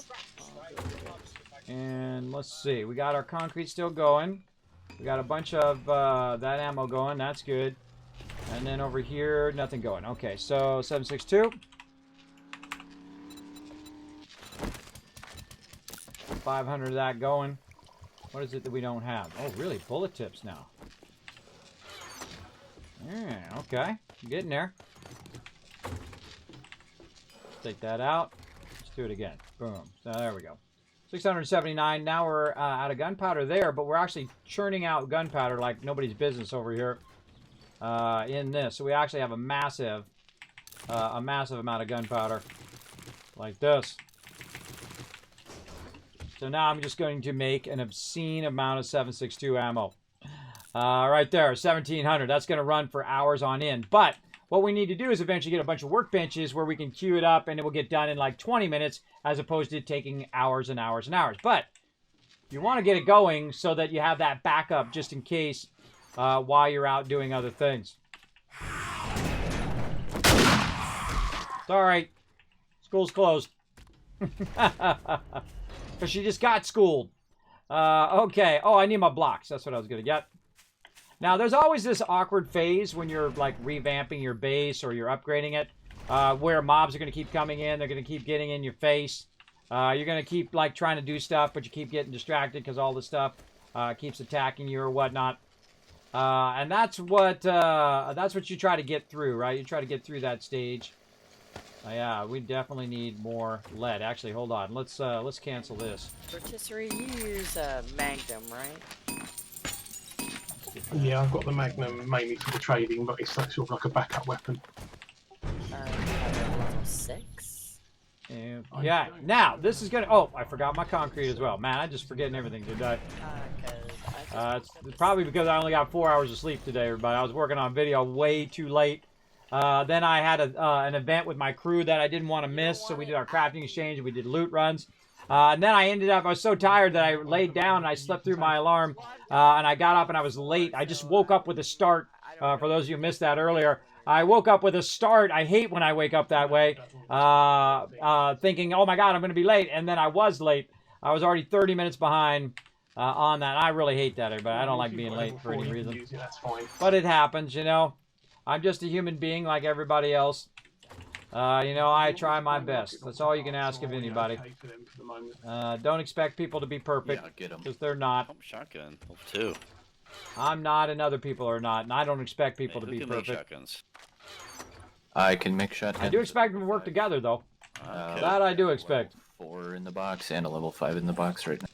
Okay, and so I've got my stuff. I came back here for what? God, I already forgot. Got my auger. Back, we'll probably scrap I it. got and this. get a I've forgotten. shotgun. That's okay. Yeah, When you forget okay. stuff, everybody just move on. Oh, concrete. There it was. See, a second I went out the door. I remembered. Concrete right over here. And I think we only have the 2 rocket launchers, and I don't think they have levels. They just are. Yeah, you only really need 2 rocket launchers for Horde Night, and they're just level. They're both level 1s. But if we get enough rocket parts, I would definitely make a nicer rocket for yourself, AMZ, and then yours we could use for the 3rd person if we start getting overwhelmed. Yeah, I don't think they have a level. No, they do. No, they do at the bottom. Mine's a level 1. Oh, I gotcha. But what skill lets you make better ones? The explosive one. Yeah, AMZ's already in there. Demolitions Expert, I don't see anything in Demolitions Expert about making better rocket launchers. Yeah, Rocket Man increase. Well, it says increase damage.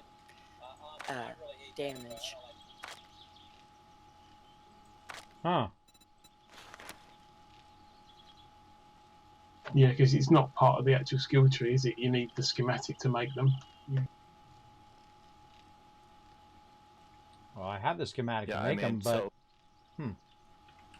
Like, AMZ, if you pull up rocket launcher in your I crafting can make thing, level is 5, there... yeah. Oh, okay. Well, there we Yeah, go. I can make level 5, 12 parts, 60 steel. Yeah, see, I make level 1. So I thought you said that. She said that the other day, didn't you, AMZ, that you could make level 5s? I can't remember. Yeah, I think so.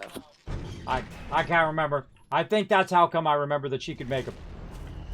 They That, need Wasteland Treasure Volume 3. It's the one you can get acid from cars and stuff like that. yeah, put it on the request board. There's a request board at the back of the boxes. And when Rotisserie G runs through, he'll look at it as he's coming through as well. But he'll remember it also. I've already actually got it, so I don't need it. So you can just stick it in the books box, and then if anyone else wants to do it and start scavenging, they can grab it. Yeah, the only Wasteland Treasure I need is 6. Okay. Oh, you were giving it. You weren't asking for it. I see. No, not asking for it. I got one. Okay, yeah, you don't. You can just look in the. You could look if you're grabbing stuff for peeps. Just look in the back there, or just put it in the box, and then as people need it, they'll just grab it out of the box as well. You don't need to tell them each one because they're usually in the middle of something. Yeah, I need to tell them about every single thing and whatnot. Though that is helpful if people are looking for a specific one. All right, let's square this out. Make sure we got this going. There we go. Okay, now let's go up here and take a look. Again, this is actually here. Why am I oh, I'm too far away from my turrets. I'm too far away from them. Alright, come on in here. You're wasting my ammo. And my time. There you guys are. Oh god, look at that radiated screamer. Always look at how many bullets you got left. She's not really alive. You know how I know? Because my turrets aren't shooting at her. God, we're getting radiated screamers now. Oh boy. Just owned a whole bunch of them out here. Alright, people, I'm working here. Quit interrupting my worky We work. didn't get very many bombers last time either, did we, again? I counted 3 or 4. It's the 2. No, 3. I only saw the 2. Were there more in the 3rd wave? Yeah, I only saw 2 myself. But you guys might have killed another one. I don't know why that is. I don't know if they scaled that down or something. Usually, you know, we get 4, 5, 6 bombers. Sometimes they come in waves, like 3 bombers at a time. That's when it really gets tough. All right, so we're going to upgrade the connection between our 2 bases here. I'm going to show you a cool little trick I'm going to do with this as well. I'm actually going to use this as the actual outer wall. So we don't necessarily have to go all the way to 9. we'll use that as block number 1. And then we'll actually go to 8 blocks. Like that. Okay, now we got that upgraded, looking sexy, looking awesome. These outside here are just cosmetic, by the way. The actual working pillar, I can actually put this in so I can stop having to jump up there. The actual working pillar is in the interior. See, that's why that one's in concrete. That's the one that's actually holding it up. And those are just cosmetic to make it look rounded on the outside because it's fun. Again, sometimes I do a little bit of embellishment. But not very much. Not very much. And those also serve a purpose, too. You can stand on those and stand in the corner and fire down at mobs.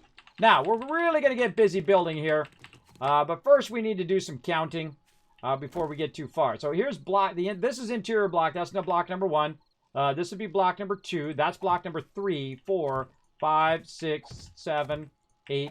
And that's block number 9. So all the rest of these are out here. Now, the reason why I did the rest of these is I can just fill those back in. And it makes it easier for me to work. And so I'm going to do something like this. So just like doing a puzzle, everybody.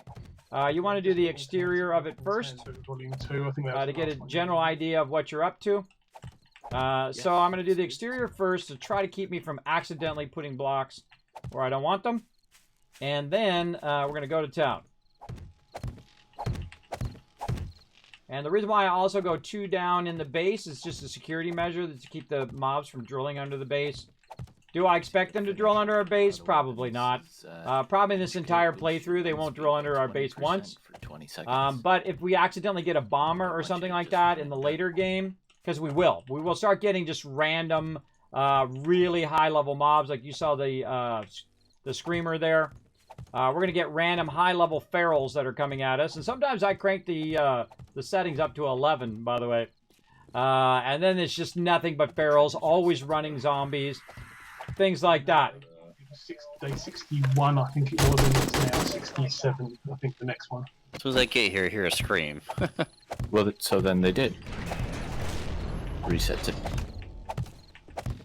A couple of days ago. 3 days. Hey, the Southeast get cover ready. It is coming in. Yeah, I got my turrets out here, and I got my AK ready to rock.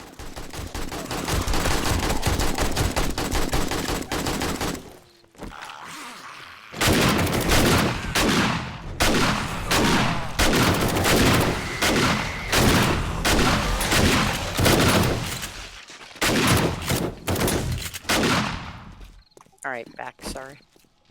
They hate it when I'm building stuff. Yeah, they kind of disturbed you, didn't they? Oh, they do it constantly. So I'm like trying to work on something. Every 2 minutes, I gotta fight off these zombies out here. Yeah. It happens. But that's okay. Again, but nothing else came. Yeah, okay. They'll be back in a minute. Darn mobs are in my way. Crossbow ammo. Out the way, mobs. I'm building here. Now, they also it's like they sense that I'm going to build, onto the base, and then what I'm going to do is I'm going to put turrets. And then also I'm not going to have any entrance on the back of the base. So they'll have no entrance to run to. What the? You little... That's okay. I'm actually going to do it at that level. But I'm basically going to have turrets there that kill them for us automatically. Because after a while, you don't need to go around and kill every little mob that's running around outside your base. It's like a huge waste of your time. You should be, getting geared up for the next Horde night. That's what I'd be doing. I'd be out getting geared up, or in this case, getting my base geared up to basically remove that need to constantly be fighting off the mobs that are coming up to our production base here. And so that's what I'm doing right now. I'm extending our main production base. I'm building a... They know you're up to no good over in here, kitten. Oh yeah, we're getting past that time. Plus I added a bunch more forges too, so they're gonna do it. But don't wait till I get my remote kill boxes going here where I put a bunch of turrets up around the base, and then we never have to worry about it again. Also, this backside here won't have an entrance. Will not have an entrance on the backside. Now, I'm just going to go ahead and extend this other side here because this is going to be kind of the platform around the outside of the base. So this was the interior of the base. And then we need to extend this just a little bit. hate it when I'm using the auger, too. What you do is you get a heat signature, everybody. You get a heat signature that they're drawn to. The more noise you make, the more things you're doing. Whoa, bear! It's like going night to fight.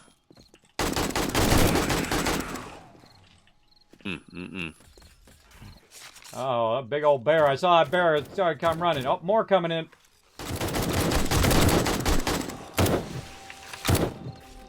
Now, I gotta think, everybody. I've played this game for thousands of hours. My team has played for thousands of hours. And again, some of my team have played it for 5,000 hours, 10,000 hours. A lot of time. Well, they would be screaming so much, yeah. And so on. So, it's like they know their stuff, everybody. I don't need to micromanage them and tell them, hey, do this, hey, do that. Sniping them before they even start. They don't need me to micromanage them. So, the best thing to do is just communicate, hey, I'm working on this, hey, I'm doing this, and whatnot. Oh, God. Yeah. Yeah, it's terrible out there at night. I've died so many Well, I've been out there, and it's not fun.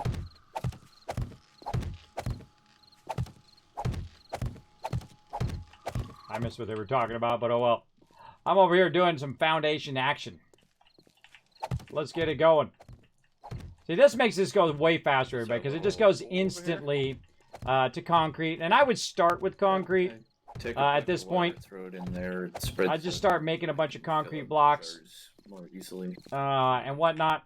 And again, I built this base as a modular base. So, you know, the first kind of 50 days or so, or in this case 65 days, you just use the central production base. Then what you do is you extend the base out so that base can be used as an additional production, right? So you want to do more stuff with your brain, with your workbenches. You want to get more production value out of your base. So you're extending it for production value, not for Horde Night or anything like that. You're just extending it so you can have more benches and more stuff like that. And then you add additional defenses. Like you'll see me eventually add turret defenses, and then we'll just put some cheap 9mm in there, and anything coming at the base is just going to get annihilated by those turrets. And then every 2 seconds, we don't need to kill mobs, right? In fact, I rarely ever kill mobs by the base. If I see them just wandering around out there, I don't go chase them down. I'm not standing in the base waiting around to kill mobs. I'm thinking, how can I better the base, or how can I better what we're doing, looking for recipes, going and searching, getting loot, and all of that stuff, instead of just standing around. Because, you know, killing mobs over and over, while you get a lot of kill rates of mobs, it doesn't help the survivability of everybody in the group. Right? The survivability of the group is my primary goal. Right? And increasing their ability to do cooler and cooler stuff. Oops, didn't mean to put that down there. Meaning that they got a better weapon. They've got a better vehicle. They have a better armor. Whatever it is, right? Because you got to stay ahead of the curve in this game. Big time. And part of that curve is time. I've got to be able to produce more ammo faster, because we're going to start using 2,000, 3,000, 4,000, 5,000 ammo every single Horde Night. And that is going to be a problem as well. So now, everybody, what we're going to do right here is we're going to go ahead and start taking this part out, because this part is going to become part of our primary base.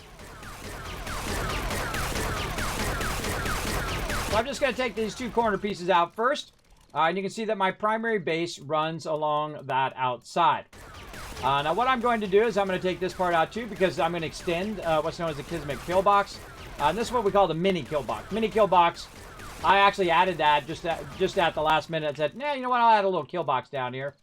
But what you need is you need the ability while you're inside to actually kill all the mobs on the outside. And that's why I have what I've got in here.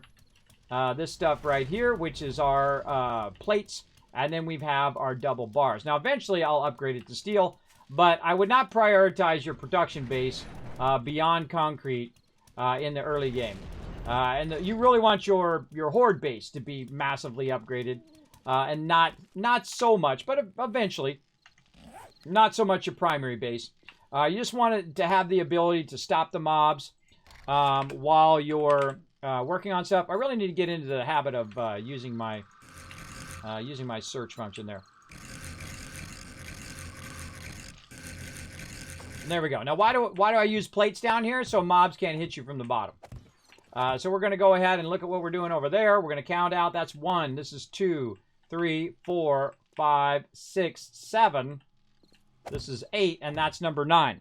Now, on number 9 on my little chart here is actually outside the base, right? So it's actually beyond the base. It's where we have our defenses. So our actual interior of our base, actually, you can't see it. It's right on there. It's on the exterior of the base. So actually, number 9 is where this part used to be, this outer part, right? Because it's really 6 blocks on the interior and 2 blocks on the exterior, right? So we want to leave this spot open, and then we want to do the same thing and rotate this. Oh, I forgot to do my corner piece. My bad. So what we need to do is we need to do a corner piece right there. And so that's what we're going to do.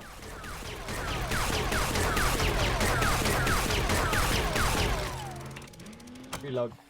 Now, last time I had a corner piece of a block, but that can be very hard to see through. Now, we could create a corner piece of just bars, and I'll show you that. But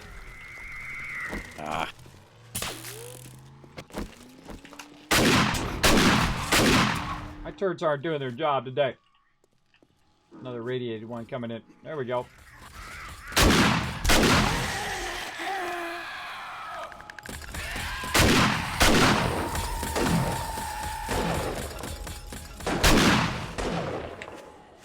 See, it's not that. See, it doesn't really. It doesn't concern me. You don't see me getting worried about the mobs. I can kill every one of these mobs. I could kill a group of 50 mobs right now, everybody. I have an AK and I have an auto shotgun, and I have 2 level 5 turrets. I could take on a giant swarm of zombies right now. Watch out to your right. So, my right. Talk about. Are you like just watching me in there, bro? Or are you talking to somebody else? I thought you were talking to me. Yeah, I'm in here too. All Yeah, right. I'm talking to her. All right. I was putting some stuff away. I thought he was watching me. Watching me out here doing some building or something. I don't know. Okay, back to what I was doing. So what we want to do is bars. Oh, not bars. What are those things called? These things. They're called poles. So what I can do is I can do what's called a double corner pole like this, which is really awesome. Like this. Now my goal is to get it built in enough to where I don't have to worry about the zombies while I'm building the upper part of the base. And so that's why I'm kind of building this little bit of a kill box here.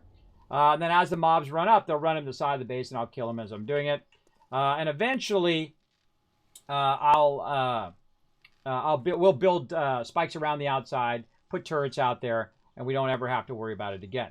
Now, if I put that down right there, basically my whole entire base is going to be floating, but it will actually work. It'll work just fine, but I don't like to do that. I don't like to have my base floating, and I certainly don't want this to be open right there because I want that to be closed, so when you're standing in the base, no dogs or anything that's shooting from underneath is going to hit your feet. So instead of doing that, I'm going to go back to my plates right here, and we've also got some cool new corner plates as well. So I'm going to find out where it went. Platey plates, where'd you go, my little beautiful corner plate? I know you're here somewhere. Plate. There it is, right there. Plate corner. So what you can do is you can go ahead and put your corner plate in like this. So instead of having it open like you had to do before, and you can over-click like I do all the time, you can have a nice corner like that. Now, I didn't do it over here on this corner and all of this because when I first started making the base, I was just using wood, and I was building that up. I also know that the exterior of my base is going to get extended both this direction and the other direction as well. So now the rest of this is so easy, everybody. Here's what we're going to do. We're going to grab these down here, and we're going to split them in half. And so we're going to have one of these be this, and then we're just going to go ahead and put the rotation in there. And we're going to go along here to the end. Now, again, this side is no longer an exit side. right? Only the north is going to be next time. Unless you want to get up on top and jump out. You can do that as well. But there will be no door in the back here. And that door will just be an interior safety door for the crew. And then we got to take this out over here. And again, this is why I didn't upgrade this stuff over here.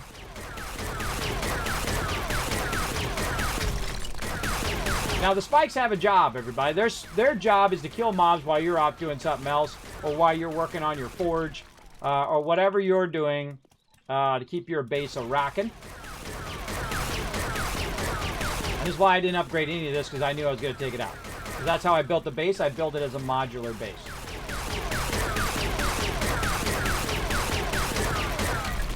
And there we go. All right. And then I'm going to run out of things, so let's go ahead and grab some more, because I got a bunch queued up in here.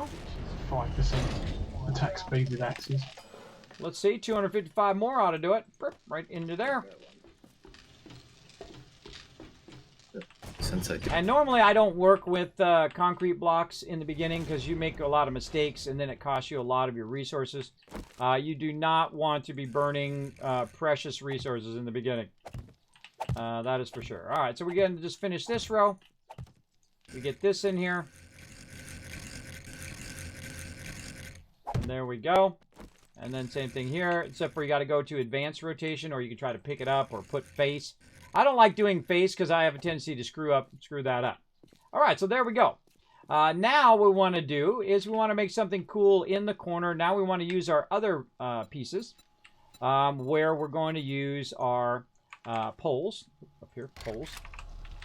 Poles, and these poles are like my favorite thing that they've added. They are awesome because they help us with our kill box. And again, you're going to notice that the outside part here I'm going to build a bit differently than what I did before because I have more advanced materials to work with. So I'm going to go ahead and put our poles in here. And then if you rotate this right, it still looks like it's supporting the corner, right? Like that. So it's pretty cool. And then you have that one. And then the other one that I'm going to need here is our double poles. I love the double poles. Normally we would do a single pole, and then what you do is you line them on both sides so they have to break through two poles at the same time, and you put the spikes underneath. So they're coming up and they're hitting the spikes. They're trying to get through that first pole, and then they're trying to get through that second pole. And when you go in and you upgrade that to steel, that's 20,000 damage they have to do to get through those two blocks to get into your base. But they also have to take out the block underneath it as well. And if you got those double lined, forget about it. Forget about it. They're going to be having an incredibly hard time getting to your base. You're going to be pretty well off. Let's copy the rotation here just to get hopefully close. There we go. And then here we go, putting in the kill box. Little mini kill box back down here. Then the second I get these in, then I don't have to worry about them running up on me, and I can work on the rest of the base. I always click past it, everybody. It drives me crazy. All right. Again, we want to be real careful. I'm going to screw up at least a couple times doing this. It happens every time. 60% of the time, it happens 100% of the time. Something like that. Little Anchorman. Anchorman reference.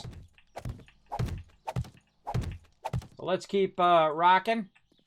Right over here. And then we'll put this one down. And again, this is not our Horde Night base. This is just a little precautionary measure to protect our base. And there we go. Now mobs are going to have trouble getting in there. Now some mobs can jump over, but the rest of this is going to be pretty much what we've done before over here. Now this particular block here in the center is actually going outwards. So that's going to act as an interior wall. Now I'm going to be cutting through that wall a little bit. You're going to see me take out all of these things. That's why I didn't upgrade those to steel and upgrade all of this up here. I just left it as wood because I know I'm going to take all that down and I'm going to connect both sections of the base. Now what we need to do is we need to think about supports and how far apart that we're going to put our supports here. Now, as you can see in the interior base, we got 1, 2, right here. It's actually hard to do with those things in the way. But there's 2, 3, 4, 5. This is number 6, and that's number 7. Now, the actual support itself is at the 5th one. So if you count 1, 2, 3, 4, 5, it's actually the 6th one in this direction or 6th one in that direction, however you want to look at it, as a 5 gap is what we call it. So we do it with a 5 gap. That's usually your best support. You're going to get your max distance for your best return. Now, you can go further than that. You absolutely can if that's your jam. More power to you. So we've got our support there.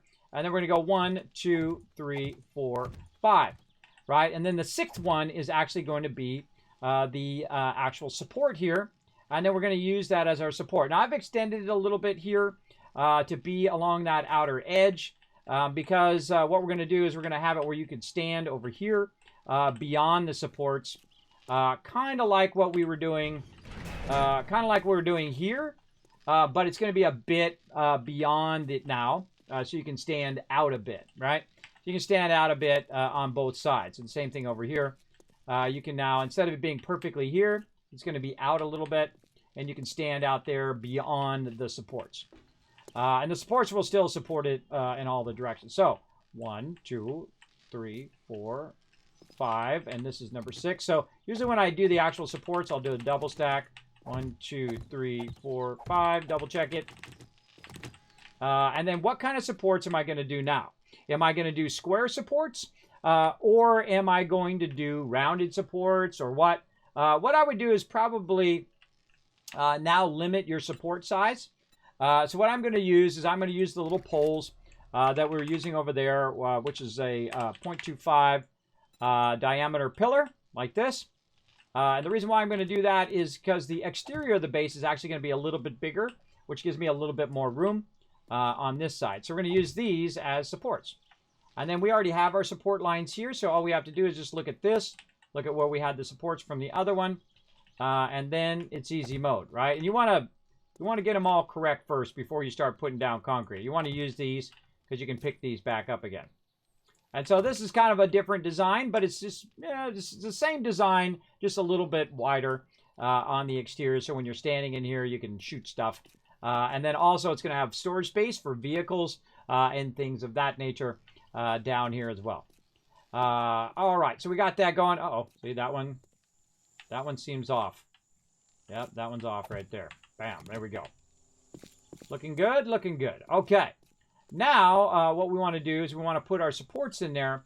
One of the things we want to think about in the long run of using a 25 round, and I'm doing this on purpose just so you guys can see what's going to happen, instead of using a block, is the fact that you're going to have a gap, everybody. If you put a block, let's just go ahead and pick up a square block. If you pick up a block here and you put it here, guess what? You now got a gap that mobs could potentially get into that little gap there, right? So you got to think about that too when you're doing supports on the exterior of the base. But since it's an interior support, it's not going to be that big a deal. And I'm going to bring it all the way out and raise this all the way up and then put a second level there. And then on top of that, I'm going to put an airport up there on the top. So there we go. Now we also need to think about where is the level of our current base? How far up is those supports? So let's think about that. There's 1, there's 2, there's 3. Always good to double check. There's 4.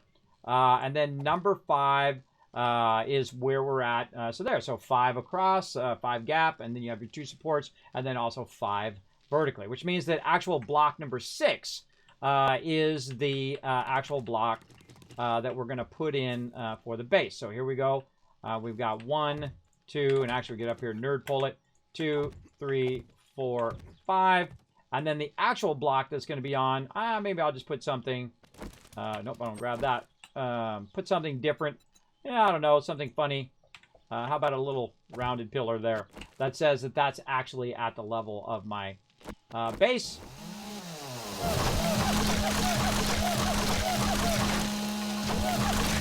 How convenient. Oops, I accidentally got the interior. Oh, my bad. Oh, no, actually, it's because it's part of the interior. That's right. These blocks are actually part of the interior. These ones I'm going to take out. It's going to make it super easy for me to take those out and then extend the base because they're actually on both sides. So they're plates on both sides. So we're going to take that out so we can see where we're working at. And the same thing here with our block here. Okay. So now what we're going to do is we're going to think about how we're going to do our supports. So let's go ahead and go back to, oh, wrong thing, copy block. And we're going to say, nope, copy block. There we go. And then we want to bring our block out like this. And that's basically where that top level is going to be. Okie dokie. Now jump down, hopefully not break your leg. And now we've got a general idea of where the top is. We have a general idea of where our supports are going to be.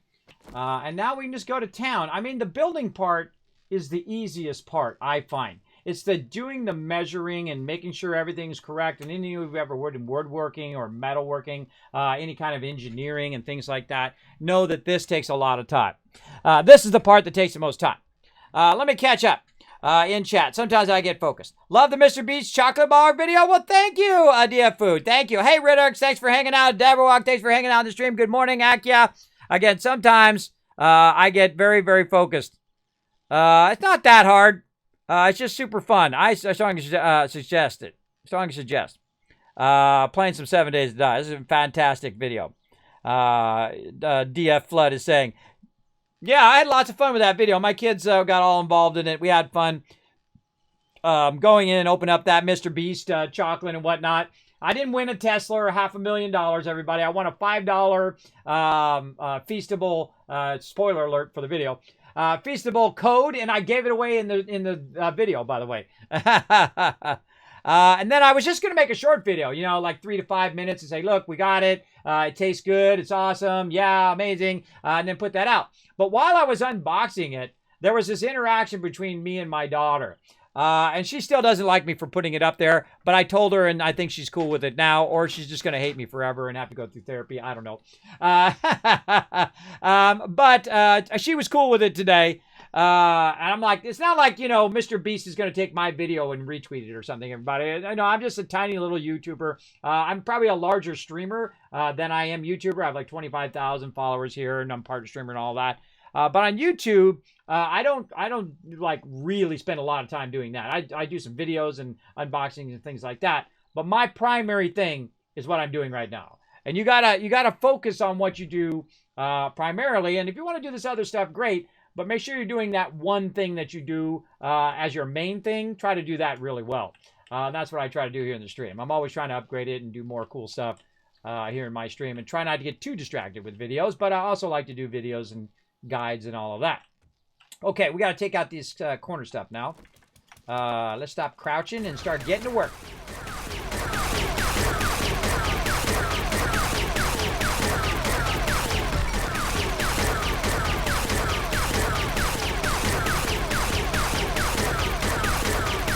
You always want to do your demo work as best you can in the very beginning, because this is the stuff that you got to take out to get it out of your way. And again, that was only there to be cosmetic.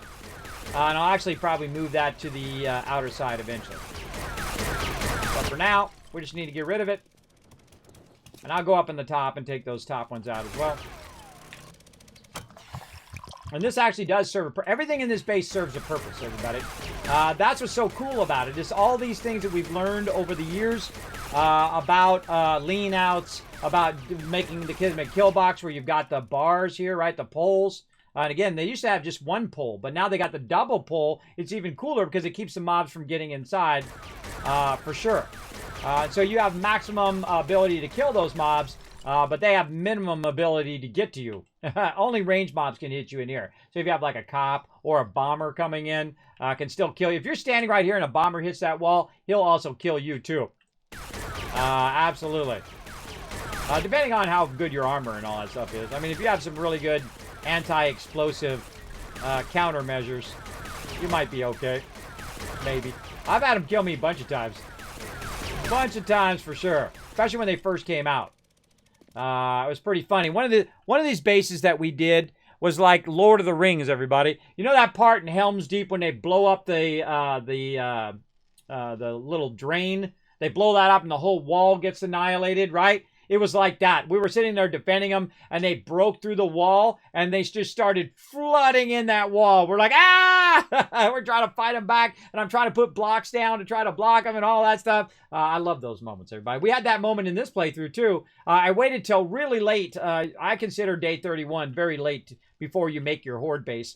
We were using the top of a water tower. It was really fun, by the way. That was a great idea. Really fun water tower action that we did.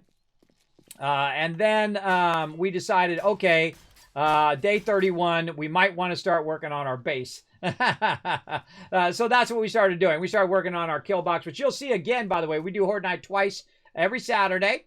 So if you're looking for a lot of Horde Night action, because we go at double speed here on the server, just because it adds a bit more fun, I think, to the server, because it's just way too easy for my crew when we're going like an hour per day.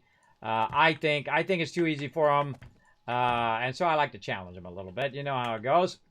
All right, we're going to nerd pole up this a bit. This is called nerd polling, by the way. It comes from Minecraft and other games like that where you jump and then put a block down. Whatnot, and we're going to use a square block. So let's go ahead and I love this grab the shape of stuff, too. That's really cool. And this is just here to give me a height reference. We're going to need to take those out. So let's go ahead and make ourselves a little bit of a thingy here. And use that as a support. And then we'll take these out.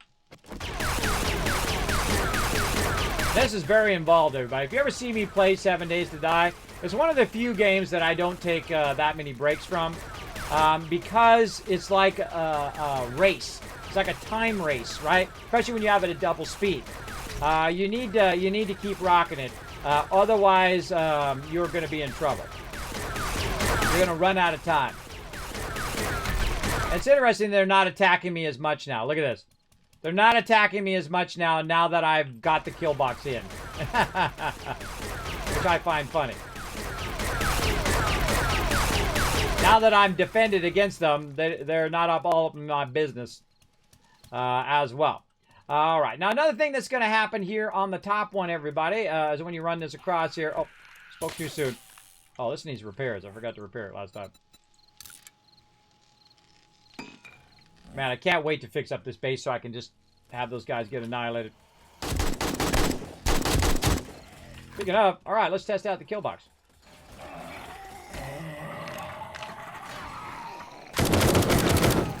Oh, I'm out of bullets.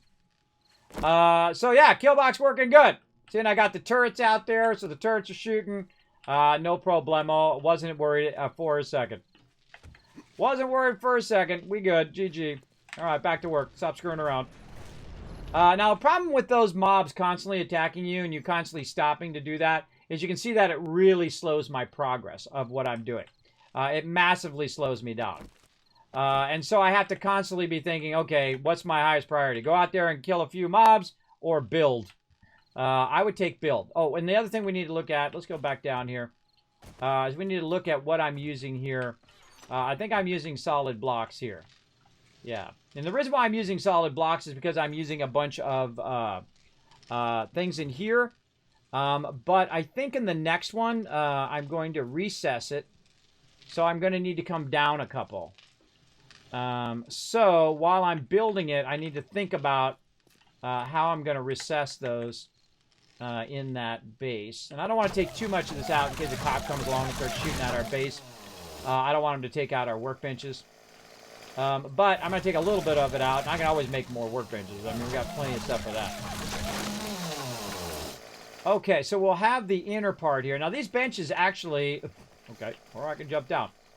Those benches eventually will probably get turned. They'll probably get turned that way just to make it open. You can go back and forth from here to over to there.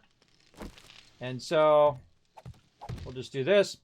Okay, now we need to think about how we want to do this on this side. Now I'm going to put benches down here too, everybody. We'll have benches on both levels. On 2 levels, there'll be tons of workbenches, and then we can also add more chemistry benches and whatnot along there, so people aren't going, hey, Kismet, you're using all the benches, because that's absolutely what will happen. With 3 benches already, we're kind of struggling because I'm making like ammo for like 2 hours and making other stuff for like 2 hours.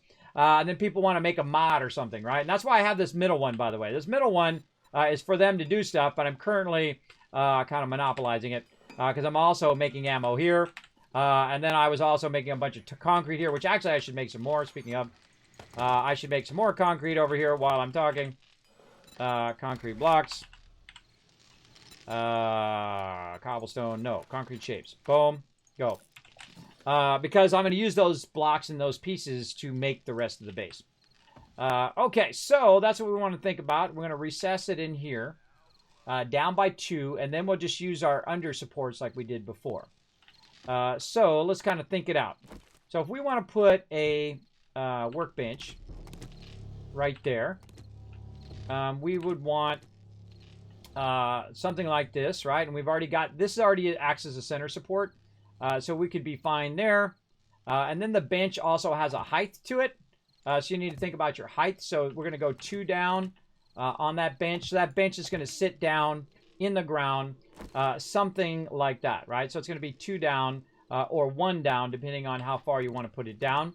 Now, me, I like to typically put it 1 down because otherwise you create this like gap where you end up falling down into the thing. So you definitely don't want that to happen. We could just probably get away with that and then use our square blocks to copy shape. Oh, copy shape there. And then just square it off. Now, another thing we can do is we could add height to the base, meaning that we could add kind of a raised ceiling or a vaulted ceiling where we could do it. Now, the problem is if you use a plate turned upwards, is that area underneath you can't do anything with. So if you wanted to add like a candle or something to that, it's not going to fly in there big time. But what we want to do is we want to have an under support so we can put as many benches or as many things as we want into that particular area. And that's what you want to think out while you're doing it, right? So you can either put a 2 bench in or you can put a 3 thing. Now look at this. See how this sticks up here? So you might have a problem because you're going to run into that if it's at level. Great examples. I'll go ahead and just put these blocks in here if you want to measure it, right? How your stuff's going to be, right? And you're going to be standing up here and just looking down and working the thing. And a lot of the new pieces make this possible to enough degree, which is why I can put so many boxes and it's not going to undermine my structural integrity of my ceiling and my other stuff because I actually have under supports under there as well, protecting it against it getting shot, but also protecting it of it falling down in case it gets damaged for any reason, mob gets in the base accidentally or whatever, and then all of a sudden it starts this cascade failure and the whole base falls down. You definitely don't want that to happen. So there you go. Yeah, so that's how you get the Crucible. You max out your thing. I guess I will do that. Was hoping to find one. You get them in the Trader. The Trader is the best way to go. Yeah, you want to go to the Trader. Cartography tonight? No, Artemis, but thank you for even thinking about my cartography. I appreciate you. You know what? I'm going to give you 1,000 Kiss Caps to 100 Miler for asking a fantastic question. And then also to you or for remembering my... and of course, it's everybody in the chat who's getting it, but on behalf of you two, for thinking about my cartography. We're going to do that on Tuesdays, unless my team needs something else. But I think we're going to do it on Tuesday, because Tuesday is kind of the slow day I find in the guild. And that's a great day for me to do some cartography and run around and just have some fun. So Tuesday will be our day. So in a couple days from now. Or actually, what are we on? Sunday, Monday? Yeah, Tuesday. There we go. Sometimes I forget what day I'm on. Okay, so we got that. We figured that out. We know that that's 2 down. And then this is going to stick up, but you can always walk around it. It's fine. And I usually do it like this. A workbench and then a chemistry station. Workbench, chemistry station. But in this case, I need a lot of workbenches. So we know exactly what size we want this to be. We know where it wants to go. We know that we want to be 1 down from it. We want to leave basically the whole entire floor. So we're just going to bring the floor down basically by 1 block. So why is this copying my thing weirdly? All right, come on, copy that block. So annoying. Every 5 seconds, I'm gonna ignore. I got other things to do. All right, right here, good to go. Now, one of the things when I first started playing the game, it's like a newbie thing, everybody. When you first start playing the game, you're doing nothing but killing those screamers all the time. I stopped killing them after a while. This guy trying to climb over. Like I say, some mobs can climb over.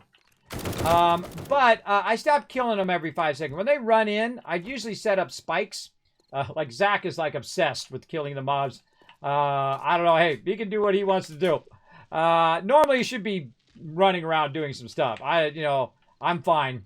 I'm not gonna I'm not going to die. And if I do die, guess where my base is? Right here. I don't worry about dying ever. Whether it's from food or anything else, I just keep doing my thing. Now we need to put some more ammo in here, though, just in case we do have like 10 zombies come running in. And so there we go. So now we've put this block in here. Lets me stand on it. And I'm going to go ahead and use my chainsaw. You can see I'm kind of doing all the demo work first. Now, this came out of my brain, everybody. Came out of my brain. Oh, I accidentally upgraded one. Look at that. This came out of my brain as an idea. I had a sudden vision of what I wanted to do on my base. And I purposely left this removable. Now, also what I'm doing is I'm exposing the interior of our primary base. That's probably not your best idea, but it is going to definitely help in the long run. And we're going to take all this out as well. So here's the smart thing to do.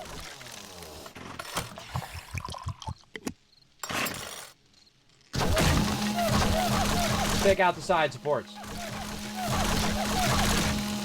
I don't know what it is, but I really love jump cutting stuff. There's something really wonderful about that. Oh. Uh-oh, we lost a couple blocks. Oh, no! The boxes! Oh, I forgot to clear the boxes first. Oh, my God, I just screwed up. I just screwed up, everybody. Oh, I just screwed up, everybody. I forgot to clear the boxes first. My bad. We just lost some of our stuff. My bad. Oh, that's what happens when I get distracted. I just lost all the crafting boxes on the backside. Yeah, I just lost those crafting boxes. Oh, no. Yeah, that's my bad. We'll be fine. We'll be fine. A little bit more challenge for my crew. But normally what it does, it drops the boxes. And I was going to go in there and clear those boxes. This is the problem with a bad memory, everybody. Rage quit. What's that? Gonna rage quit? All right, well, see you later. See,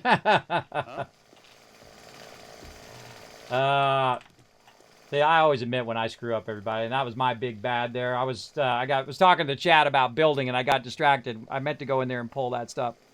I got distracted, everybody. There's nothing. When you make a mistake, everybody, don't try to cover it up and say, well, you know, it was the game. The game glitched, or it was someone else's fault other than yours. I just admit my mistakes when I make a mistake, and it makes it a lot easier in life. Because when I pulled that down, what it did is it cascade pulled everything else down, because these are sitting on these outer walls and whatnot. Yeah, I lost the ammo, the parts, the crafting materials. I lost all of that, everybody. That was my bad.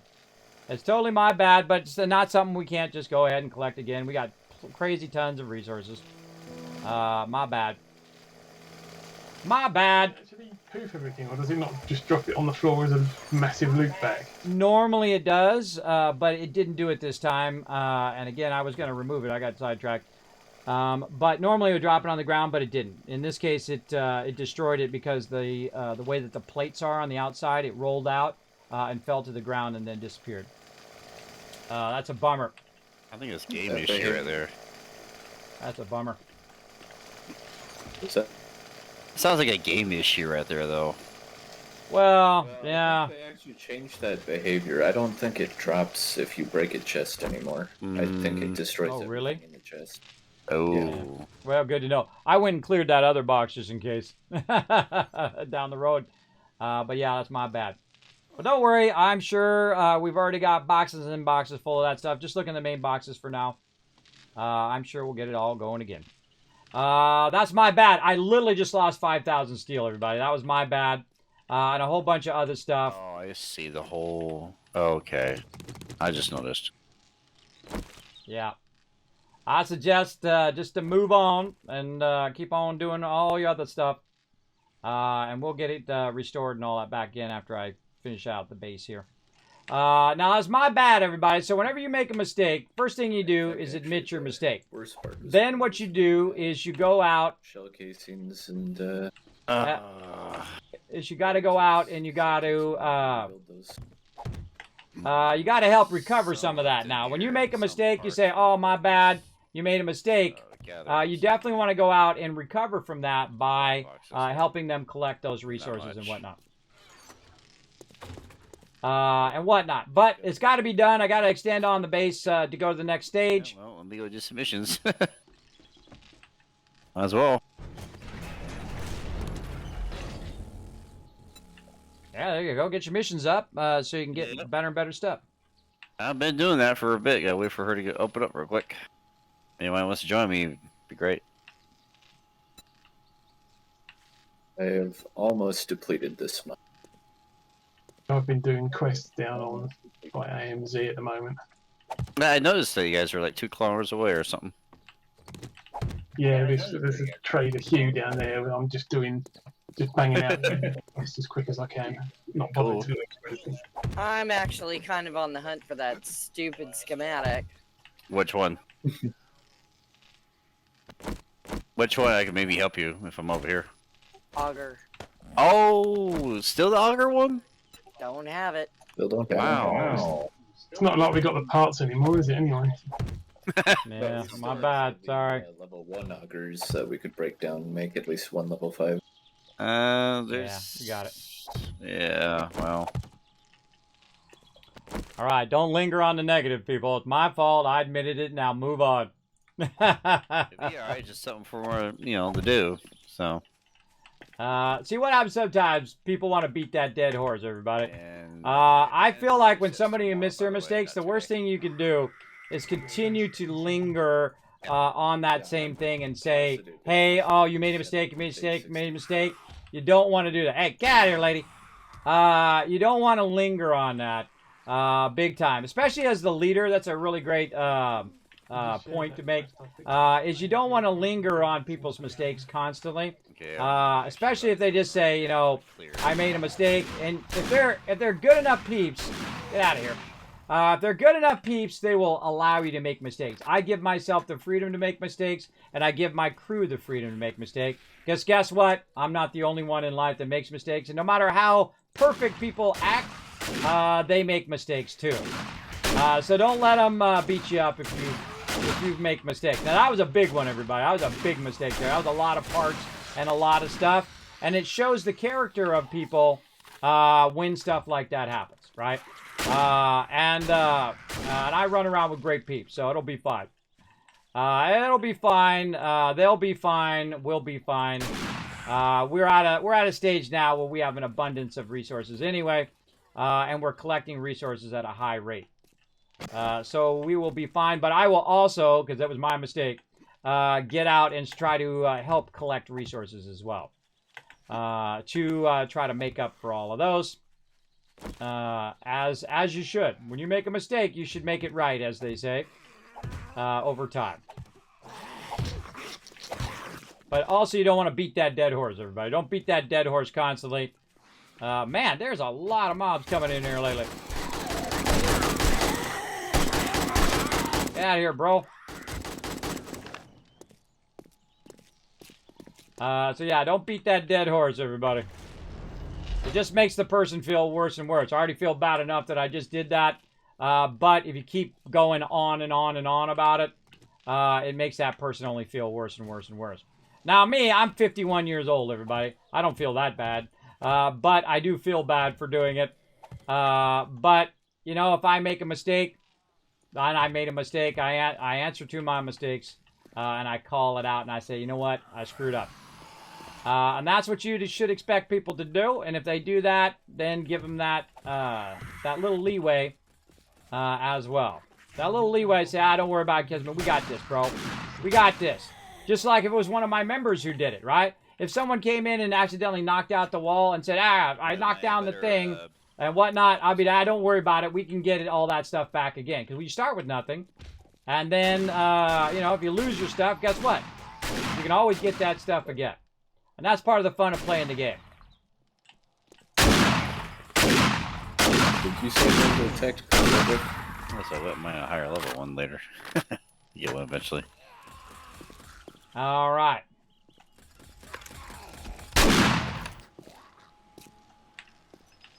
Okay.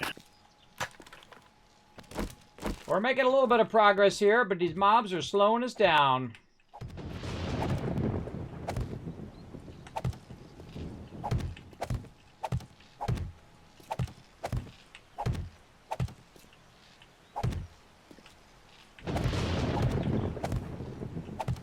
There we go. Nice. Now, the cool thing is, actually, when I get the base done, I don't have to be in the base anymore. As you can see, I've already spent 5 hours now straight working on the base, working on the forges, getting resources running, and doing all of that stuff as well, because that's my job. That's what I do as part of the crew. I keep all those resources running. But when something bad goes wrong, you know, here's what you don't do. I mean, I could, you know, storm out of here. I could break the keyboard. I could yell and scream and do all of that stuff. But in the end, that does nothing. It's not gonna help you. I could scream at the game and say, "Oh, game, you're supposed to drop all the loot. Why didn't you drop the loot, game? That's how you used to work in the past, right?" But it does no good. You know what I need to do? I need to keep doing what I'm doing. I need to get this base extended. Then we need to get the front of the base extended. We need to do Horde Night coming up. And then we need to replace all of that stuff. We need to go in and get that stuff going again. And then once all that stuff is going again, then we're good. And actually in this next section, I'm going to actually put those in the floor as well. So a lot of the stuff that's in the center here will be in the floor. And the reason why they'll be in the floor is so they're not blocking our ability to go back and forth. And so when you're standing next to a workbench that's recessed in the floor, you can just actually grab all the resources as well, which is awesome. I also probably put maybe some forges down the end. Maybe. We'll see. The problem is you can actually burn yourself on the forges or on the campfires. I don't think it does it on the forges. Oh, it does. Yeah. Oh, yeah. You can burn yourself on the forges. Anymore. I think it still does burn you. So there you go. So let's keep on rocking and try not to screw up anything else. But like I say in every stream, everybody, it's always going to go off the rails at some point. Wait, what happened? Oh, see, that's what happened, Unforgiven. You stopped looking at the stream for a minute. That's why you can't stop for a minute. You can't stop watching for a minute. Otherwise, things are going to happen. I knocked the boxes down accidentally. I started talking to the chat. I was talking to the chat. And I was like, oh, man, I got to go take those boxes down and move all that stuff over to the unused or into the drop boxes. And then I started talking. And oh, well, hold on. I'm going to take out this thing so I could take out that metal thing. And then the boxes dropped. And I lost a crazy ton of resources there. I mean, a ton of resources. So again, you can beat the person up over it. You can make them feel bad. You can go in and beat up and try to make them have hurt feelings, or you can hold a grudge against them and have hurt feelings against them because they made a mistake. But ultimately, when you do not let someone else make a mistake, you ultimately will make a mistake later on that they're not going to let you forget that mistake either. Believe me, that's called vendettas, everybody. Vendettas and holding a grudge. You don't want to do that. You don't want to do it. You know what you want to do is you want to just pick yourself up right away and say, okay, this is what we got to do, and move on, right? That's what I do with my crew. When my crew makes a mistake, they say, Kismet, you know what? I did this or I did that. No big deal. All right, well, thanks for letting me know. Let's do what we got to do to solve the problem, right? That's the main thing that we have to do. Because getting upset about it does nothing. It does not solve any problems ever. In fact, it just makes everybody feel worse. So that's a good example of talking about that stuff. 29 stacks of and it just builds animosity between your crew, 10 too. stacks of lead. So it builds animosity. Everybody gets mad at everybody else. Everyone's going to fly off the handle, and so on. And that's what you don't want. You don't want that to happen. You want your team to not go down that route. You want them to not go down that route, and then think of all the things that happened or all the things they lost and whatnot. But now you want them to, be able to express their frustration, but not take it to a thing where they're obsessing about it now, right? You definitely don't want to obsess about all the stuff we lost, but work on gaining the stuff that we need to gain, right? That's my take on it anyway. But hey, it's your life. You make your own decisions. For me, that's what I'm going to do. I made the mistake. I admitted to the mistake. And now I'm going to bust my butt to make it right. First, by extending the space. And then second, by going out there and helping recover some of that loot. so that we'll have it when we need it. Now, luckily, a lot of the loot I took out of there, like for ammo and stuff like that, and that stuff is being processed right now. So some of that is good. A lot of the ammo and things like that we got going. So that'll be good for Horde Night. And then this top part here, I'm just going to extend out because this is just going to be where we stand. And then the workbenches are going to be in the interior.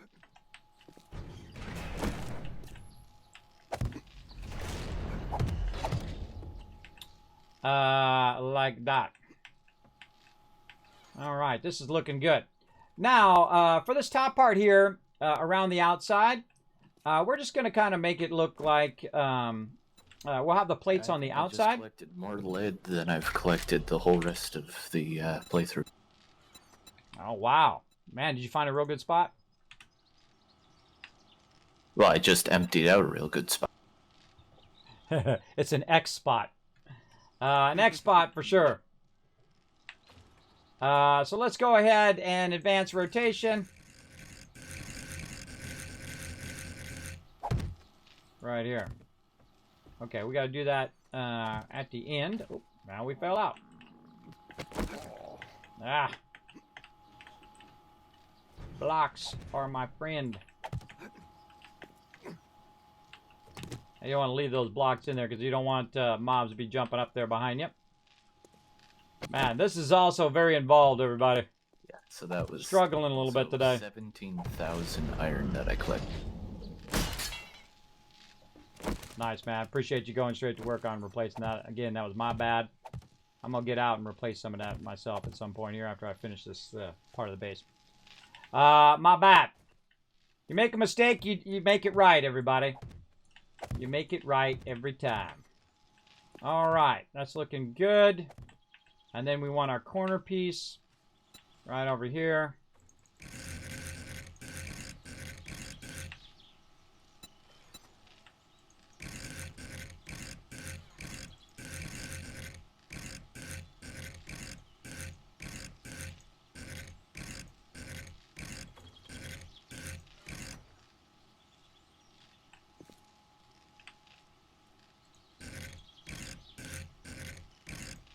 Ah.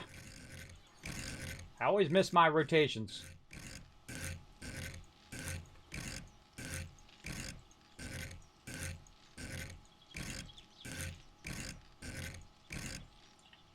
There we go. All right, got that one. We should probably put all these other corner ones in.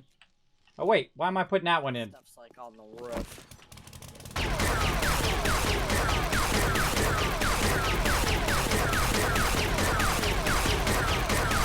There we go. I went for coffee. The materials, it happened to you. It happens you're human, Kismet. That's right. That's right, Unforgiven. Yum Num Cookie. I am a human being. I make mistakes. That's why I ask people not to put me on a pedestal, everybody. I'm just a regular dude, just like everybody else. I make mistakes. And again, I give my peeps freedom to make mistakes, and they should do the same for me. I would, if they did that and they knocked it down, I'm not going to sit here and yell at them and say, "Oh my God, you made a mistake." I'm just gonna keep reminding you of this mistake every single time. Put a one in the chat if you've got any friends who constantly remind you of your mistakes. I got a ton of them, and I always tell them, "Don't do that." I don't do that to people, right? And you don't want to do that. That's really not going to solve the problem. And I know you get frustrated. You get, "Oh my God, all this time wasted, all this time. Oh no, all the thing." But you want to let people voice their opinions, but you don't want them to let it go on and on and on. And then, it gets to a point where people just start making other people feel bad for being imperfect, right? When they themselves are imperfect. Believe me, there is nobody's perfect. I'm not perfect. There's nobody's ever been perfect. There's nobody perfect now, and there's nobody going to be perfect in the future. Because human beings are inherently flawed. They make mistakes. If you're like me, you only got 4 hours of sleep today. And then you're trying to build the thing. You're trying to talk to chat. You're splitting your attention a whole bunch of things. You're going to make mistakes. And then I could have played it off like, "Oh no, it fell down by mistake." But no, it's my mistake. I didn't go in and I didn't clear that gear like I should have. Or clear those resources. It was my mistake. I owned up to it. Again, good life lesson, everybody. How people act when that stuff happens is how you can define what kind of person they are. What kind of person they are. Are they the kind of person that's going to knock you down? Or are they going to be awesome like my crew? Right? And say, kids, you're bad, bro. Don't worry, I got you back. We're just going to go right to it and try to replace that stuff and get it going again. Right? Those are the people you want to have your back, and not the people who would tear you down or get all upset about some digital loot. Now, that also represents their time, too, everybody. This represents the time of the team working together. And it's not like I'm not over here working, too, as well. That's the part that makes me feel the worst, right? That I just... and that's why I built this whole base, is to keep that from happening in the first place, is to keep us from losing loot. Now, we didn't lose all the loot. We just lost some of the crafting materials, which is actually probably your primary loot that you use the most, is your crafting materials to make stuff. But it's not that the stuff is not irreplaceable, and it's not that we're not at a stage now where we're basically getting a ton of tier 6 stuff that we can easily go in, or somewhat easily, as a crew, go in and replace those lost materials. What up, guys?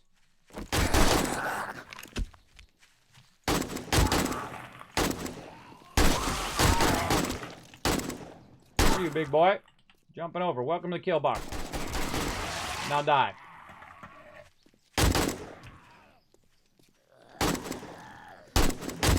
I love it when they line up like that. That's why if I miss one, I hit the other.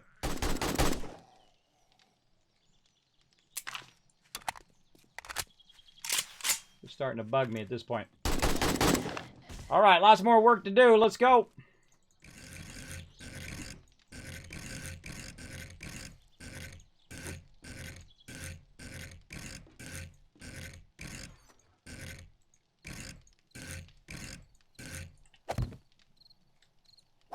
Okay, so we got that in, looking good. And now we're going to go ahead and flatten this corner in as well.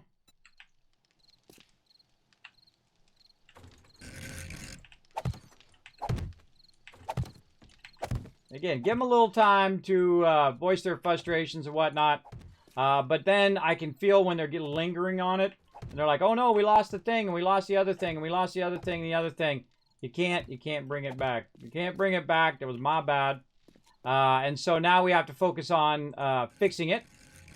And then having those materials again. And we'll get to it. Believe me, we'll crush it. As we always do.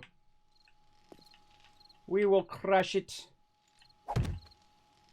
Okay. Now, I love building a base like this, where it has a lot more space in it.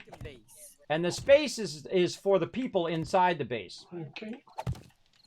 My truck has all the beans. Like this. Yeah, I thought I'd hit up some, working stiff tools and see if the schematic was hiding in there. I probably need to go to, like, the desert or the snow biome. I bet we'll find it in there. We haven't really been exploring a lot of those areas. Mm-hmm. That's a good Found idea. a bunch of motor tool parts already, just looking around. Yeah, it's not the parts, it's a schematic. Oh, gotcha. Yeah, we got enough to make one. Even with me wiping the parts out. Yes, obviously, but yeah. But the part we're missing is the part that makes it actually work. Mm-hmm. Right. All right. Look at this, everybody. We're getting a sexy base. Now, you're like, Kismet, why didn't you extend this way over to here? The reason why I didn't extend it all the way to the edge, everybody, is because on this side, a lot of people are going to be coming in and out of the base. And it's going to make it really awkward when you're trying to work all the forges and all the benches on the interior for them to get around and do whatever they need to do. Same thing here in the corner. Same thing here on the side. But the cool thing is what we're doing is we're using plates. And so those plates really help when you're building out the exterior of your base. Now, same thing here. Now, I'd love to build this out of glass. but that would take way too many resources to do. So we're definitely not doing that. Maybe in the future. Maybe we'll tear it down in sections and then do it. But another thing that we're going to do, again, is to grab our workbenches and recess them in the floor. And you'll see that this whole area is now opened up. So we've extended the whole base into that other section. Now, another thing that we need to do is we need to also figure out where our center supports are and keep them going. So let's go check those out again. Now, in this particular thing from our center support here, we went 1, 2, 3, 4, 5. So we're 5 out from that corner right there. So we want to go up there. And all you have to do is get the first one kind of going, and then you kind of know where the rest of them are. So here's our center support there. And then again, 1, 2, 2, 3, 4. And this is 5. And then our center support is going to be right there. Let's count it again just to make sure. 1, 2, 3, 4, 5. Like that. And so on. Okay, now, because the support is also in the interior of the base, we'll just put that there. Because that support is in the interior of the base, and we'll go look for our 0.25 again. I don't have to worry about how it matches up to the wall edge, because this wall edge is going to get pushed out. And then what I'm going to do is extend the these right here. I'm going to extend those out as well on top of that. But we need to get up to the top of the base here, and then we'll work on the exterior of it as well. Again, very, very involved building in this thing. Now, look at how much concrete I've already used, and I'm going to need tons and tons of more concrete as well to get that going on. So let's go ahead and get that. And we'll run this across and try to match it up to our support here. Very nice. Okay. Now the same thing over here. Now that because we can see our support. See how I haven't upgraded this? That's so I can see the supports. I know where the supports are. This one over here, I did not upgrade the corner support. That seems unusual. That seems unusual to me. Oh, because I was building this thing out. Oh, right. Yes, I did not upgrade those center supports. Let's go look down here. See, I upgraded this corner support, but not the top part. That's interesting. Interesting. But we'll upgrade that eventually. So, and the reason why I'm putting the poles in is just to give my team more room to run around. Now, I'd love to put glass out here and make this all bulletproof glass with maybe the ability to walk in and out along that ledge. And that's what we'll have out here. And then also what we'll do is we'll put turrets out here that'll just sit here and watch for mobs to come along. And when mobs come along, boom, it'll wipe those mobs out as well. So let's keep on keeping on. Right over here. And like that. And then this corner one right there. Making sure. Okay, there we go. Keep on keeping on.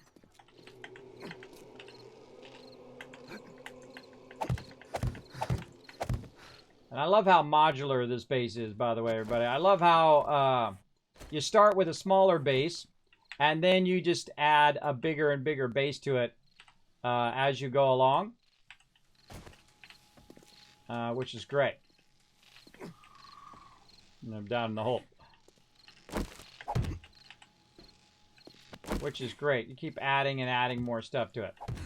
So we'll go ahead and run this across here. Like this.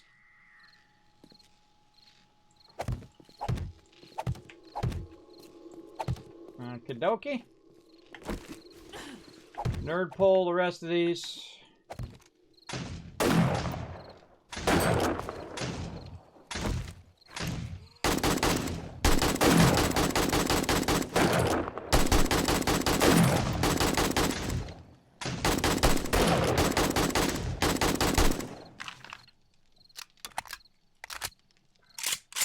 Own it up, AMZ.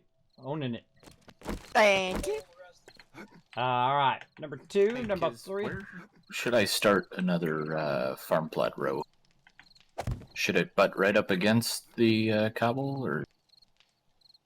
Just extend the whole thing out that way, and then we'll build a, like defense to it eventually. But yeah, just, you know what I mean? Just use Like that where I one just as a center proposed. one, which you've already gotten, and then just put the farm plots on the other side, and just kind of, make another loop. You know what I mean? Okay. Like I did with the trees, I think.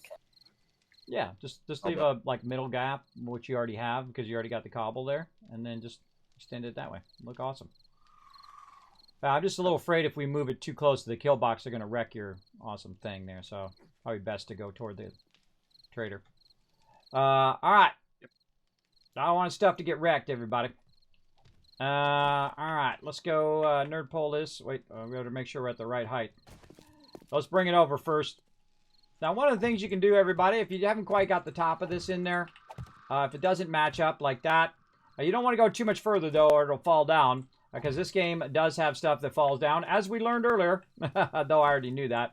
It does have stuff that falls down and whatnot.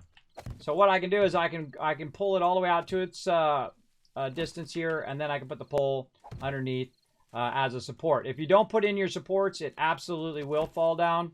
And that's why you always see me doing center supports first to try to support that. Now see that right there, how that runs into a pole? That actually still is acting as a center support. But this one right here is down a little bit. I just noticed, so that's my bad. My bad. Now, one of the things that's problem with this game, everybody, it's an alpha game. So when you're doing stuff, even though structurally it should be okay, at any time you could lose your vehicles, you could lose your stuff, you could glitch through the ground. All of those things could happen. So watch out when you're doing stuff. So the first thing I would do if I was going to make this fall down, because I made a mistake, put too many in there, I should have done it up one higher, is that I would remove the side that's touching the primary base. That's the first thing I would do, just as a safety measure. Remove this side first. Always right at the very end, everybody. Every time, right at the very end. Remove this side first, and then remove the other side. Over here. And this way, if it starts to pull something, it's going to pull this wall and not that wall. And this wall is much more structurally sound. And again, if you make a mistake, you know what you do? You fix it, you roll on. You roll on with life. I thought that was the top part, but it wasn't.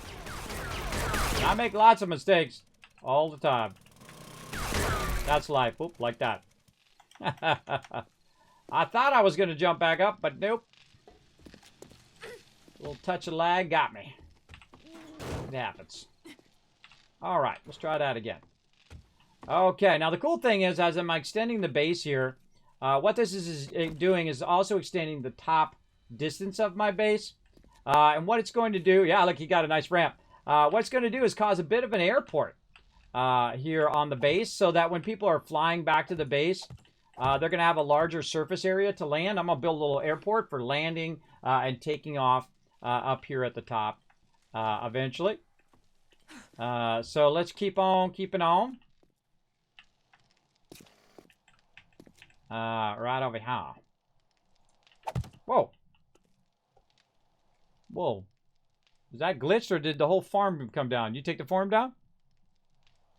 Yeah, I was in the middle of harvesting it. Oh, I was like, oh my god. I just thought that got glitched out. That's why I'm out here. I'm harvesting it, and now I'm going to replant. I got scared for a second, everybody. I got scared. Scared. All right, let's go ahead and put these last little supports in, and there we go. We got ourselves a roof, everybody.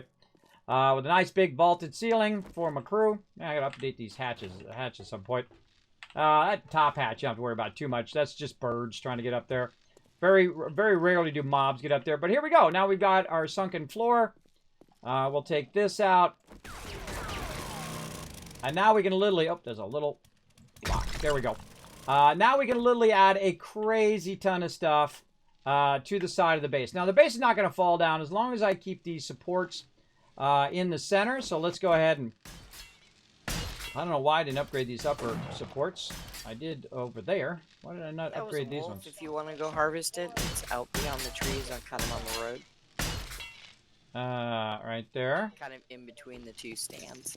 And then right here. I see it.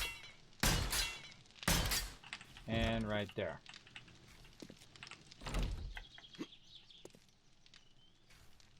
Okay, looking good. Now that we made our dumb mistake for the day, or at least a pretty big dumb mistake, we're going to make sure that it doesn't happen again by taking all that stuff out of there, and then we're actually going to take the box out of there so that stuff doesn't end back up in that box. See that?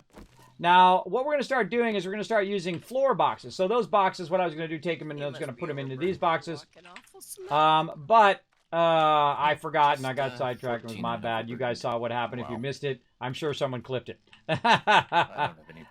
Without a doubt, I know whenever I make a mistake, someone has clipped my mistake. So there you go. Yeah, I don't have very So it happens. overloaded fast. Cough, cough, my mom. Cough, cough. What does that mean? Have you tried using sheets instead of plates? Sheets. I always feel like that's kind of a waste of points that I could Nah. use for all sorts of other things. You mean glass sheets? I'm rarely. You're talking about the glass sheets? Let me go look. You mean this stuff here? The panes? Visibility. I don't see anything that's called sheets. You're talking about these panes right here. I never use these ever. I don't care if it's even an interior inside a concrete bunker. I never use these ever. I always use the bulletproof glass. The reason why is those are one hit and they're gone. It's in the shape menu. All right, let's go look. Go see. Sheets. Are they like super thin? Oh, you're talking about these sheets. Oh, the super thin sheets is what you're talking about instead of the plates. I don't know. I kind of feel like those wouldn't hold up a building. I don't know. I probably at some point I'll try to use them. In there. By the way, I have these all printed out. I don't know what I did with them. When I did this, everybody, I started winning hardcore. When I did this, I went and printed every one of these out, all 15 pages. And I have them here somewhere. I don't know what I did with them. I haven't used it since then. But one of the easiest things to do is just search for it now. I'm trying to get in the habit of searching for it. You have to give yourself, you have to learn whenever you get into something new or they change stuff, you have to get into the habit of doing that thing now as the standard thing that you would normally do. So that's what I'm going to be doing now, is trying to use that there. I have not used the sheets because, again, I feel like, just like in Satisfactory where you see me sometimes use only the, I don't use the real thin ones, though I am in this particular playthrough, which is funny. I don't use the thin ones because I don't think it would hold it up. And the same thing with these poles. I think these poles would hold this up, right? If they're made out of concrete, and have rebar in the middle of them, like most concrete bars do. I feel like that looks legit. But if I use the super skinny poles, there's even skinnier poles than this. I forget what they're called. Or at least there used to be. I don't know. Maybe they don't have them anymore. But if it's too skinny, then it doesn't look legit. So I try to, walk the line between it. Oh, there it was, actually. I just saw it right there. Where is it?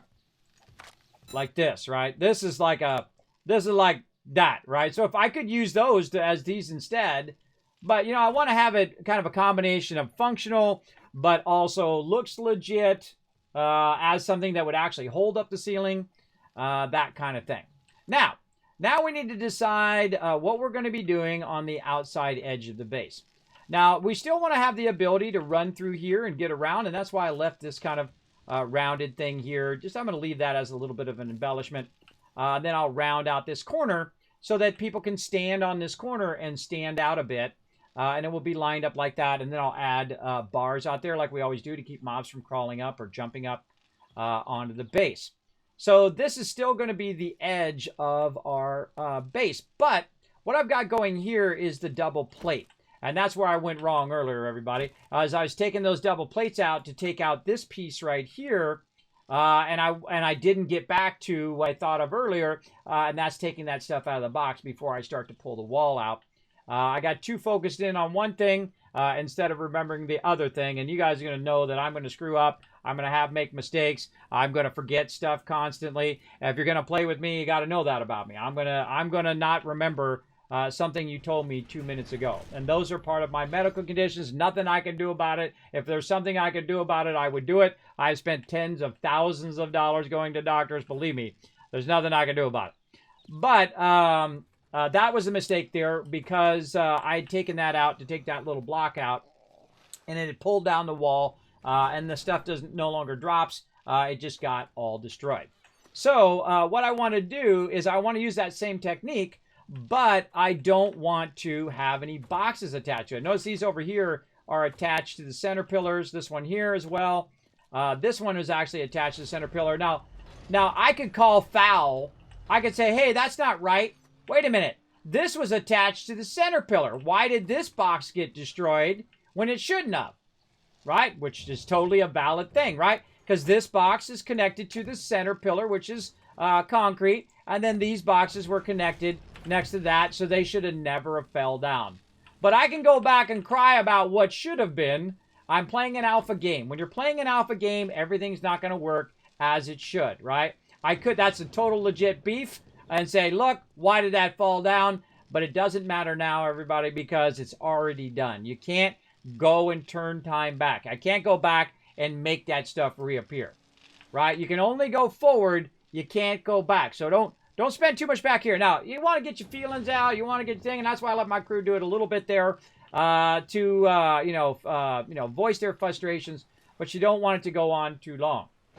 So I'm going to do the same thing on the outside, but again, not attach anything to this, and do what I was talking about earlier, where I'm going to put the boxes in the floor here next to the actual construction. So let's go ahead and get those boxes going. Up in here, let's get the wood. And I got to get my forges going too. Look at that. See, he's Johnny on the spot. Right? And I feel like in that moment, that's the moment in which my peeps shine, right? They rise to the challenge. They're like, Kismet, you know what? Screw it. Let's go. Come on. We got this. We're going to go and we're going to get it done. Right? And we still got tons of stuff in there. We have tons of everything in there as well. And that's what I love about my crew. Is they're willing to do that. They're willing to say, hey, you know what?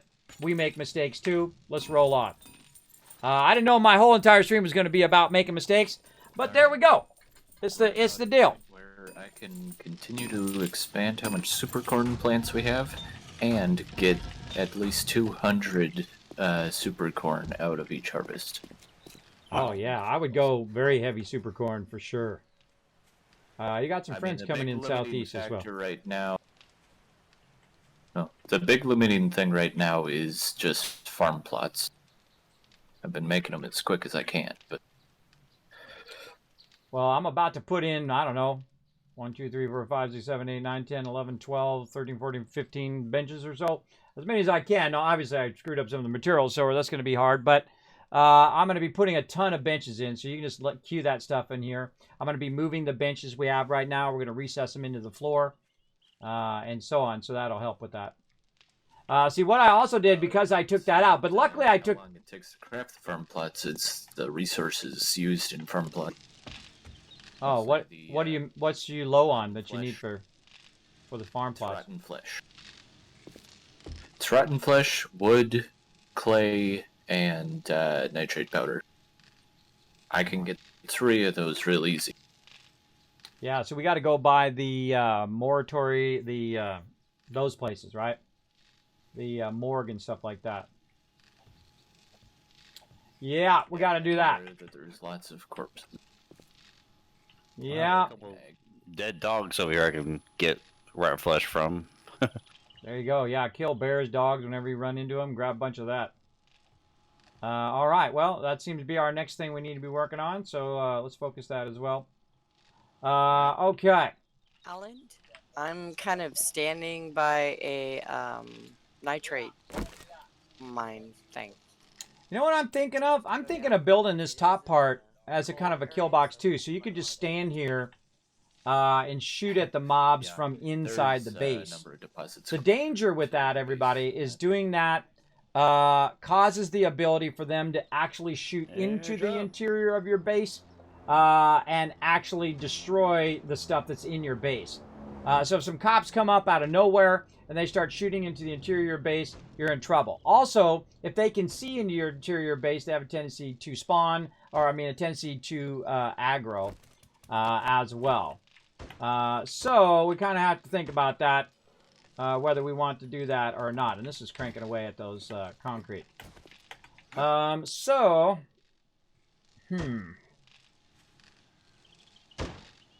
what do we want to do here? Oh, and there's an issue there. Oh, no, that's because we're going to go in with the plates. No, we'll be fine. I was like, oh, there's an issue here. But I'm going to go, I'm working from the exterior of my base is actually on this block and not on this block, which is something different I'm doing this time. And that's where we go in and we use plates like this on the interior. Not centered. On the outside, and that becomes the outside wall. Whoops. Nope. I wanted to do advanced. Like this. So the wall is actually not on the interior. Why is that great? Well, that's great for putting your stuff down. You can put it right on the edge. And this is just going to be just as strong, or you can even use one of those sheets like Unforgiven was talking about. You can use one of those sheets, and it's going to still be just as strong. With the sheets, because it'll be a concrete or steel if you upgrade to that sheet. So it'll still be just as strong, but the only time you don't want to use it is when mobs can get by, right? If you leave an opening, like you put this in the corner like this, and then you have the other side open and they can just run in, that's when you run into trouble. But if you're going to just replace a wall with it, it'll be fine. It'll be fine. I kind of feel like, you know what, let's just make it safe. Sheets still are one hit. Let me just make it safe for my crew while they're inside the base, so they're not worried about mobs shooting them all the time, right? You don't want that to be happening. Now, also what I'm going to do is go ahead and line up the door run across here, and I'm probably going to put a door in right here as the center door. And one of the cool things, too, is I can pick up these forges, and I can move them around. And I can do all that with them as well. So we'll leave a door space there. About the farm plots than the super we're going to do plots. outside, and we're going to have a bit of a larger platform out here just for our turrets to sit on, because we're going to sit turrets along the edge here. We'll have one in the center, one on the side, one over there. And they'll be able to see around the corners because we're not going to block it here, right? Instead of putting the double, we're going to put a single. And then they'll be able to see the whole entire side. We'll probably do what we call the corner of turrets, where we put 3 turrets there, and whatnot, and so on. So that's what we'll do. All right, let's just go ahead and keep filling this in. I think it takes me longer to talk about it than it does to do it, everybody. And then maybe leave a center door. Yeah, maybe right here. Let's leave a center door there. And then because we're going the outside and I'm using a different style of design to do the outside. Now, we probably have a little bit of problem there, but we are... little bit. We are... man, that's weird. 5 per plot for me, at least. Why is that like that and this like Them this? at a discount because my farming level. Did I bring that? Oh, I brought this one out, an extra one. Alright. Like, we should be fine now. We should be fine. We just rotate this around. What am I thinking? Yeah, like that. There we go. Fine. Looks good. So we'll have those on the exterior. Probably want to have a door. Schematic. Probably want to have a door in the center as well. I think Kismet already has that one. Which one? Vehicle fuel saver mod schematic. Fuel.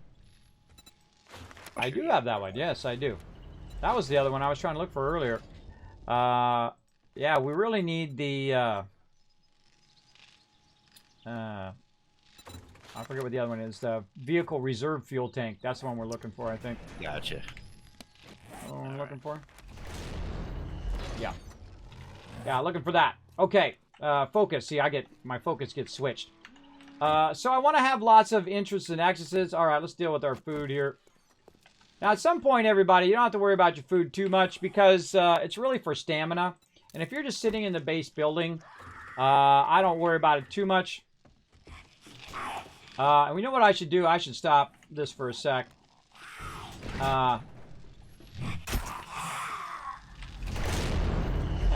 He just axed her in the face. He just axed her in the face. Now, I don't have enough concrete, everybody, to build this other side. So what I'm going to do... What did I do with them spikes? I don't think I put it over there. I put it over here. I think it's in my box. It'd be a great time to go out and spike this other side. Let's go do that real quick so we can stop thinking about mobs. And then the only mobs that are going to be annoying is this doorway on this side. Did I put it back in the building box? I did. Look at me go. Look at me go over there. And luckily we had a bunch of stuff queued up over there. Alright. So let's go get that going on the far side here. And eventually I'll create a cement pad and extend this all the way out. We'll make a road that ties up with the road there. But as you can see, I've been doing this now for 5.5 hours. And pretty much this is what I've gotten done so far. Because I've had to stop for Horde Night and stuff like that. It happens. And again, we're going to extend this out a little bit. We'll leave our little cubby hole here just to give it a little bit of design flair in the long thing. And then, see, it'll have that side, and then the other side will be exactly the same. It'll just be a mirror image of this other side of the base. Again, I had like a vision of this one day. Pretty cool, I think. Okay, now if you're going to put spikes down, here's what I suggest you do, that you make a pad for them before you put them down. Oh, I forgot to bring my dirt. Before you put them down, because putting them down afterwards is really annoying. It's really obnoxious putting down pads underneath spikes. And you don't need that much spikes, even with ferals, everybody. You don't need that much spikes around your base. Maybe about 2 or 3 rows for your production base. Your main base, you want to have like 5 rows, barbed wire, 5 again for Horde Night, so that it, you know, takes care of some of those easier mobs. I had 2 here. What did I do with that dirt? We need that too. Alright. At least I need it.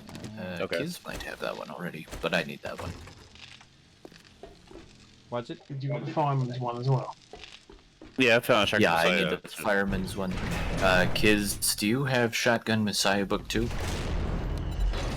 Let me go see. I do. It's all yours. All yours.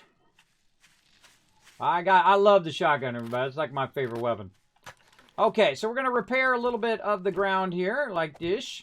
Now, we've already taken this part of the ground out, so we're good. We're going to try to keep these spikes in without having to replace them. Or we're not. We're going to take that one out. We already hit it now. God, it's so awkward. Yep, need that.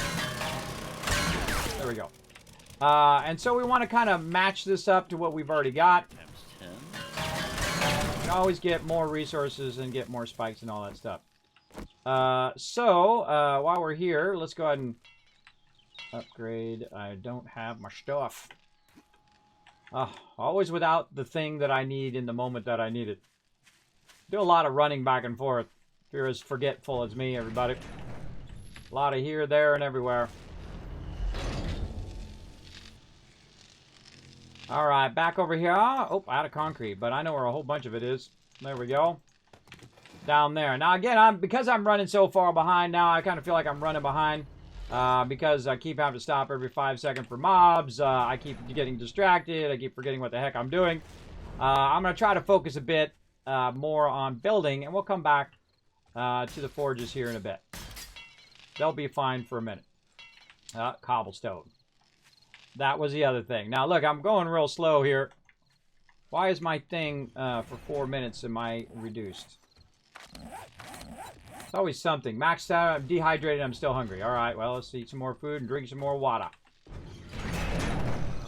Can't wait to automate those doors, too. So we don't have to go in and out of those doors every time manually doing that. Alright, some food. Another one of those. I thought I drank 2 of these, but I guess I might have only drank 1. I can't remember. Let's see. Yeah, I guess I only did 1. Okay, cobblestone before I get distracted. I got an exposed base and I don't like it. I'm trying to finish it up. All right.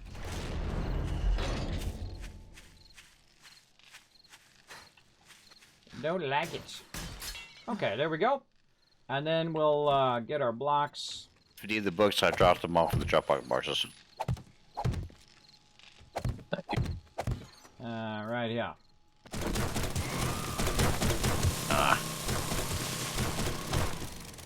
Very, very soon, these guys are just going to run into spikes. These turrets aren't really helping that much. Somebody got him? Dead now. Okay, now the rest of this here, I went a little too far with this, and we don't need supports all the way down there. That's why I made all this dirt. Because I don't really need to go out to 9 because the first block is actually part of the actual base. And then this part here we can fill back in again. So we don't have all these mobs jumping down in here and we gotta deal with their constant annoyances. And that's what this part of this is what this stage of the base is eliminating. That's why I'm doing all this hard work, by the way. Is eliminating this constant annoyance of screamers. Now, I could have just left the base the way it was, but that's not going to help us in the next stage where we literally need thousands and thousands of ammo. But I have thousands of it queuing up. And there we go. All right, good. And then we'll bring the blocks around. Line that nicely. And then on this side,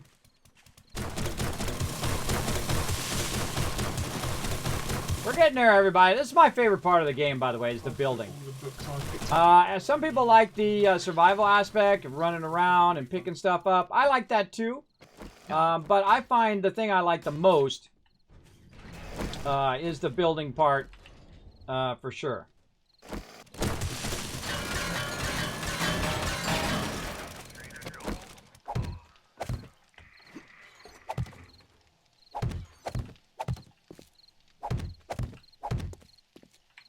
All right, there we go.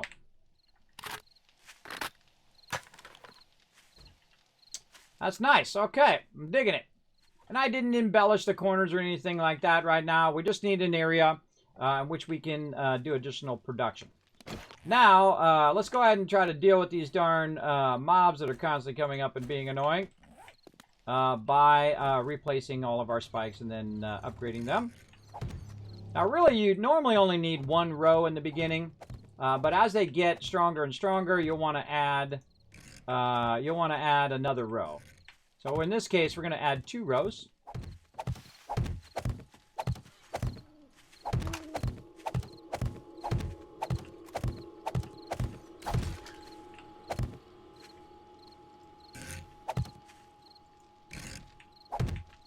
Like this. Oh, we need another thing of dirt.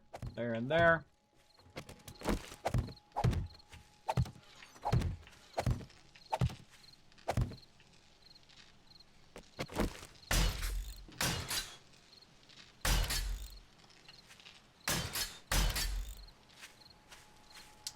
Okay, that's looking good. Now we want to go through and kind of repair what we got going here.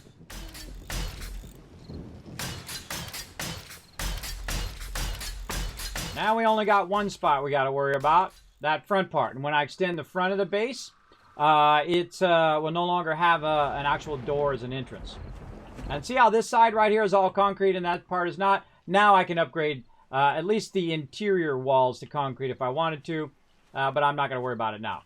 Now I don't need my turrets out here anymore, which did an incredibly bad job of defending me, which is weird because normally they do an amazing job. So I'm going to sweep across here, upgrade all this first row. Ah, that works good. Oh yeah, the aiming at the ground by the spikes works great for upgrade. Nice find there. Nice find.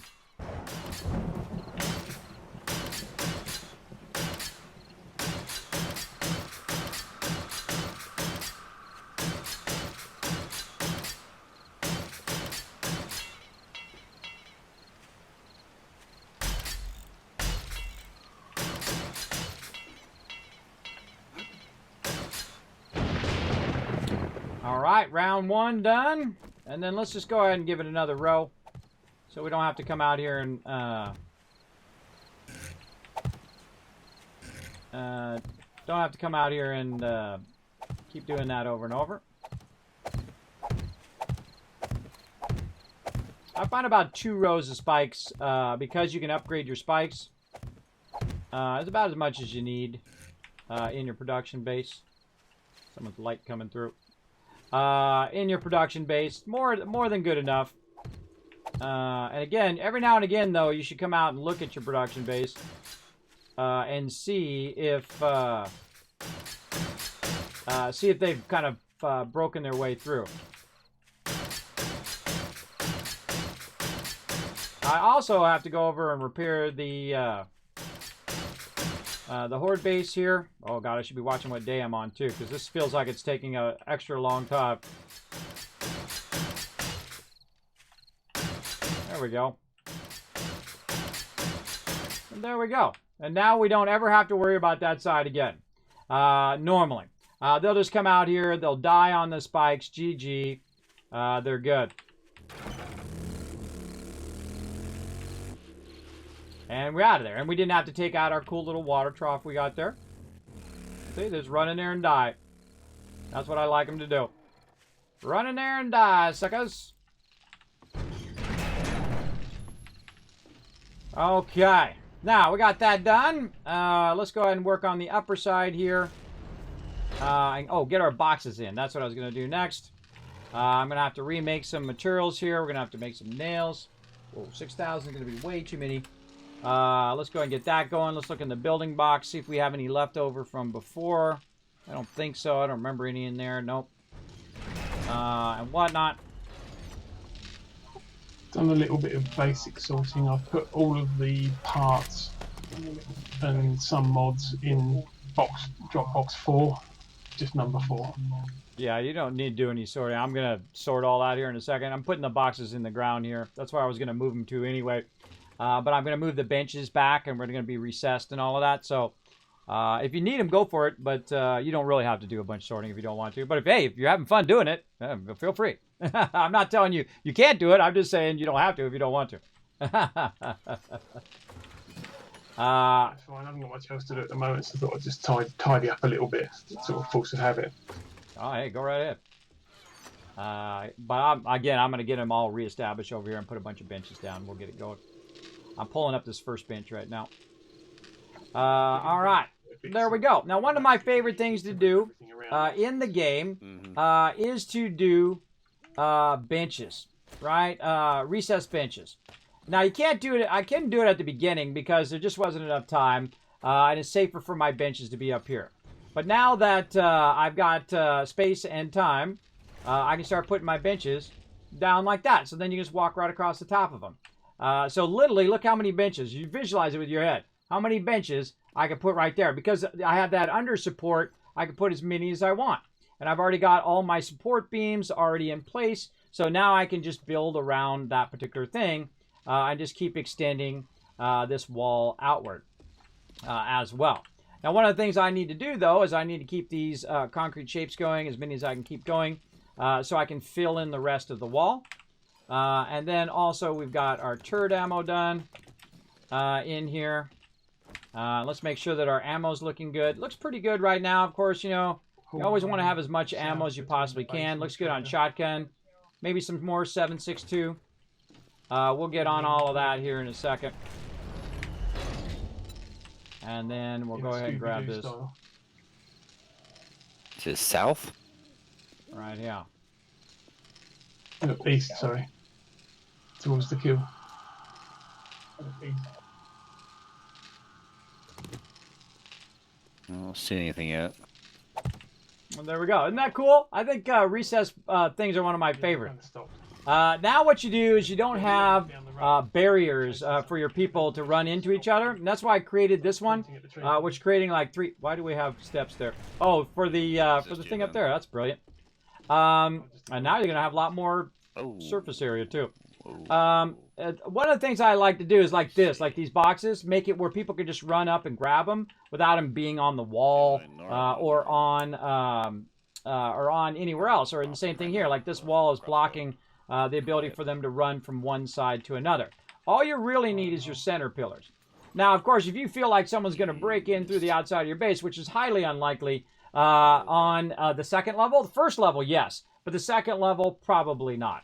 Probably not going to break through here. I've never seen it done unless you make a ramp or something for them to get up on your second level, which I'm not going to do. I'm not going to have anything that's a permanent thing where they can literally run up and get to the second level of my base. I'll have a drawbridge, which will go up and down. But other than that, no. Basically, what we can do is just keep on pulling this out. Sound lucky leader. And again, we want to go ahead and pull that out over there and just kind of pull this whole wall out. Let's go ahead and grab... Oh, look at all this loot in here. We'll grab all this out of here temporarily. What I also want to do, by the way, when you move stuff, you want to be queuing more stuff up while you're doing it, right? And I make stuff faster because... whatever. I make stuff faster because of my crafting skills. So we're going to go ahead and queue it up and keep that 762 going all the way until Horde Night. Get the second trader chest. And then we double press. Look at that. Now we're getting there. Whoops. Double press. I guess other way. for a mission anyway. And now we got tons of 762, right? Tons of 762 looking good. We got our turrets. Yeah, I'm doing all the trader stuff this time. We can check in on our forges here. How we looking? Oh, these are still, Look at your still blazing away. Like a crush can of some sort. Still good there. Still good. That's neat though. I'm getting to the point where I might want to. I think that traders. I might want to put some iron in that one as well. Let's Let's put this into the building box for now. And then I take them off and it goes back down to level 4, so I get 2 secret stashes. Like that. Okay. Now I was also making smart. nails. So those nails I'm going to use for storage boxes. Storage boxes, storage. Why is it not? Oh, I don't have any wood on me. That's why. I'll put the wood back. And now we got the wood. And now we're going to go ahead and make a bunch of boxes. I'm going to make a row of boxes. I got let's say 15. 1,000. Now, why I'm making a row is because all of these other boxes that were on this side are now going to go into the center. So if you want to make something in here, you would just stand here, grab what you need, turn around, and then make what you need in there, right? And normally I don't put boxes in the ground. And the reason why is if mobs get up here, they will try to destroy that stuff. But it's going to be just fine. Now, you don't want to put it here because this is a walkway. And in fact, I probably want to go ahead and grab my concrete cubes, and I absolutely do want to do that. Grab my concrete cubes here and just kind of section off that. Notice I didn't put them there for a reason because you want to have it where people can just walk out of the door here. And this one's inset. I might take that inset out because we've proved that this thing right here doesn't work. We tried to put some water in there, see if it worked, and it totally didn't. I actually should check in on this too. Oh, this is rocking. You know, the trader. Get that going. And so I'm going to probably move this door over. So before I go and add a cement row there, that's unnecessary. I'm going to go ahead and just put it right here. So we'll have that. Kind of a nice edge, right? So now you're not always standing on the benches. Now I can figure out the math, and I can put 2 and 3 and 2 and 3 and 2 and 3 to figure out what exactly is going to work perfectly. But I think that's probably good enough. We'll fill in those blocks at the top eventually. Stuck in here. Now, if I run out of concrete, I'll just fill those in with wood because you don't have to really worry about it right now because nothing's really hitting the top of your base most of the time other than an occasional bird. But nothing really is going to go over there and make it tough. Now, again, I'd love to come in here and put in a bunch of windows. We might do that in the future. But for right now, actually, I just copy rotation of that. There we go. We might do that in the future, but for right now, let's go ahead and try to get this all back in here. So peeps aren't feeling like, oh my god. Now, another idea, too, is to use your center pillar to bring that out, to add a little bit of extra support. And then also we could line that center pillar so it would have double protection. But right now I'm going to try to use what concrete I've got on this. Oh, and I should get the rest of that concrete now that I think about it. I should get the rest of that concrete. Right over here. Right there, looking good.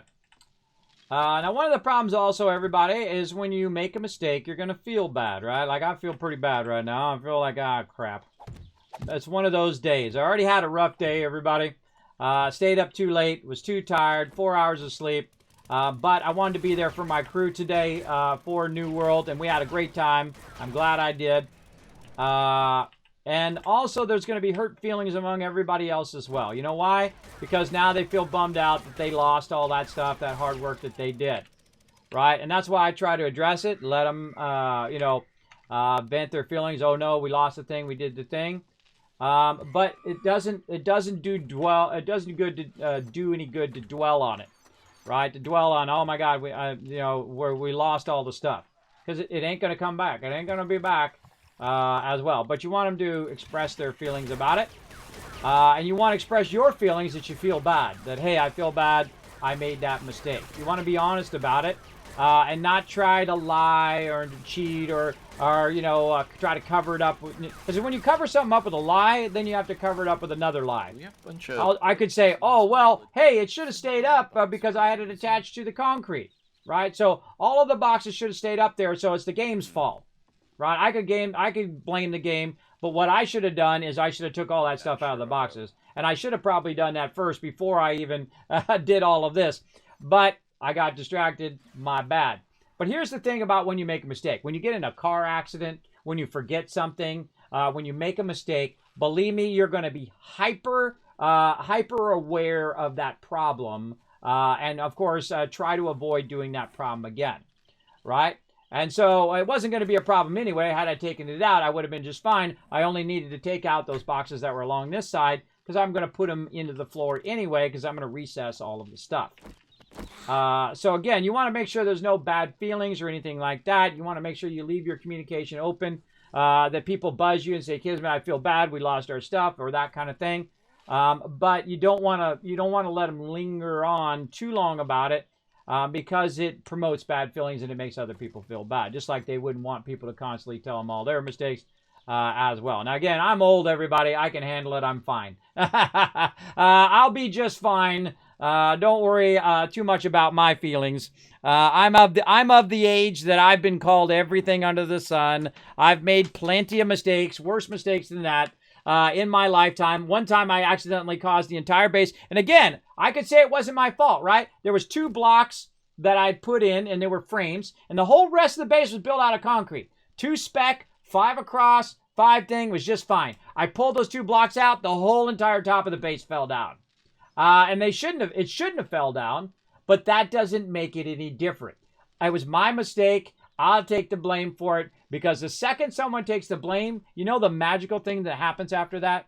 You can move on. You can move on from that mistake now instead of lingering on that mistake. Right? And that's why I give people the freedom to make a mistake. I go, no problem. Don't worry about it. Oh, you lost the thing? Okay, let's roll on. Let's do a thing. Because badgering them and making them feel bad doesn't do any good. Doesn't do any good.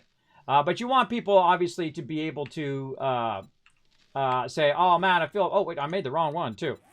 What am I making? Is this not the right box? No, that's the other storage chest. The writable storage chest is what I need. Let's make those. Not paying attention. There we go. Again, you want to let them make mistakes. You want to let everyone know that it's okay to make mistakes. Make a safe space for them to make mistakes. And then also realize that I'm going to make mistakes and give me the freedom to make mistakes as well. And again, I don't mind talking about it, saying, look, it was my bad, I did the thing, and whatnot.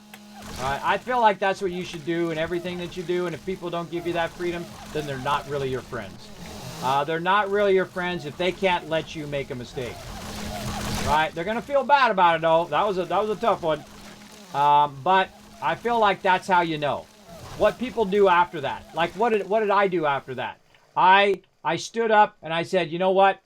I just screwed up big time, right? That shows you something about the character of those people, about the people that you know and you work with. And that's why I love my crew. My crew is like, oh, Kismet, I'm on it. Like Alan right away. Alan's like, Kismet, don't worry about it, bro. I'm going to go collect some more resources. I'm going to get some more stuff. Rotisserie Z's out there crushing it. AMZ's right to it as well. And I don't know what Zach's doing. I think he's out there questing, which is great, so he's helping out as well. Again, you don't want to linger on it too long because it's just going to create a bunch of bad feelings. Now, I'm bringing it up because it brings up a great theme of the day. I didn't want to bring that theme up originally, but it's just something great to talk about while I'm taking out all of these little things over here. I think it's an important life lesson to master. Is the ability to admit your mistakes. I think it's an important one to master for sure. All right, this one I have to go up on the top and take that out. I'm going to take that one out. And we're getting somewhere here. We're getting somewhere. Take these out for now.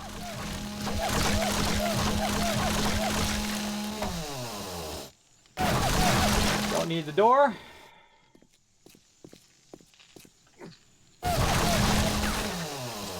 Now, isn't that nice? That's nice, right?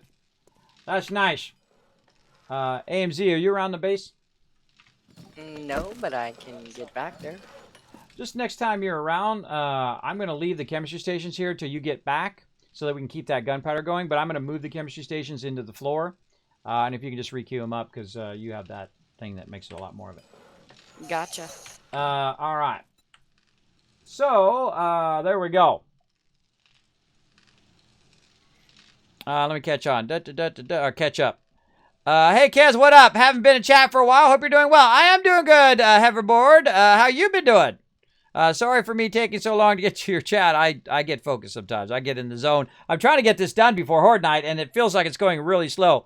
Nervous Rex, how you doing? Welcome, welcome. Thanks for hanging out in the stream. Appreciate you all hanging out. Need to lay down, feel sick? Hey, there you go. I'm telling you, crackers, find the thing that helps you, right? You know, Ritz crackers are the way that goes. Like here, I keep, whenever I get sick, I'm telling you, that's why I keep these Ritz crackers here. I have, what do they call that? Acid reflux. Acid reflux, and I find that Ritz crackers, whenever I'm feeling bad, you get some Ritz crackers or whatever, or saltine crackers or whatever crackers you got laying around in your house. You use those, and they really help settle your stomach, I find. So I use a ton of those. A ton of those for sure. So we're going to leave that. We got the workbench taken up. We got to take out this piece right here. Oh, wow. Is that... oh, I attached that. Yes. This is double... I have to take all of them out. Because it's attached to the actual support. It's a place I gotta loot, too. But that's okay. Better safe than sorry, everybody. Let me turn the game sound down a little bit. Let you start it while I'm in the middle of Game sound down a little bit. Again, this is an involved project, isn't it? I mean, I'm just building a whole nother base of the same size of the base we got. And I feel like I'm going real slow. What day are we? 68. I feel like I'm just not... I'm not on my game, everybody. We're 70. Same thing. Just... day 70. We're looking okay for ammo. And all of that for day 70. We got more running. I'm going to queue some more here in a minute. We'll try to really double up on that 7.62. Oh, how are we looking on 9 mil? There you go. 9 mil. But I'll have to hand mine into the trade. Mm-hmm. Rotisserie G, are you good on 9 mil? I'm regular 9mm. I haven't got any. I put the AP stuff back in there. I don't know how much there was left. There's about 600 left. Do you need me to make some more? That's basically why I'm asking. You need me to make some more of it or what? Yeah, you can make a couple more stacks just in case anyone else decides to use it. All right, sounds good. All right, so that I'll queue that first, and then I'll queue the 7.62. So anybody needs that. Okay, we got this done over here. Is this? That's actually wood. All right, back to this. Over here. It's going to take a minute. Just going to take a minute. Let's see if I got any level ups. I haven't even been looking. Oh, wait. No, here. I got 2. Okay, back into strength. We're trying to do boomstick. We got, oh, shotgun master. All right, awesome. Can we get our miner? Yes, all right. Right now. Now, see, I really need miner because what it does more block damage. Where mother load is more for if you're collecting stuff, right? So that's why I've skipped mother load because I'm not really collecting stuff to collect stuff because Alan way outdoes me at that. He's really phenomenal at being a collector. But I just need it when I need to remove a block, so I don't have to call him over here every time I need to remove a block or every time I need to fix something. Though he, you know, he's just super kind. He always comes over and helps out and whatnot. I'll unlock this chest, but I'll let you open it. All right. And you can see what I mean by And unlock. up we go. Yeah. All right, let's keep her going, man. I was going to take a break, but now, again, I feel like I'm falling behind. I just got to get this side done. And that's going to be a nice expansion for the base. And then when I get this side done, next time I'm going to spend, probably going to have more time then. I don't think I'm having enough time this time. Okay. Good. We're going to have to get out there. We're going to have to rent some cars. We're going to have to get out there and get some loot. To try to get our stock of loot back up again. Bandages, pistol ammo, and a great digger mod. Not terrible. Ooh, actually, those steel gloves. I'm gonna wear those right now. That's what I'm saying. And now to hobble back to my car. Oh, actually, there's still a little more clue. Hey, back here. I saw a crack a book. All right. Let's see. Is 7 Days a Valheim zombie mash? I have it, but haven't played it yet. Valheim is a copy of 7 Days. Not 7 Days is a copy of Valheim. 7 Days been out for 7-8 years, everybody, for a very long time. It's like the quintessential survival zombie game, I think. It's the one that all the other ones came after, including a lot of other, non-zombie survival games. I'm sure this game and a whole other bunch of games like Ark and Rust and all of those were the inspiration for Valheim. Valheim, incredibly excellent game as well. This one is an exceptional game as also. So yeah, big time. Big time, big time. Valheim, another amazing game.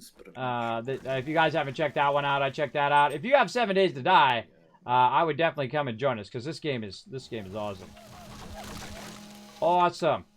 And it's weird because you think, well, it doesn't have, like New World's graphics and things like that. It's because the things you're doing in the game is really fun. And their graphics have been massively upgraded. They did a great job of upgrading their graphics. But really, it's the fact that they added all the fun first. And that was the smart move, was adding the fun. And I've been playing it forever. I mean, years and years I've played it. And it only cost me $10, and I've literally got thousands of hours out of it. Which is awesome. Awesome. All right, down we go. Taking that out. These two will fall off when I pull these ones out. Let's go do this. Get up a little bit higher. Do our demo work.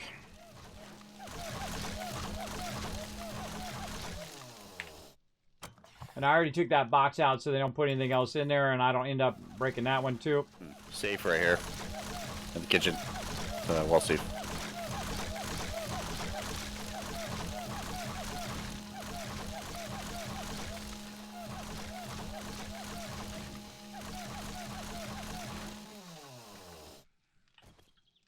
Okay, a Great High 7 and a Shotgun Tube Extender mod. Okay, there we go. Oh, she's cleaning up. Now we got the fun of taking all of these ones out. For the shotgun. Let's repair this. Yeah, Oh, I'm out of repair kits. Shotgun magazine extender. You have a pump, don't you? I spent a lot of time doing this, everybody.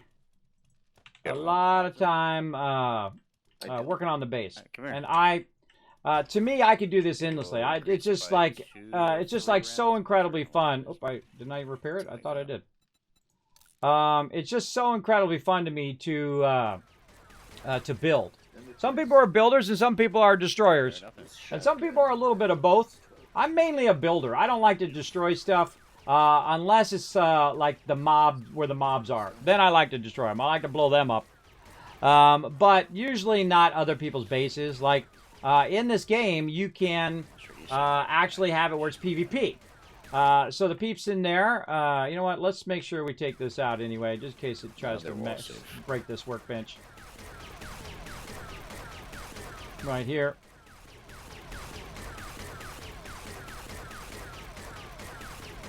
Right here. Check the small house out there next to the like the garage or whatever it is. There we go. Just take that out just in case. That's right. We don't want to take this other block out and then it pull and then it wreck that that bench. Let's just be on the cautious side. That open look is very nice. Well, it's only temporary open. But I love putting glass in at this stage. And sometimes we do. Sometimes we put glass in the entire base. And the base is just nothing but glass. It's awesome. We've done a bunch of builds that way. You can check out our firehouse that we've done. That's one of my favorites that we did together as a crew. We actually built a whole nother wing on to the firehouse as well. And the whole thing was made out of glass at the top. And then you could land your vehicle at the top. But basically, this is just kind of like the first beginning of the building of the support. And so what I did is I built a central base. Now I'm extending onto that base. So we're basically like doing some demolition and remodeling of our primary base here. And so I'm just over here clearing out all these extra supports that I had. And I upgraded the center part here to protect the center supports. And just in case mobs came in and started hitting the center supports of our base, which we don't want them doing. And it costs a little bit of extra time, but all the other stuff I left that as wood on purpose. And the same thing with all the cobblestone and stuff. I left that all on purpose. So that it'd be easy to take out eventually.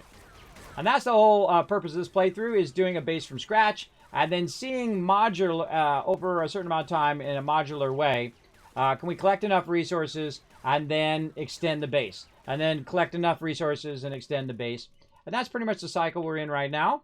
And this, I'm just going to build a square base there. I'm not going to embellish it too much at this stage. The whole purpose of this is so that you can have recessed things there. And then you have a center walkway in the center. And then all of your stuff is on the sides or out of the way of your primary coming and going through the base. You always want to leave a bit of a gap as well. So when they're coming through here, now I can leave a gap down the center. If I wanted to leave that bench there, but that bench will come in and go down the bottom. But you still want to leave it where your peeps can get around as well. So, all right, we're good there. Now we probably want to upgrade our in-between supports. Let's work on that.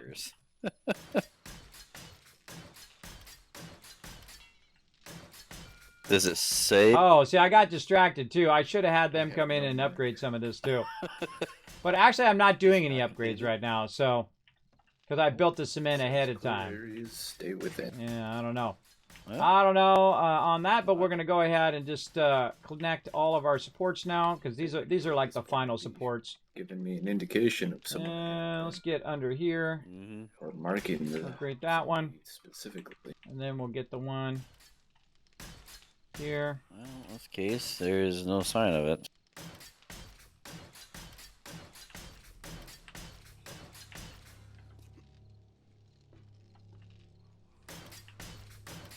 Now this wall right here on the other side, also going to get torn down. And the same thing over here. And we're going to build this same thing that we extended this way, but in the other way, but not right now. And the reason why I didn't build it before at the beginning of the game is we just didn't have the resources, right? And that's the whole point of this playthrough, is There's a mission if you do that. to add it later in the game when you have the resources, and not try to overburden your crew too early, or overburden yourself if you're playing solo too early with doing those kind of expansions. Pictures in the living room, another wall. Then across here. Oh my goodness. Up here, same thing. I'm right not here. kidding on that. So we know these are going to be final supports, and actually I could do the whole roof too, Right? because we know that's going to be a final support. Come on, you get up there. And then we get up on top because some of the stuff on Much top is not going to be some upgraded because it's ammo going to be and a behind the spike mark. boxes. And now we're really starting to add some good support to our overall base. Take this out. Let's get our corner pieces. I always run for the door. I have a theory. Ugh. Let's see here. I knew I shouldn't have added no doors.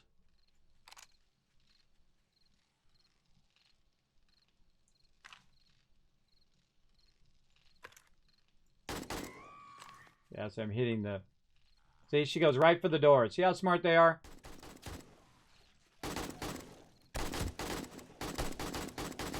I hate doors. Ugh. Alright, hold on. I'm taking that door out. When we expand the base this way, I'm taking that door out.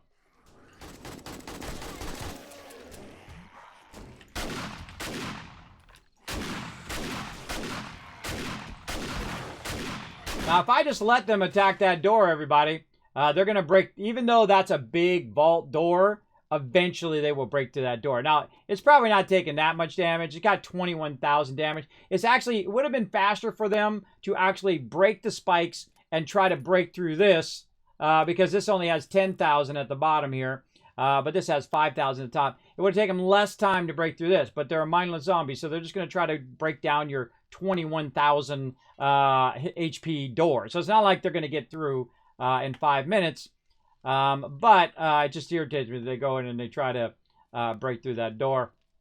Okay, and also you notice in here that the same thing here, I've got the plates. I'm doing the plates on the outside and whatnot, and I've left a little bit of room. I've left a gap because this block here is being taken up. See, if you go here, if just imagine that all the way down, this block is being taken up. I can't put a turret there, but I left an extra room, one extra thing, so I can place turrets there. And because this block is so small, but yet still adds protection to your base, the people can still run behind the turrets. So they're not going to, the turrets are not going to be in their way if they're trying to run over here and, oh god, there's a mob over here as well. Plus I'll add bars and stuff like that. Okay, so we got that going. Let's get our candle down. The only thing stopping me from taking this house down is that might ruin your quest. I think we're good there. Now, again, we just need to keep going with our blocks. Let's get some more of our blocks here. Put some of our concrete back here. I don't know what I got. Oh, I got it out to make more blocks. That's why. And back to finishing these blocks. And how are we going? Day 69. All right. Get day 69 and day 70. We have to go check in on the kill box, make some more spikes, do all of that stuff. But I'm hoping to get this done by day 69. So let's do it. All right. Good to go there. And then we're going to again, just kind of make a little concrete bunker, basically. Sadly, no windows. But bulletproof glass takes forever anyway. Oh, I think I was going to make a door over here. Yeah, straight across from that. There's a huge horde west over here. Take it out later. Let's go ahead and copy Like just rotation. behind this house here, there's a horde right here. I wonder if they went over there with them. They're just whacking stuff. If you can draw them. Now, the cool thing is, later on, if I decide that, hey, I want these all to be windows, or at least I'll cut a few windows in there and put some bulletproof glass in, just to add some natural light to your base. You don't feel like you're in a dungeon the whole entire time. It'd be pretty easy to do. I can just drill that out, put some bulletproof glass in there, and because I have my central supports, which are not part of that outer part, by the way, it's really easy to modify later, which is another reason why I'm using this particular design, is the ability to modify it. The ability to modify it later. It's just funny. She showed up right at that moment where I'm putting the block right there. I find all those moments funny, everybody. There's nothing wrong with doing that. Nothing wrong with her standing there. I just find that the alignment of all the planets of that happening. It's like when you're trying to do something in real life and then all of a sudden something else happens, which is funny. All right, let's really get busy here. Interfering with yours, and it might have messed it up. Let's get this. My mission here up to there. What does that look like? It's not actually touching the top of that. Even now, when you're doing this stuff, everybody, you want to kind of get one established like that. And then once you have the vertical of that's established, and what I'm going to do here is establish this one by putting a block there. Then it's way easier to kind of finish that off, that's right? the thing. Now all we got to do is just kind of close this in and bring this Weird. down to the doorway. Had you activated this key? 1, 2. All right, like that. The key, yes, I did. And then this. I turned the key or the whatever. Ah, Which would have opened the doors anyway. made another screw up, everybody. I screw up all the time. Oh, but it looks. It's Part of my charm, everybody. But I did. Part of my charm is screwing up. It did nothing anyway. Right. Well, I wonder if. Let's put it in. That open looking very nice. Yeah. Again, just a temporary thing. To all be closed in eventually. I love it recessed in the floor because it makes your crafting so much easier to manage and run. The only drawback is you don't ever want zombies to get in your base, because the first thing they're going to start doing is destroying all the stuff that's on your floor. And that's why I'm always kind of very wary of leaving the door open and all of that. And oh, there we go. Okay, so Take I all this filled out. that, and hang on. And then look at that. We got that one side done. Again, we'll come back and embellish it later. If only party members are out of range, it will fail if you continue. So we can always embellish it later, add windows and rounded corners and all of that. I got the shape. I need the rotation. There we go. But you do want to protect the interior of your base, especially If I in this case. And what will I do here? I'm I mean, gonna it's already failed anyway, right? just do this. There we go. There we go. All right. Yeah, no, it was that I had to get far enough away to fill that one. Ah. And again, you can build a fancy base to start with, but in our case, what we're trying to do is start with a modular base. We started with a smaller base. We did it from scratch instead of taking over a point of interest or POI. And then what we're doing is we're doing a modular expansion. So we tear down some walls, and we're expanding the base One bird with over here as well. Now we can do the same thing here just to help us Yeah. get this going. Just bring that down. I find that really helps a lot, everybody, is when you do that kind of vertical thing. Now, roof. one of the problems with using the concrete itself, oh, I don't need to go all the way up right now. I can come back and do that all the way up the top part later, just in case I run out of concrete. But again, the main thing about building your base is that so you can expand it later. And that's one of the things that happens, is that you have to tear down a good portion of your base to expand it later on. And that's what I didn't want to do in this particular base. I wanted just so I can knock out the walls and extend the top part, and then just extend the bottom part. And that's pretty much what I did. So that saved a lot of time, even though mobs constantly coming in after me the whole time while I'm trying to work slowed me down. And my turrets were doing an incredibly bad job of blocking. Now look, ain't none of them bothering me now. Just when I'm augering at the ground level and I'm at the level in which they can get to me, I find they have a tendency to spawn then when that goes. Now let's go ahead and put in our doors. And I just start with some cheap doors, right? We'll just craft 3 of those. Why you would need breaching And I kind of feel like shells work so well. we should take this back out. Corn Very nice little door. Or for the I like to have my doors. Doors are the few things that I like to do symmetrically. So if someone knows there's a door on that side and they're coming through that door, they're going to be able to find their way to the other door as well. Somebody out there. I think it's AMZ. You out there trying to help me, AMZ? I see you out there. Yeah, man. I just, I think I'm going to parallel these doors here. Just make it easy. Huh? Let's go. Let's get it done. Actually, probably better if I just let you do it, because you're probably doing way more damage. But that's okay.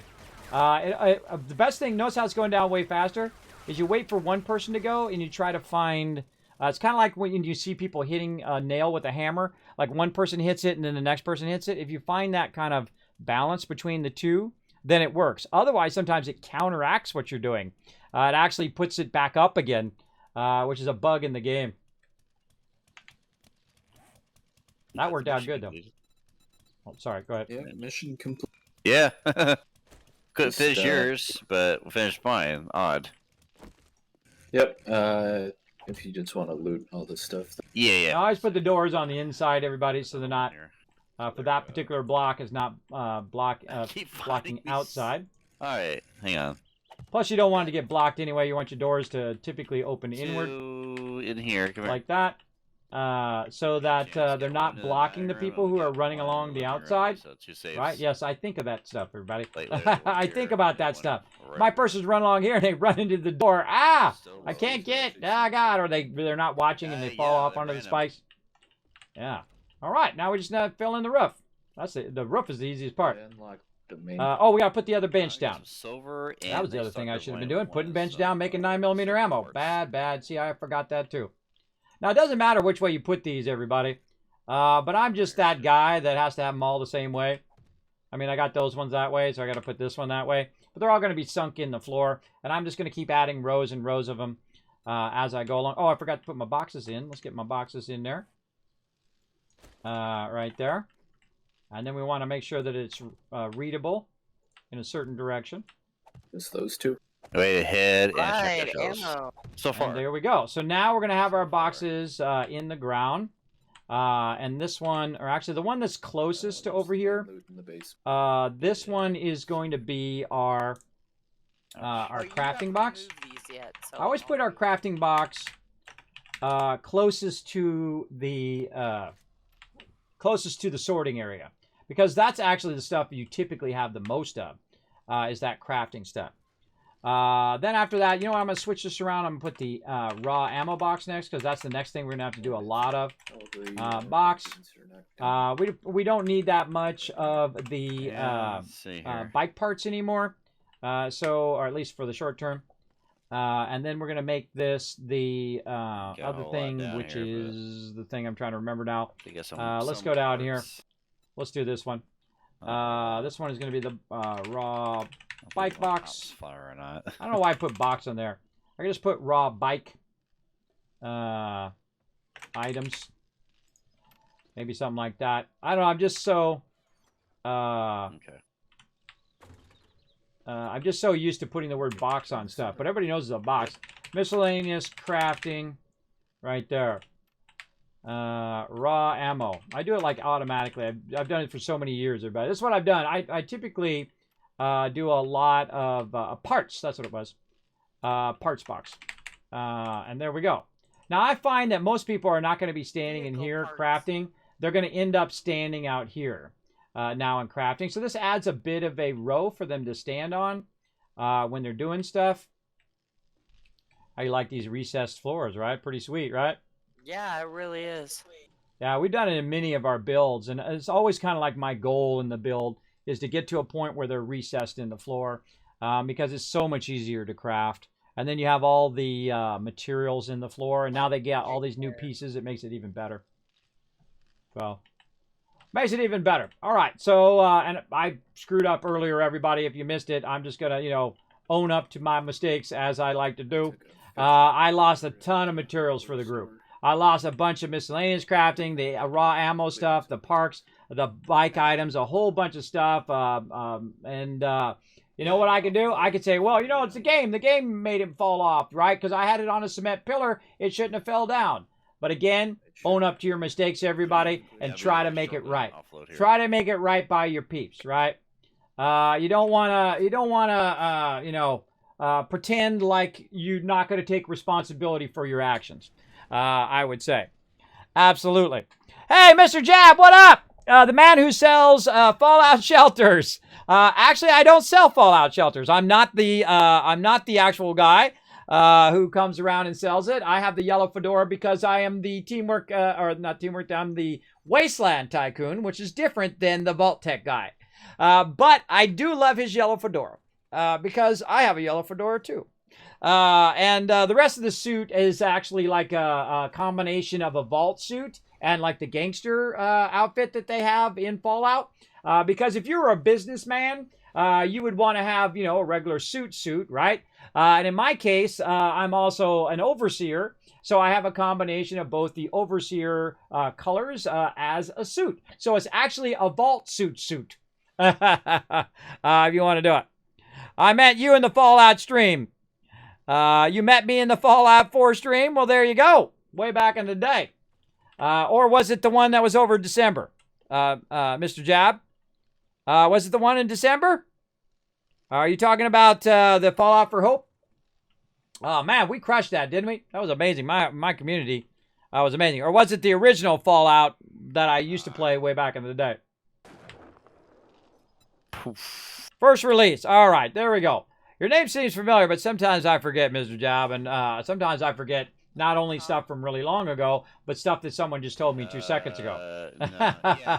And if you've been in my stream for more than 10 minutes, you've already figured that out. Okay, so miscellaneous crafting, raw crafting, bike parts, and I'm kind of deciding whether I want to put my forges in here or not. I don't like people to run over the forges. He's blowing up. Oh! I don't like people to run over the forges because they're going to burn up. So I think our forge area is fine. I got to make a door here eventually. You moved him first. Was Good gonna job. spit on me. Good job.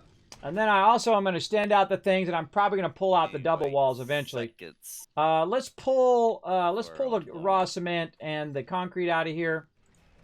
All right, Alan. As well, and get my chainsaw. Oh, I put it back in my box.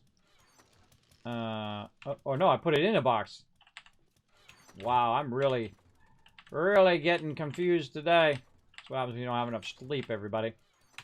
What the heck did I do with my... Ooh, yes, Alan. All that stuff I had in my thing. Did I put it in the building box? Oh my God, I don't remember what I did with it now. Let's go. Normally I would put it in my box. All right. I do. Oh, I think I dropped it in a Dropbox. That's what I did. Here. I think I dropped it over here in the Dropbox. Yes, right here. Let's just clear this out. What did I do with the chainsaw, though? Oh, boy. Oh, boy. Here we go. I put it somewhere, and now I got to track it down. Chainsaw.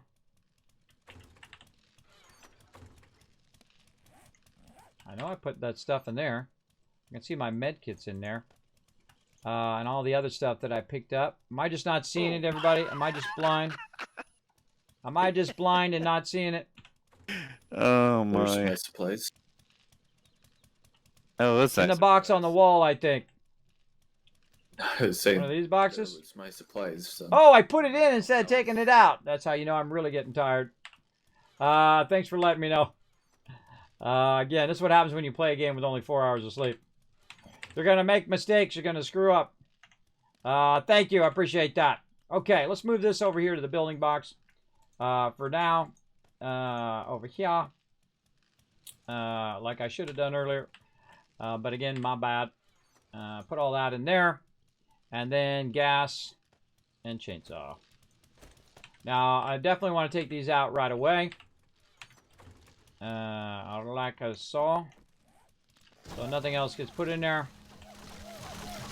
And again, this is like my long-term goal of converting the base from a basic base into a more advanced base in a modular way, right? So you start with the basic center base, and then now I'm extending the base. Oh, are you waiting for me, AMZ? I just dawned on me. Are you waiting for me to move these benches so you can do the thing?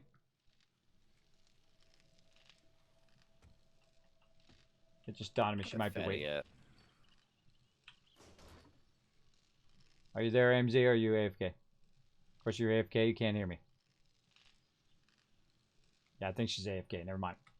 All right. She's AFK. For a second there, I thought she was standing there waiting for me to move these benches. All of a sudden, just like totally dawned on me that she might be waiting for me. Oh, she's in that bench. She's in that bench. She probably went AFK. I'm sorry, I'm here. No rush, no rush. I get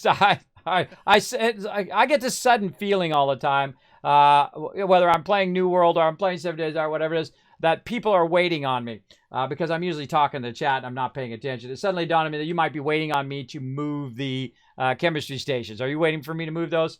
Yes, but I'm also standing here looking at this chemistry station to see if I can grab it as soon as this one is done. But it's taking a long time. You can just go ahead and cancel. I can grab it. I'm not sure if you can grab it or not. I think I am the only one who can grab it, but I can't remember whether it's an ally can grab it as well. I forget. I think it's when you place down the claim block, is you have to grab It's it. just you. Yeah, I think it's going to be just me. That's what I thought was right. So, no worries. We're going to go ahead and put this down. We'll think about that one for a second. Yes, that was part of what I was doing, was waiting for you. Oh, a suppressor? I found one. If you're waiting for me, you gotta, shoot off a signal, get my attention. Hey, Kismet, I'm waiting on you. You don't have to wait for me to stop talking to the chat. By the way, it's best to just, try to get my attention. Just say Kismet, Kismet a few times. You can also do commands in my chat. By the way, if you're a subscriber. That's true. Yeah, I have done that. Yeah, you can do that and get my attention because I'm only on 4 hours of sleep. Everybody, I'm really running down, but I'm trying to hang in there for you guys. We got one more day, and we're gonna do 70, and then I am literally gonna crash out for about 10 hours. I don't know. I wanted to do the thing with my team earlier with New World as well. All right. I wanted to hang out with my crew. All right, I got a book for y'all. Lucky Looter 5. Can we take everything out? Make sure. Let's go. Anyone need that?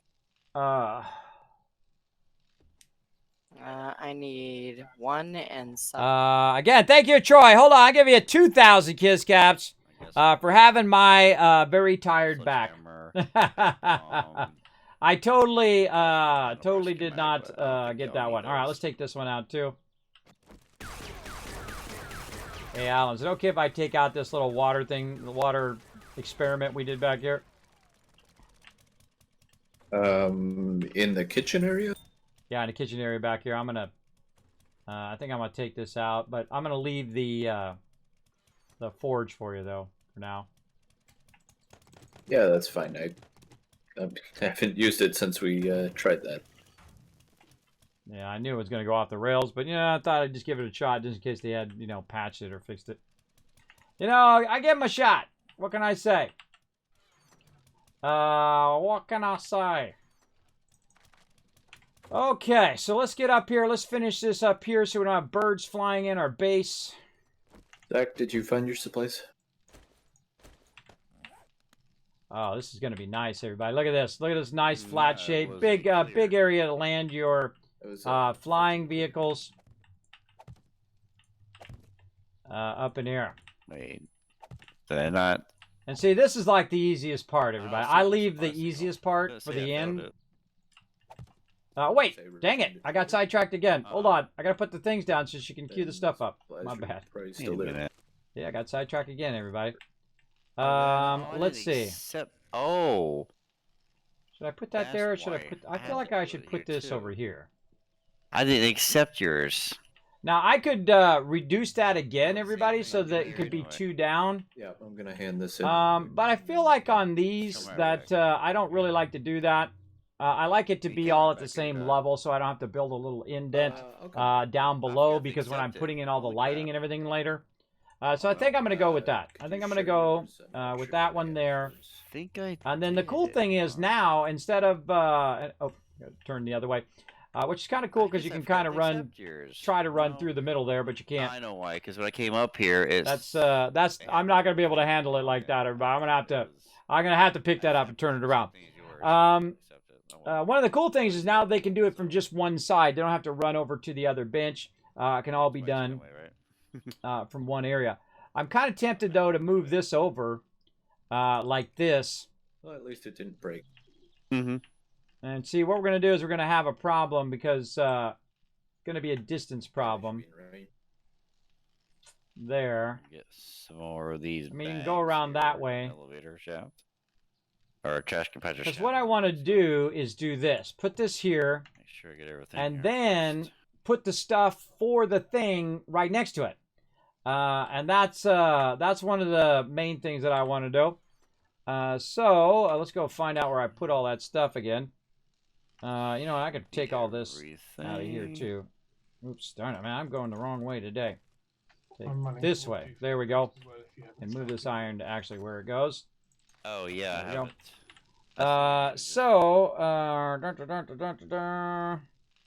Boxes. Boxes. Do I have no leftover boxes? Kismet. Yes.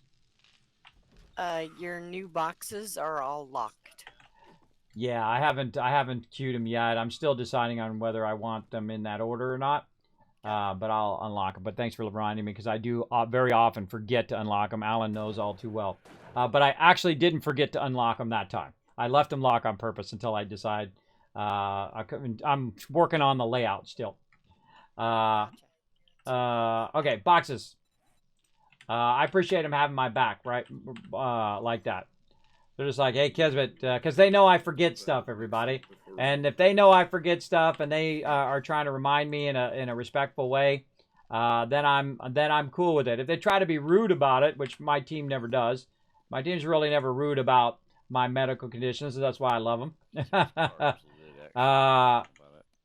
They're pretty cool about it. Let's see. Because I'm honestly not all there anymore, everybody. I'm really not. I'm really not all there. I know the difference between what I feel like when I am all there, when I'm not there. And that's a scary stage to be in your life, everybody. Because one of these days, I come into the stream, and you guys are gonna be like, "Well, your name is Kismet, and you're a streamer, and you like your Kismet kill box." I'm not kidding. That's definitely feels like it's gonna happen one day. Alright. Now this one I'm gonna turn this way, Alright. and I'm going to make this one coal nitrate. I'm gonna rename this one coal nitrate. For gun powder. Hanging by a thread up powder. There we go, man. You see that? Just read. All right, now this one we're gonna unlock. Okay, there we go. Bitch. Now the question is, do I want to continue these boxes? Do I want to continue these boxes? I don't think so. I think the rest of this should be just benches. Benches, benches, benches. But am I going to regret later not adding a bunch? Probably not. Look at how much space I got in your house. I seriously doubt it. I seriously doubt that I'm going to regret. Because I can build stuff to the nth degree. I mean, we could literally build boxes to fill in this entire area here, everybody, if we wanted to. And if I want to, I can always pick the bench back up again and put the boxes down. I can rearrange where all these benches are. Sadly, you can't pick boxes up. But there we go. All right. So now I have to give back all of this ammo and stuff that I threw in here, making a big old giant mess. Back to some other tool parts, but M's and such. Oh, and that's right. I made another chem bench. Oh, that's right. Oh, we got another chem bench. That's what it was. Oh, we can put our other chem bench down. Sweet. Oh, yeah. Oh, look at that. Back them up like that. Oh, yeah. Then 4 benches right there. Okay, now that's got to be 4 chem benches, everybody. Here's what we'll do. We'll do a compromise. We'll do one more box right here so they can use it in case he maxes out the coal and nitrate. We'll have another box there. And again, I'm just making this up as I go because I didn't really think out how I was going to do my floor plan. But I know... I know what we're going to use in the long run. Unused. Oh my God, I can't even spell now. And then the rest of these would be benches. And then this one's going to be backed up there. Another bench there, so that's going to be 3 across. Another craft or workbench. Let's go one more box here. Oh, we got steel tool schematic here. Lucky Litter Volume 1. All right, let's do that. And then what we're going to do is I think we're going to go ahead and put miscellaneous crafting here. Already or no? And again, this is why I didn't... I see if I unlock them, people are going to start putting stuff in them. And that's why I actually keep them locked most of the time. And then same... This will be parts now. Because this way we can put the raw ammo down here. Raw ammo. And Lucky Litter Volume 1. And then... Yep. The raw who can make bike level 5 basically. That's what I'm saying. So these crafting parts, raw ammo, bike part, and then this. We'll just mark these as unused right now. Unused, and then I'm gonna highlight those. Copy it, close. Go to this one, paste. Oop, go to that one, and paste. And this one. Darn it, wrong buttons. Come on, Brain. let me Make the. I'm getting there, everybody. I'm getting there. Day 69. I'm almost done. I just got to put the roof in. Not that great. I just got to put the roof in. All right. And unlocking time. All right. I think I got where I want the boxes to be now. I'm going to go ahead and start unlocking them, and I'm going to start putting all the stuff back. And again, I apologize, everybody. That was my big mistake there. But, hey, we'll roll on. We'll roll on as we do. Oh. Screwed that up as well. That was my bad, everybody. My bad. Parts. God, come on, box. Unlocked. There we go. Unlocked. Unlocked. Raw ammo. Let's get down here. There we go. Unlocked. Unlocked. That one's going to stay locked. I've got a bunch of boxes here at the end that say unused. We're just going to keep those as overflow. In case when we get to the point where we have, 3 or 4 boxes of overlapping ammo or food or whatever. Mm-hmm. All right, now I need another bench. So, by the way, how do you like that? I put another bench down for you, AMZ. You can go ahead and start that gunpowder going again. You can use all 3 of those chem benches. I think what I'm going to do is do a 4th bench as well. And you have 4 benches over there for just cranking out gunpowder. What are we missing for another chem bench? Well, probably the stuff that was in that box. I think we lost all of our things from that box. I remember seeing some beakers in here, so at least there's some beakers in the building box. But we don't need it right this second. That's like a long-term thing. I mean, that's a low priority, I think. I got a ton of ammo going right now. I got a ton of other stuff going. But eventually we're going to fill this whole area in with benches. So workbenches and chem benches. The coal and nitrate box is still jammed. Oh, that's what I was doing. Thanks for reminding me. I was grabbing that coal and nitrate and bringing it over there. Yeah, I was going to set up with some more, but I can't get into it. What did I do with it? Oh, I already did bring it over there. Book. I am Which one? out of it. No, I didn't. The Lucky Looter 1? I didn't move it over there. It didn't. Oh, okay. You hadn't been back to base yet. Nah, I gave the steel tools to Alan. Did you grab some of the coal and stuff out of here, AMZ, that I put in one of these boxes? Just out of the workbench. That was the only place I found it. Man, I should not play when I'm this tired. I put that stuff somewhere and now I don't remember where I put it. What did I do with it, everybody? What did I do with all of that stuff? I'm gonna remember not. I should have slept longer. I slept for like 30 minutes, everybody, and I woke up in like or actually I think it was like 45 minutes, kind of on and off. And I woke up I woke up like that at 8:30 because I missed my other event that I was trying to go to. So happens when you push yourself. It's in your inventory. That's amazing, Cork. That was funny, everybody. I was looking for it. It's in my inventory. Too funny. They called me out in the chat. All right, here we go. I knew I had to put it somewhere. So there we go. That's funny, everybody. That's funny. Again, you got to be able to laugh at yourself just as much as you can laugh at some other people. Make sure to be able to laugh at yourself. Don't take yourself too serious. If you make mistakes and do dumb things like I do all the time, I'm a prime example. I give myself the freedom to make dumb choices and make mistakes like that. I should not be playing this game this late. We probably should have only gone to the first Horde night, and I probably should have went to bed. But I'm really trying to push myself so we can get some time in because we're not going to play again for another week. So we'll do the best we can do. It's not like know where your keys are, and they're in your pocket. Yeah. Or getting out of your car and leaving your keys in there.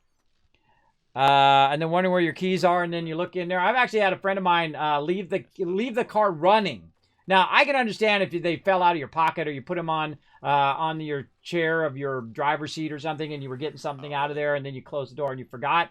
But while the car is running, now that takes some special skill, everybody. That's some next level skill. And again, thanks for being my memory. Thanks for backing me up in the chat. Another 1,000 kids counts for everybody in the chat. Appreciate you. Big time. Okay, now look at this. We're getting this cleared in. All we gotta do is put these boxes in. It's day 70. All right, I gotta shift off of this again. and go check in on the kill box. But here we go, everybody. Woo! That was some work, wasn't it? Ah, I knew I was going to click the wrong one. When you get in a hurry, you start clicking the wrong stuff. Let's go ahead and do this, because we don't want no birds to come in and be bothering my crew. And here's a great little trick, by the way, is you do like the one row like this, and then that'll get you close enough to do the row across there. Kismet? Yes.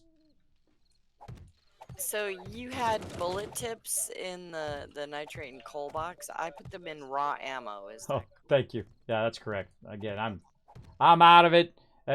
Even without me being tired, everybody, I'm out of it anyway. So you just have to know that if you're going to run around with me, that I'm going to be screwing stuff up and I'm going to be goofing off and making mistakes. But then again, it's great when everybody else makes mistakes. I just go, yeah, I know the feeling. I know the feeling all too much. I can empathize.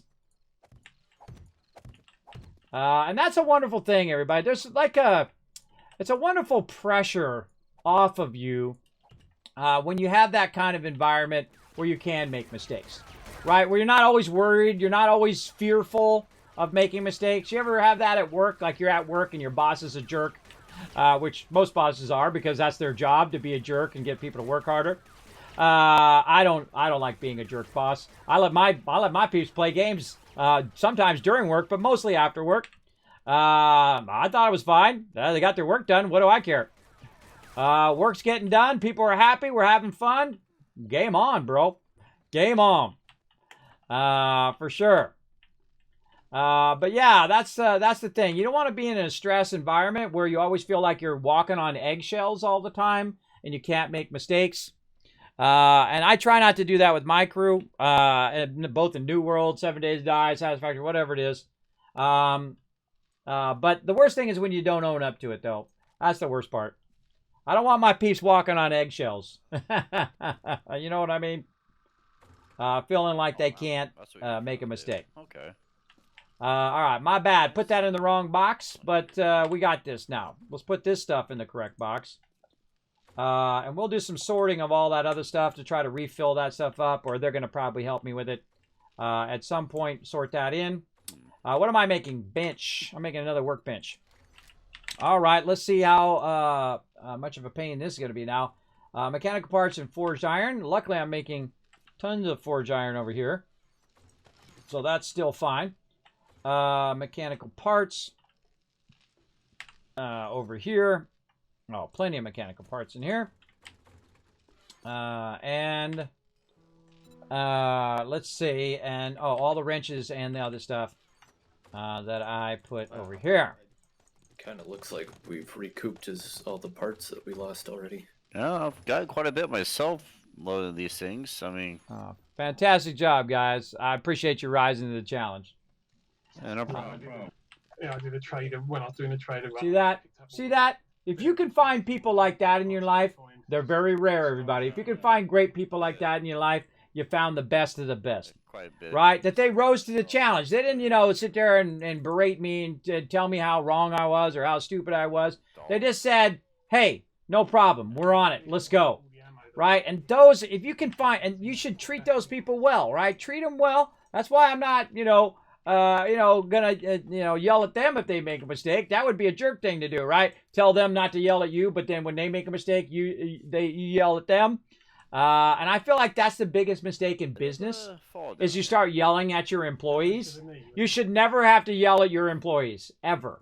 If your employees are yelling at you, then that's their problem, and they can be fired for that. But your job is not to yell at your employees if you're a manager or whatnot. If you cannot calmly interact with your employees, there's one of two problems. So the one of them, it's you. So you always assume it's you first. And then second, it's them. If you can't resolve the problem naturally, then you have to evaluate that employee and say, yo, okay, we're getting a little heated temper here. You take 10 minutes, cool off, come back, we'll chat about it, right? That's what I usually do. I have a cool off period when people get really, really upset. And it works great, because people just, they get, they're they're human beings, just like everybody. They, you know, they get upset and whatnot. You know, and you got your peeps who get upset with each other and they'll get mad. And then they'll just look at each other and say, and then they're over it, right? And that's it. Just in that one moment, that magical moment where they're just like, I'm over it, man. Let's go. Right? And those are the people, and I have a lot of friends that are like that too, who know that I'm the way I am. And they're just fine with it. And I'm just fine with all their flaws as well, everybody. I find flaws are what make people who they are. Not the, you know, perfections, but all the perfect imperfections. That's why I love my wife. She snorts when she laughs. It's the greatest thing. She gives me the side eye, which I put in that video. Did you guys put a one in the chat if you saw that part about the side eye? It's funny. My oldest daughter did that. She gave the camera the side eye when I was filming that video. And I thought it was so funny. Oh my God, it was making me cry. I was laughing so hard that she learned the side eye from my wife. My wife does that whenever I say anything silly or dumb or whatever. She always goes, uh-huh. And she gives me the, she gives me, yeah, Korg saw it. Yeah, Korg saw it. She gives me the side eye, which I think is hilarious, personally. And, you know, and some people would think that was like an imperfection, but she's a strong woman, right? You got to be a strong man when you're with a strong woman. And she's going to give you a little sass, and you got to be able to take a little sass and whatnot, right? You got to be able to take it without getting offended after every single thing that they say. Because, you know, they are who they are. And if you love them, you're going to love them for who they are and not who you want them to be. That's really hard, everybody. That's really difficult, right? To love someone for who they are, again, let me repeat that, for who they are and not who you want them to be. I am who I am. I love playing games. I've always done games. I've enjoyed it my whole life. I let my wife know ahead of time. She was my girlfriend at the time when I let her know that this is what I love to do. I love to play games. I love to do 3D animation, graphic design. I love to be an artist. And all of that. That's my jam. That's my favorite thing. And then she let me know all her favorite things. She loves sewing. She also likes art and design, and so on and so forth. And I could list it all out because I got it all. That stuff I can remember right up here. The things that really matter, right? The things that matter to me, anyway, above all other things. Okay, now did we get this roof in here? We did. We got to finish building, everybody. Hey, by the way, we got to finish the expansion here finally. God, it felt like it took 5 times longer than it should. But, yeah, maybe it's because I'm just tired. But there we go. So we got our expansion done, at least for now. Yep. And there we go. So now we got the spikes out here. And the only way they're going to come in is from the front. And then eventually I'll expand that front part as well when we have enough materials. The reason why I did this one first and not the drive-in thing first is because this is what we need right now. This is our most important thing, is to have the ability to walk over here, grab all the raw ammo and all that stuff, and queue it up over a long period of time, right? Like sometimes, like the actual ones that I would use are actually on this side, because these are the ones that most people are going to use, and the ones we're going to queue are on this side over here. So we're waiting for these benches to finish. Over here. Now, the funny thing is when you finish one bench, you can then start another bench in that bench. And so the benches start to basically accelerate. Oh, my goodness. Look at all this ammo. Oh, my God. We're going to queue up a bunch of ammo, too. We're day 70. All right, we got to focus, though. Maybe not this Horde Night, but next Horde Night, we are going to have just an obscene amount of ammo, I think. We're gonna have to take all that other ammo out of there and make a separate box. It's just a 7.62. Or actually, what I'll do is I'll move the ammo, the 7.62 ammo, to the kill box and just have it all over there. Yeah, I would agree. Yeah, that's what we normally do. We normally move our stuff, all of our ammo, eventually, all of our Horde Night stuff, to the kill box. I just haven't got back around to it. I will eventually.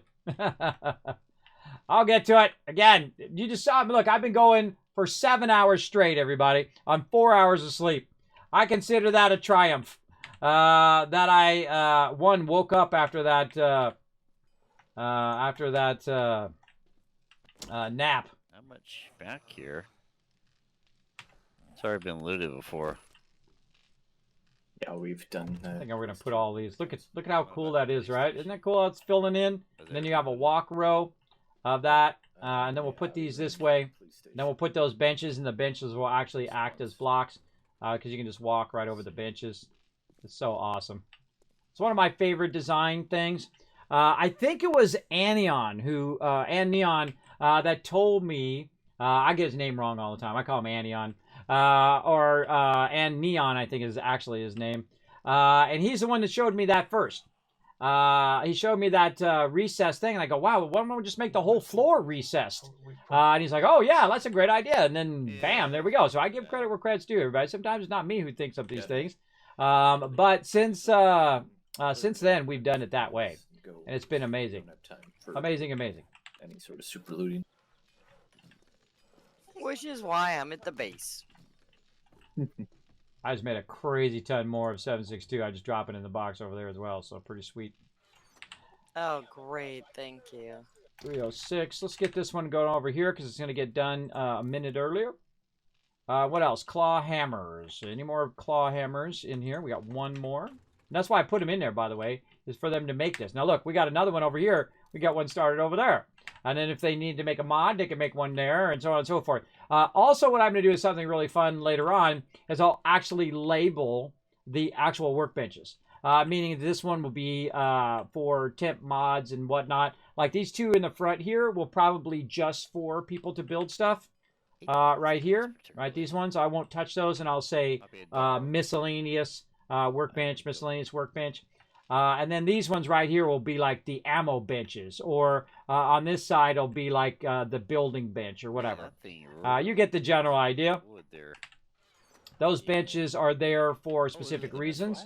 Now, there's no reason that you can't just go in there and start some ammo on the other bench if all the other ones are taken. You got to do what you got to do, but it really opens that up. And so, yeah, I think what we'll do is we'll kind of segment. Maybe we should do 4 more chem benches in there.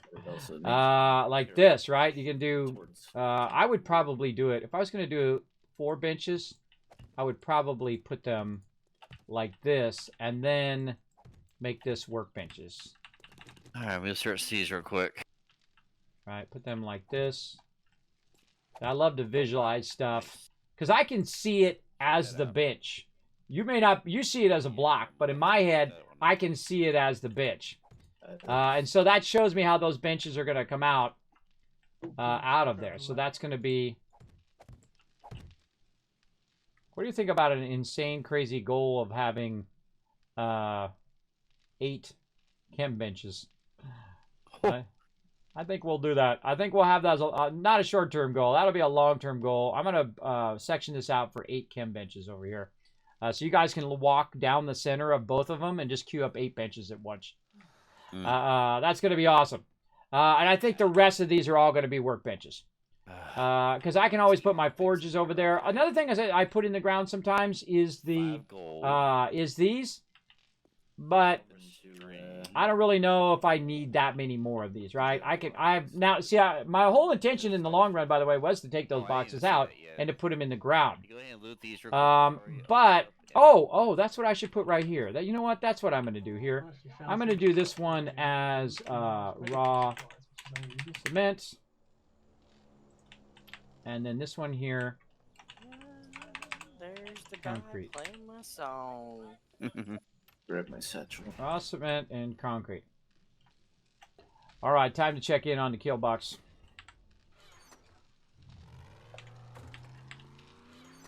Other than upgrading spikes, the spikes should be all set. Mine's upstairs somewhere. Okay. Yeah, I got mine. Mine was downstairs. Yeah, where was that safe at? All right, I have an obscene amount of. I've seen about. Did you grab a bunch too, Alan? Grab a bunch of the stuff that was in there. No, I had fixed all the spikes immediately after Horde Night, though. So I think you should only need to upgrade spikes. All right, cool. I'm gonna go do that. I think we're good. Other than that. Ah, here it is. I found the safe. All right. Gonna upgrade that one. A lot of flesh stuff we can get here at least. Yeah, I'm getting it because I have perk for. Oh, good. Oh, missing one. Whoa, not storage box. Still is not as much as you might think. Bunch of parts, steel tool, those are steel spear. Yeah, nothing really great. Okay, I'm gonna use this new technique. Did I bring any What else we got? steel? No. Okay, good. Level 5 steel. All right, everybody. Here's one of the things: you can't put blocks Yeah, I'll take on barbed wire, but what you can do is you can put a block here, God, right there. right? And you can put blocks Yeah, I'm getting that over level 5 the machete barbed first wire, hand in. right? So really, the back block is holding that other block up, Well, it's and then you can get up above but you and then can go grab to it. town. This is one of the best ways of doing this. I'm maxed out, so I get 2 choices. Oh, all right. Reminder: tonight is Horde night. Just a heads up in case somebody forgot. Yeah, I'll take us a second to what we're doing. There we go. So we got that upgraded. Let's go ahead and upgrade as much as we can from the ground level, though. Where the heck is my supply? Yeah, what? Oh, looking for my. Let's do all the easy stuff first. Okay. Kind of jump and get that as well. Barbed wire is kind of in my way. I'm trying not to hit it. Ooh, it's real foggy. Yeah, Too let's late. do this I hit on it. Hard night. It might clear up before the Horde Night starts.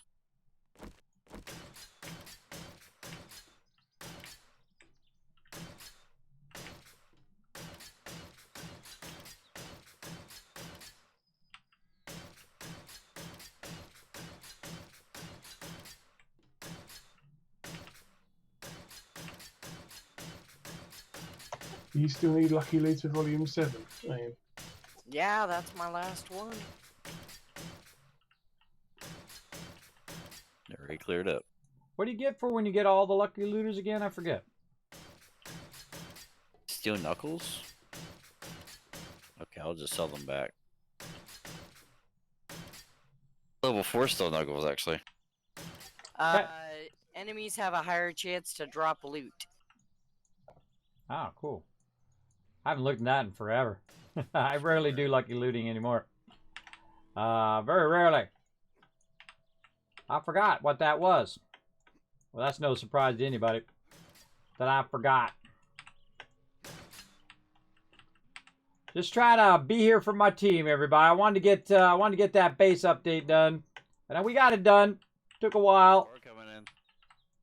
West. We got it going. Lucky Looters in. This 7, is isn't so it? awkward. Hold on. Let's just Bottom right-hand Let's corner. just stand on a block. Way easier. Oh, I'm a little too far. Stand on a block and hope that it's going to do it. All right, here we go. I feel like this is one of probably my most awkward part of the game. Bottom right. Is trying to do this kind of stuff. Upgrading it from up here. Oh, God, we're going to run out of time. Let's get to it. Right over here. We got to get those done.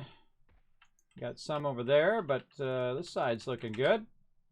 Whatever side that you have upgraded, everybody, is the side that they're not going to attack. Just a heads up. From the drop, there was an AK-47. This is the law of upgrading your base. Regular 7.62 ammo. Yeah, it's not bad. That's your AK alright. for somebody. What's going on? Why am I walking slowly? Eventually. I'm walking very slowly.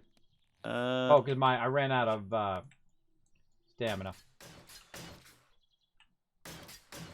okay, let's see where you put the parts at. I should probably just do... I got it. I should do the front row first, everybody. The reason why you want to do the front row, that's the first row they're going to hit. And if I don't get anything else in, at least they're going to hit that front row of it. And then I can do that front row way faster than doing all the awkward parts in the back. See, like that. And then this looks pretty upgraded here. We should go check the front. What did I do with my vehicle? It's in the front. I see, look, they're real smart. They cut down the tree farm. Are you cutting that down for Horde Night, or are you just cutting it down? For Horde Night, but it is also ready to harvest. All right, I appreciate you. See, I love people who think of stuff and I don't have to explain every single thing. Because they, because when you play together after a while, like me and Alan are like in sync. I love to play with people who are in sync, the same thing with you.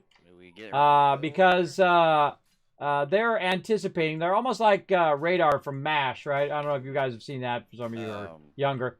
But there's this character in this old kind of like Korea wartime series. And there's this guy, his name is Radar. And every time the main guy needs something, he's like, oh, I got it right here. Right? Or, hey, oh yeah, you need to do this, and you need to do that, and you need to do this other thing. So he already knows what needs to be done ahead of time. And so that's awesome. I love working with people who are like that. Oh, hello. What you got? Oh, more frag ammo. Awesome. Well, that was from the other base. I figured that way you didn't have to go back. Oh, I still got to go back anyway. I'm not prepped yet, so, but thank you. I'm trying to get these little few spikes done. All right. I think I have enough time. That was very nice of her, though. Very nice. Peeps do all sorts of nice stuff for me, everybody. And I appreciate them. And make sure that when you appreciate people that you tell them, everybody. Don't just assume that they know. I always tell people when I appreciate them, just straight away. This way I don't forget to tell them later on. Turrets, guys. All right, let's just walk out this way. I hate doing this, everybody, because it ends up I have to take all these blocks out later. It's in the ammo box. Oh, yeah, we do. But it goes so much faster. See that? And then you got to come back. You got to take the blocks out. Hopefully you don't fall while you're doing the blocks. All right, one more little spot here. I think we're just... Oop, got to jump 2 blocks. We're having just enough time. Let me grab that too. All right, take it. 4,000 rounds here. Yeah, bring it all over. All right, I'll bring it over. Yeah, if you guys just want to grab all the APM, or actually just grab all the ammo out of the box and bring it over and put it in the top box over here in the kill box. Yeah, I got That's most a of good it. idea. Or at least some of it, whatever I have. Yeah, eventually we'll put it down in the kill box so that it's not exposed up there for whatever reason. We don't want it to get destroyed. But for right now... But for now, it's fine on the top. All right, we're done. We're out of here. We got to go prep. Bars were still in frame for. I'm upgrading those now. All right, awesome. All right, those spikes are upgraded as much as I have time to do. I think I got most of them. Let's get over here and let's... There's actually a hole here that's missing. Just put a block in there for now. We'll come back and I'll fix it.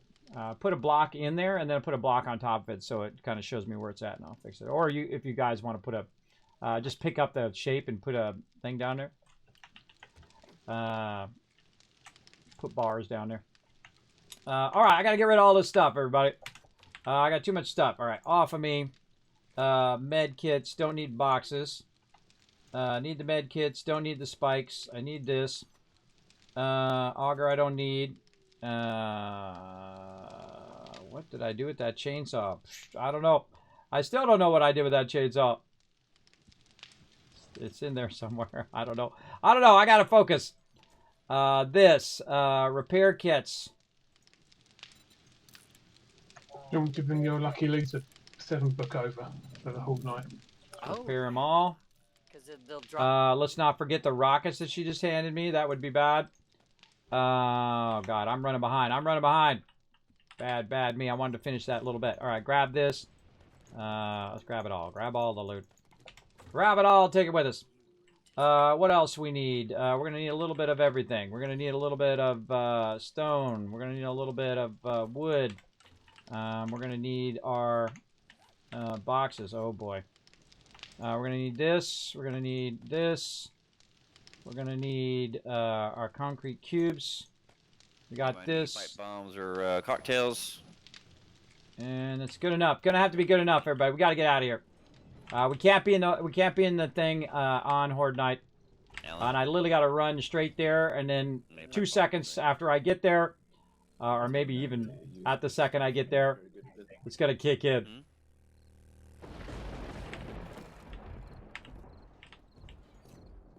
I'm not very good with Alright. the thrown stuff, so I don't tend No, to. I am. I'll use them. All right, let's get some ammo in here. Right there. Has anyone got a couple of spare ones? There's some in the box, in the temp box. There was 12. Couple of Hang on. spare what? Repair kits? Yep. Yeah, I grabbed some. I gotta put them back. Hang on. I suggest you repair all your weapons ahead of time. Go ahead and lock and load, everybody. It's time. There you go. They're in there. Settle in, everybody. It's time. Oh, I forgot to pick up my vehicle. 2 of them. So probably use my LR. And then I've always put my vehicle right here. I got this. I've got wood. I did not bring any concrete. Oh, boy. I seriously doubt they're going to make it to the interior of the base, so I'm going to have to work hard, everybody. But that's okay. I brought my concrete cubes, so if they do start to break it up, I'll be fine. But the other thing I forgot was concrete, and I'm certainly not running back for it right now because I could cause a trigger of the actual horde to trigger by our primary base, and then it'll start to damage our primary base. So I don't want to do that. So let's get everything loaded. We got our everything loaded there. Get our turrets loaded. It's on like Donkey Kong.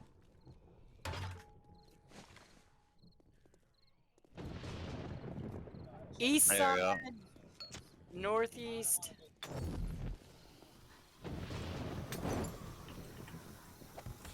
It's like East generally. Oh yeah, still coming in from southeast too, from way over there. Got on your right. Call those bombers.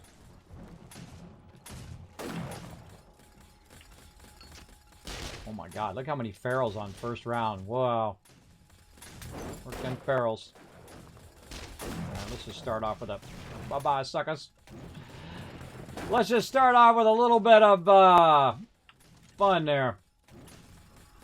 When you have that many together, everybody, you want to go ahead, and that's a good use of a rocket.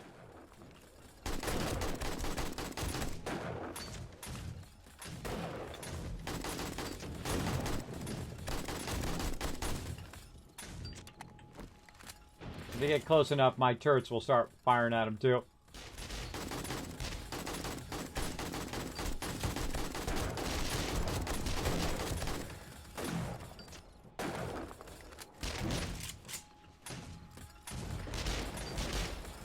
So far, looking good. Yeah, they're running into those updated spikes. See, I'm glad I upgraded those spikes now.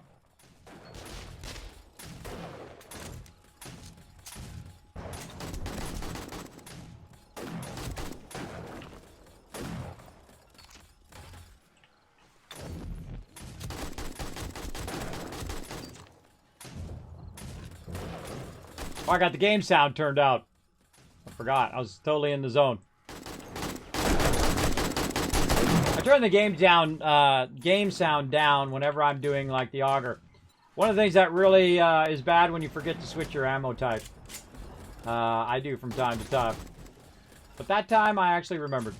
I hear a bird somewhere.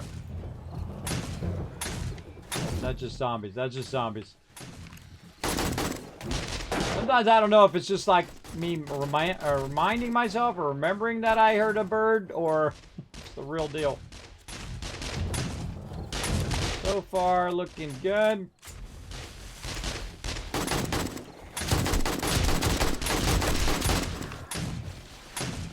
Looks like they're migrating. Someone left their turret over here, by the way. You want to grab your turret and migrate it? Sure. I'll get it.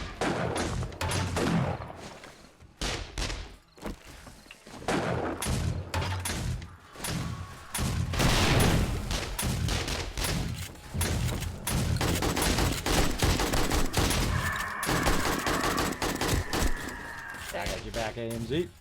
Thank you. So you can't always see those birds. So it's always good to have someone behind you. Oops, forgot to reload it. It's always good to have someone behind you watching out for the bird. Okay. I had her back, she had mine. That's what's awesome. And those are the moments which are awesome. Alright, reloading, that's what I was doing.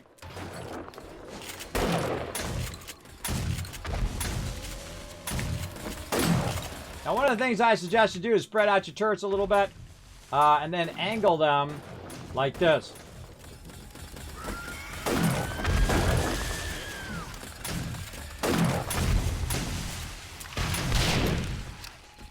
Just because it's fun.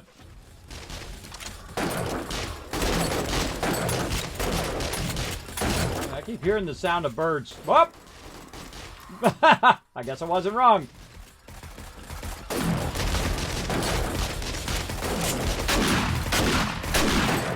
I always have a secondary weapon. You don't have to reload while they're on you.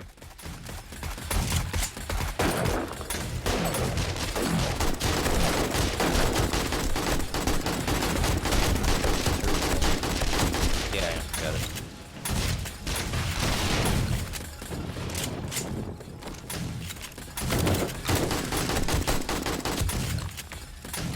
Smoke that bird.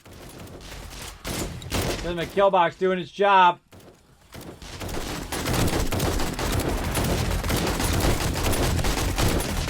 Looks like southwest as well now.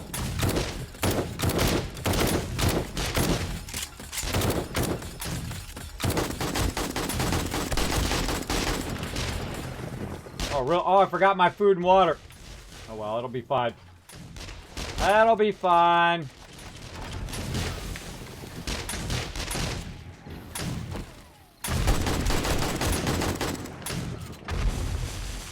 Eventually, I'll build a cage, which will protect us against the birds. I haven't really had that much trouble with the birds so far, but Onward to the west. Bomber west. I'm on the way. That they're all west now. They migrated. It's right up against it.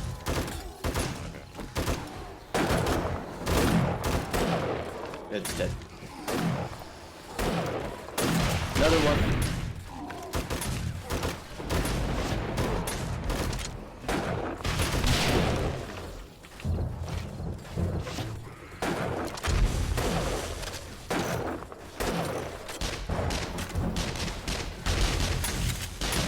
Another one, west.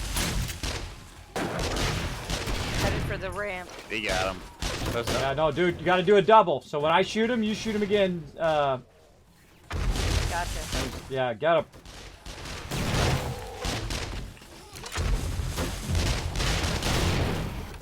That one's dead. It's just standing. I know. I just thought I'd shoot it again to get it out of my face. Right below me. Right directly below me. What the heck? Another under the ring. Directly below me is a terrible description. He's in the southwest corner, south corner. Do something like that. That really helps. He's under the ramp, but he's dead now. Cause I saw him blow up. But I don't know where you are. I'm watching mobs.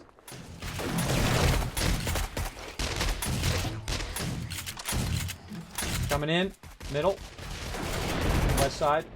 Shoot him again.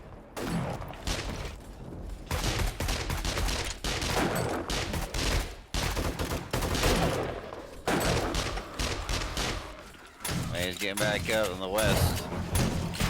No, he's not. Oh, coming in ramp.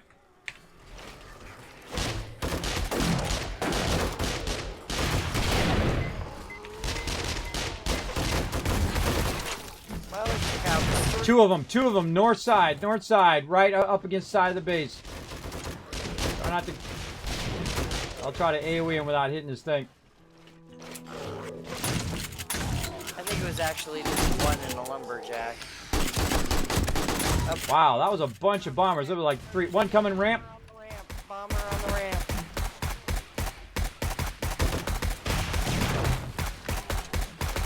Oh, I think I missed it. Later, sucker.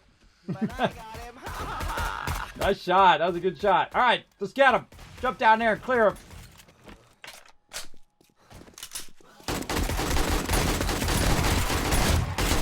Get wrecked. Whoa, he got back up again. All right, now they're getting fun. That was a fun one. I enjoyed that one. All right. Hey, look, it's just like L.A. and New York. There's a big pothole in the middle of the street. Wow, that was good. See the potholes in Minnesota. Get out of here, lady. Screamer calling in a few ferals. Look out.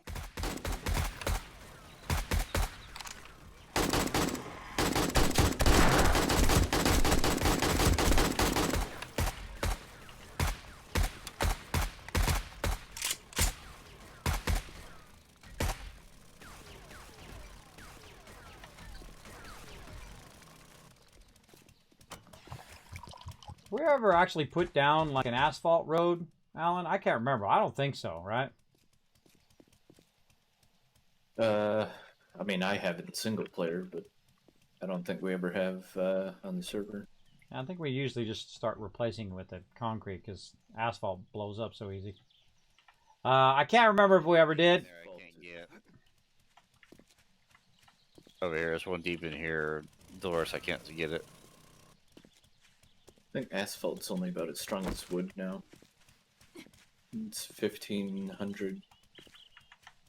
I've got a blue loot bag where I am. You might have to do it from the inside, that one. Yeah, you go up and over. I was about to put it down. He was doing it right at the same exact moment. Yeah, you got to go up and over. You can't put them on the stuff here, but you can put them on the top of the spikes and work your way backwards. Yeah. Barbed wire is the name of that stuff. I will get it. All right, I got to get going back to the thing because I need some water. One right here, I didn't see. AMZ, right up in here. All right, that was an eventful evening, wasn't it? That was 7 hours without a break, everybody. I should have took a break. I should have took a break. Incoming choppers. I know, right? It's like West Coast choppers, except for zombie style. Spikes held out a lot better. Thanks for hanging out, Dark Shadow. What up? The base is only as strong as its weakest point. Exactly, Korg. Exactly. All right. All right, everybody. Let's go ahead and prep for heading out for tonight. Then we'll be back next Saturday, same time.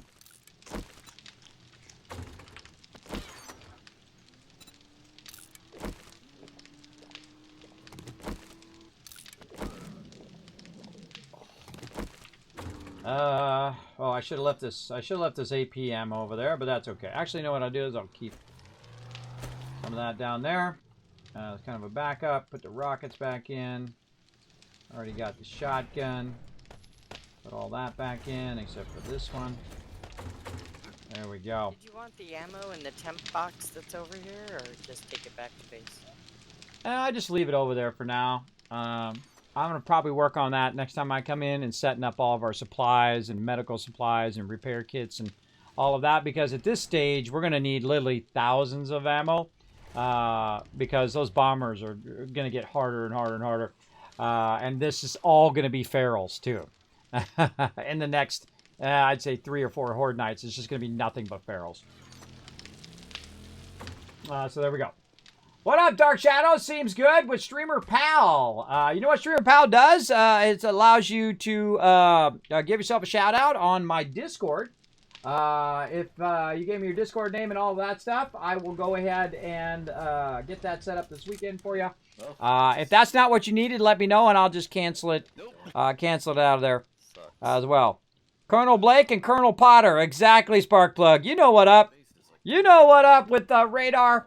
I have a lot of peeps that are like that, everybody. And I like that a little bit to my friends as well, and my crew.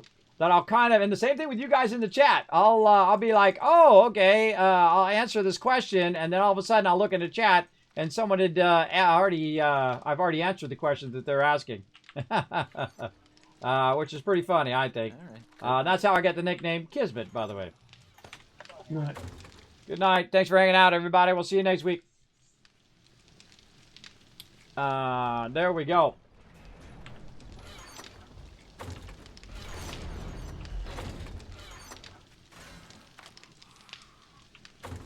All right, let's put some of this stuff back here in miscellaneous crafting.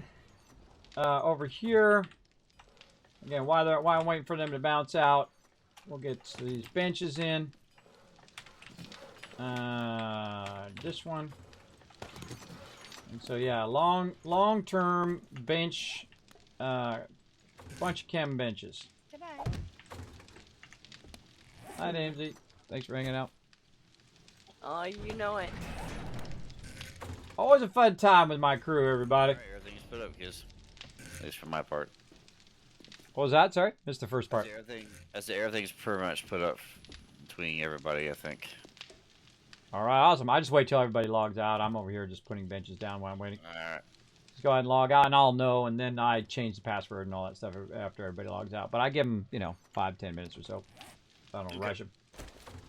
I don't want to rush them. I won't be here this weekend, but I'll probably be here the weekend after next. I work every other weekend. Oh, no problem. Well, hey, feel free to drop on by. It's only going to get more and more crazy and insane. Oh, I know it. I know it. Yeah, now we're really styling, though, because we got 11 benches now. We're really going to be able to make some serious stuff. All right. So why do I do so many workbenches? Is probably be your first question, everybody. Again, if I have, or actually I think that's 8 benches. That's 9 benches. 9 benches. Why do I have 9 benches? Because 9 benches go basically 8 times faster than 1 bench because you have 8 additional benches. So if I'm in a hurry for ammo, I can queue all these up with ammo, or actually I would do all of these with ammo, or all of these and then all of the next row. With ammo, I would queue all of those up, and then I can just let them run and run and run, and not really have to worry about it. And I'm kind of getting the vibe that maybe I should fill this whole backside here just as a little extra walkway. But see, you don't really need that walkway here because you're just going to have benches there, and you can just walk across the top of the benches, right? Because the benches act like boxes. And then I left a little gap here so you can get through there. So you can stand here and work all these benches at the same time, right? You're going to work 5 benches at the same time. So I probably want to put maybe some more boxes there. You know what? Let's make that choice. Let's make that choice right now while we're waiting. Now, again, I don't want to stay in the game too long, or what it does, it will forward the time as well in the game. So let's make that choice. Let's go.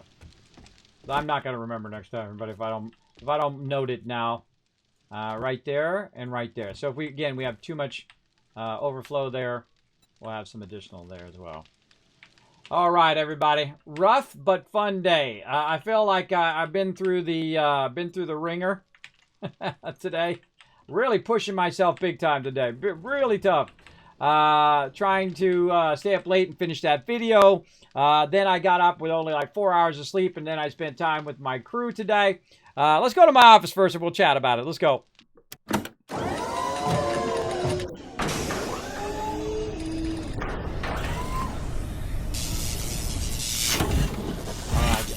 All right, out of the game there. Let's get you guys in here. Let's show you guys some love. Where you guys at? There you are, right there. There you are in the chat. Hanging out. I appreciate my crew. I appreciate them understanding my my big fail there. What a day, everybody. You know how you ever do something and you're just like, oh, can't believe I did that. Right? That was my day. I had some big triumphs and a bit of failures. I think my triumphs outdid the failures, though. I got up, again, after 4 hours of sleep. I got up and was like, I don't want to miss this thing. I already set this meeting for us to, do a gathering and a crafting exchange, and then go and do whatever we want to do after that. Where we did a loot run, went to a new place that I have never been to before, at least the upper part of it. I've never been in there. Everybody got an upgrade while we were running around. We had a great time together. I found that to be incredibly, incredibly fun. So we did all of that. And then I rested up a bit, spent some time with the family. I ordered them some pizza. I talked with some of my officers as well about some things that are coming up. I then ordered the pizza, ate the pizza with the family, and then rested for a little bit. Woke up with the start, ran in the game and said, "Oh, is everybody good?" It was like, "I'm good." Kismet, all right, awesome. And then did that, and then I had like, I don't know, 15, 20 minutes or so, or 30 minutes after that, and then laid down a little bit before the stream. Got up, had to prep a whole bunch of stuff, as I always do in my streams. My stream is very involved. And then we played some 7 Days to Die for an additional 7.5 hours. So I don't know how long I've streamed today. A lot. A lot, but I am exhausted. And I appreciate you guys hanging in there. I appreciate my team having a good understanding of my shortcomings. But here we go. Here's 1,000. 2,000, 3,000, 4,000, 5,000 caps on behalf of my team for understanding me screwing up. Here's another 5,000 in the chat. 2,000, 3,000, 4,000, 5,000. Because whenever I screw up, everybody, you guys benefit. So in the future, one day, when you win that epic reward here in my stream, hopefully, you guys will benefit from me screwing up. All right, let's go ahead and look at my schedule, everybody. Now, my schedule will be pretty much the same. Next week, it's going to be 1 p.m. In the morning and then 10 p.m. at night. And I feel like we might do some kistography on Tuesday. We may or may not do questing on Wednesday, depending on what my peeps need. We'll definitely be doing a team event on Thursday, expeditions, elites, or the other stuff, portals. And I kind of feel like we might want to do loot runs on both days. So this way, the people who can show up on Thursdays can also do loot runs. And then we'll do loot runs as well. So we'll start to focus on that. If no one needs expeditions, then we'll switch over to elites or portals. Now, loot runs are pretty much the same as elites, except for the highest end elites, so the max level elites. So that's why we call them loot runs versus elites. And that's why I realized today that, wait a minute, you're just running elites, and you're just getting elite chests from elite zones. That's basically what we're doing. That's not too hard to understand. But the thing that is hard to understand is which mobs you should attack and which mobs you should not attack in those zones. And we learned that today. And of course, some of my members already knew, but I learned it. I learned to not attack that big old bear. That big old bear, bad news. Very, very bad news. He chomped me big time. He one-shot me too, man. He one-shot me even when I was hitting a potion. Totally one-shot me in one hit. And I have like, I don't know. It's not like I'm that crunchy. I have, void armor, heavy void armor with con. I think I have around 200 con, somewhere in there, around 10k hit points, and he still annihilated me. That tells you I should not be a tank as well. But we'll keep working on our gear and keep getting our gear up as well. Keep getting all our stuff up because that's really fun. I have a lot of fun doing that. So it's going to be pretty much the same, everybody. Now, of course, you can help support the stream. You know what to do. Go over to youtube.com/KismetBP. If you're watching in the future, hit that subscribe right now. Thanks for watching. Appreciate you. Hit the like button, too. Helps me a lot. Then go over here, hit the twitter.com/KismetBP. Go over there, hit that follow button up there. The more you guys do this, the more I get to give away stuff in the chat, everybody, and do all sorts of other fun stuff here in the stream. I literally give away thousands of dollars worth of free stuff here in the stream. I appreciate all of you. And then, of course, discord.gg/Kismet. I do random giveaways all the time, so feel free to hang out. You can check out more about my team. More if you want to join us for 7 Days to Die next week on Saturday. Well, that's what you do. Go check it out on the Discord. Check out our New World and a whole bunch of other games that we're playing over there. I also have all the news from all of these games that you see in the background, or at least a bunch of the ones that we play, like 7 Days to Die, pumping into the Discord, so you don't have to go to 15 different Discords. You can see them all in one place. If you want to talk about 7 Days to Die, if you want to talk about Fallout 76, you can chat right in there, or chat in the general chat. That's a great place to get in there. Once you've read the rules, you hit that green check mark. You can go chat in there to your heart's content. Maybe look for peeps to help you out on your current platform as well. So you can also check out the website, kismet.gg. That's where I have all my studio equipment and all of my other stuff that I get questions about all the time. Hey, Kismet, what kind of microphone you have, and all of those kind of common questions. And then, of course, the best way to help support the stream, if you laugh, if you cried, if I had a fun time, if you enjoyed my ultimate failures and me stepping up and being a decent human being by admitting my mistakes and then trying to correct for them. then feel free to go over there, hit that love over there. Again, your support over there is where it matters most. That's where it has the biggest effect on the Kismet Love Train. And plus, you get sneak peeks. I don't know if I have any sneak peeks this weekend. Maybe a little bit of sneak peeks for my Patreon peeps. But definitely next weekend. But this weekend, I got to work on things like stuff around the house. I get to work on taxes. I know, super exciting stuff, everybody. And I've been trying to work on the laundry now, too. I'm trying to work on the towels. My kids burned through like 20 towels in 2 days. I don't know what the heck. I don't know. I use one towel, everybody. I don't know what's up with that. One towel is enough for me. There you go. There we go. Showing that support. Thank you. I appreciate all that love, everybody in the chat. Now, again, that's it for me. You will see me again Tuesday. Oh, let me roll out my thing there. There we go.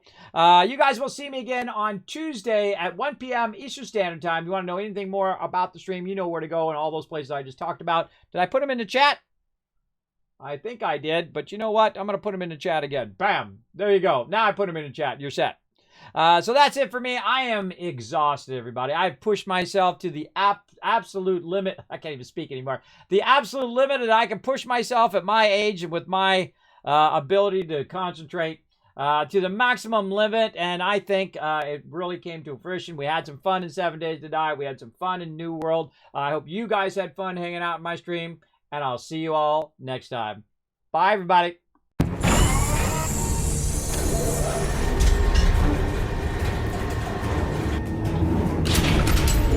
Hi, this is Norbert. Thanks for watching. Press the subscribe button. I'll see you all next time. Bye.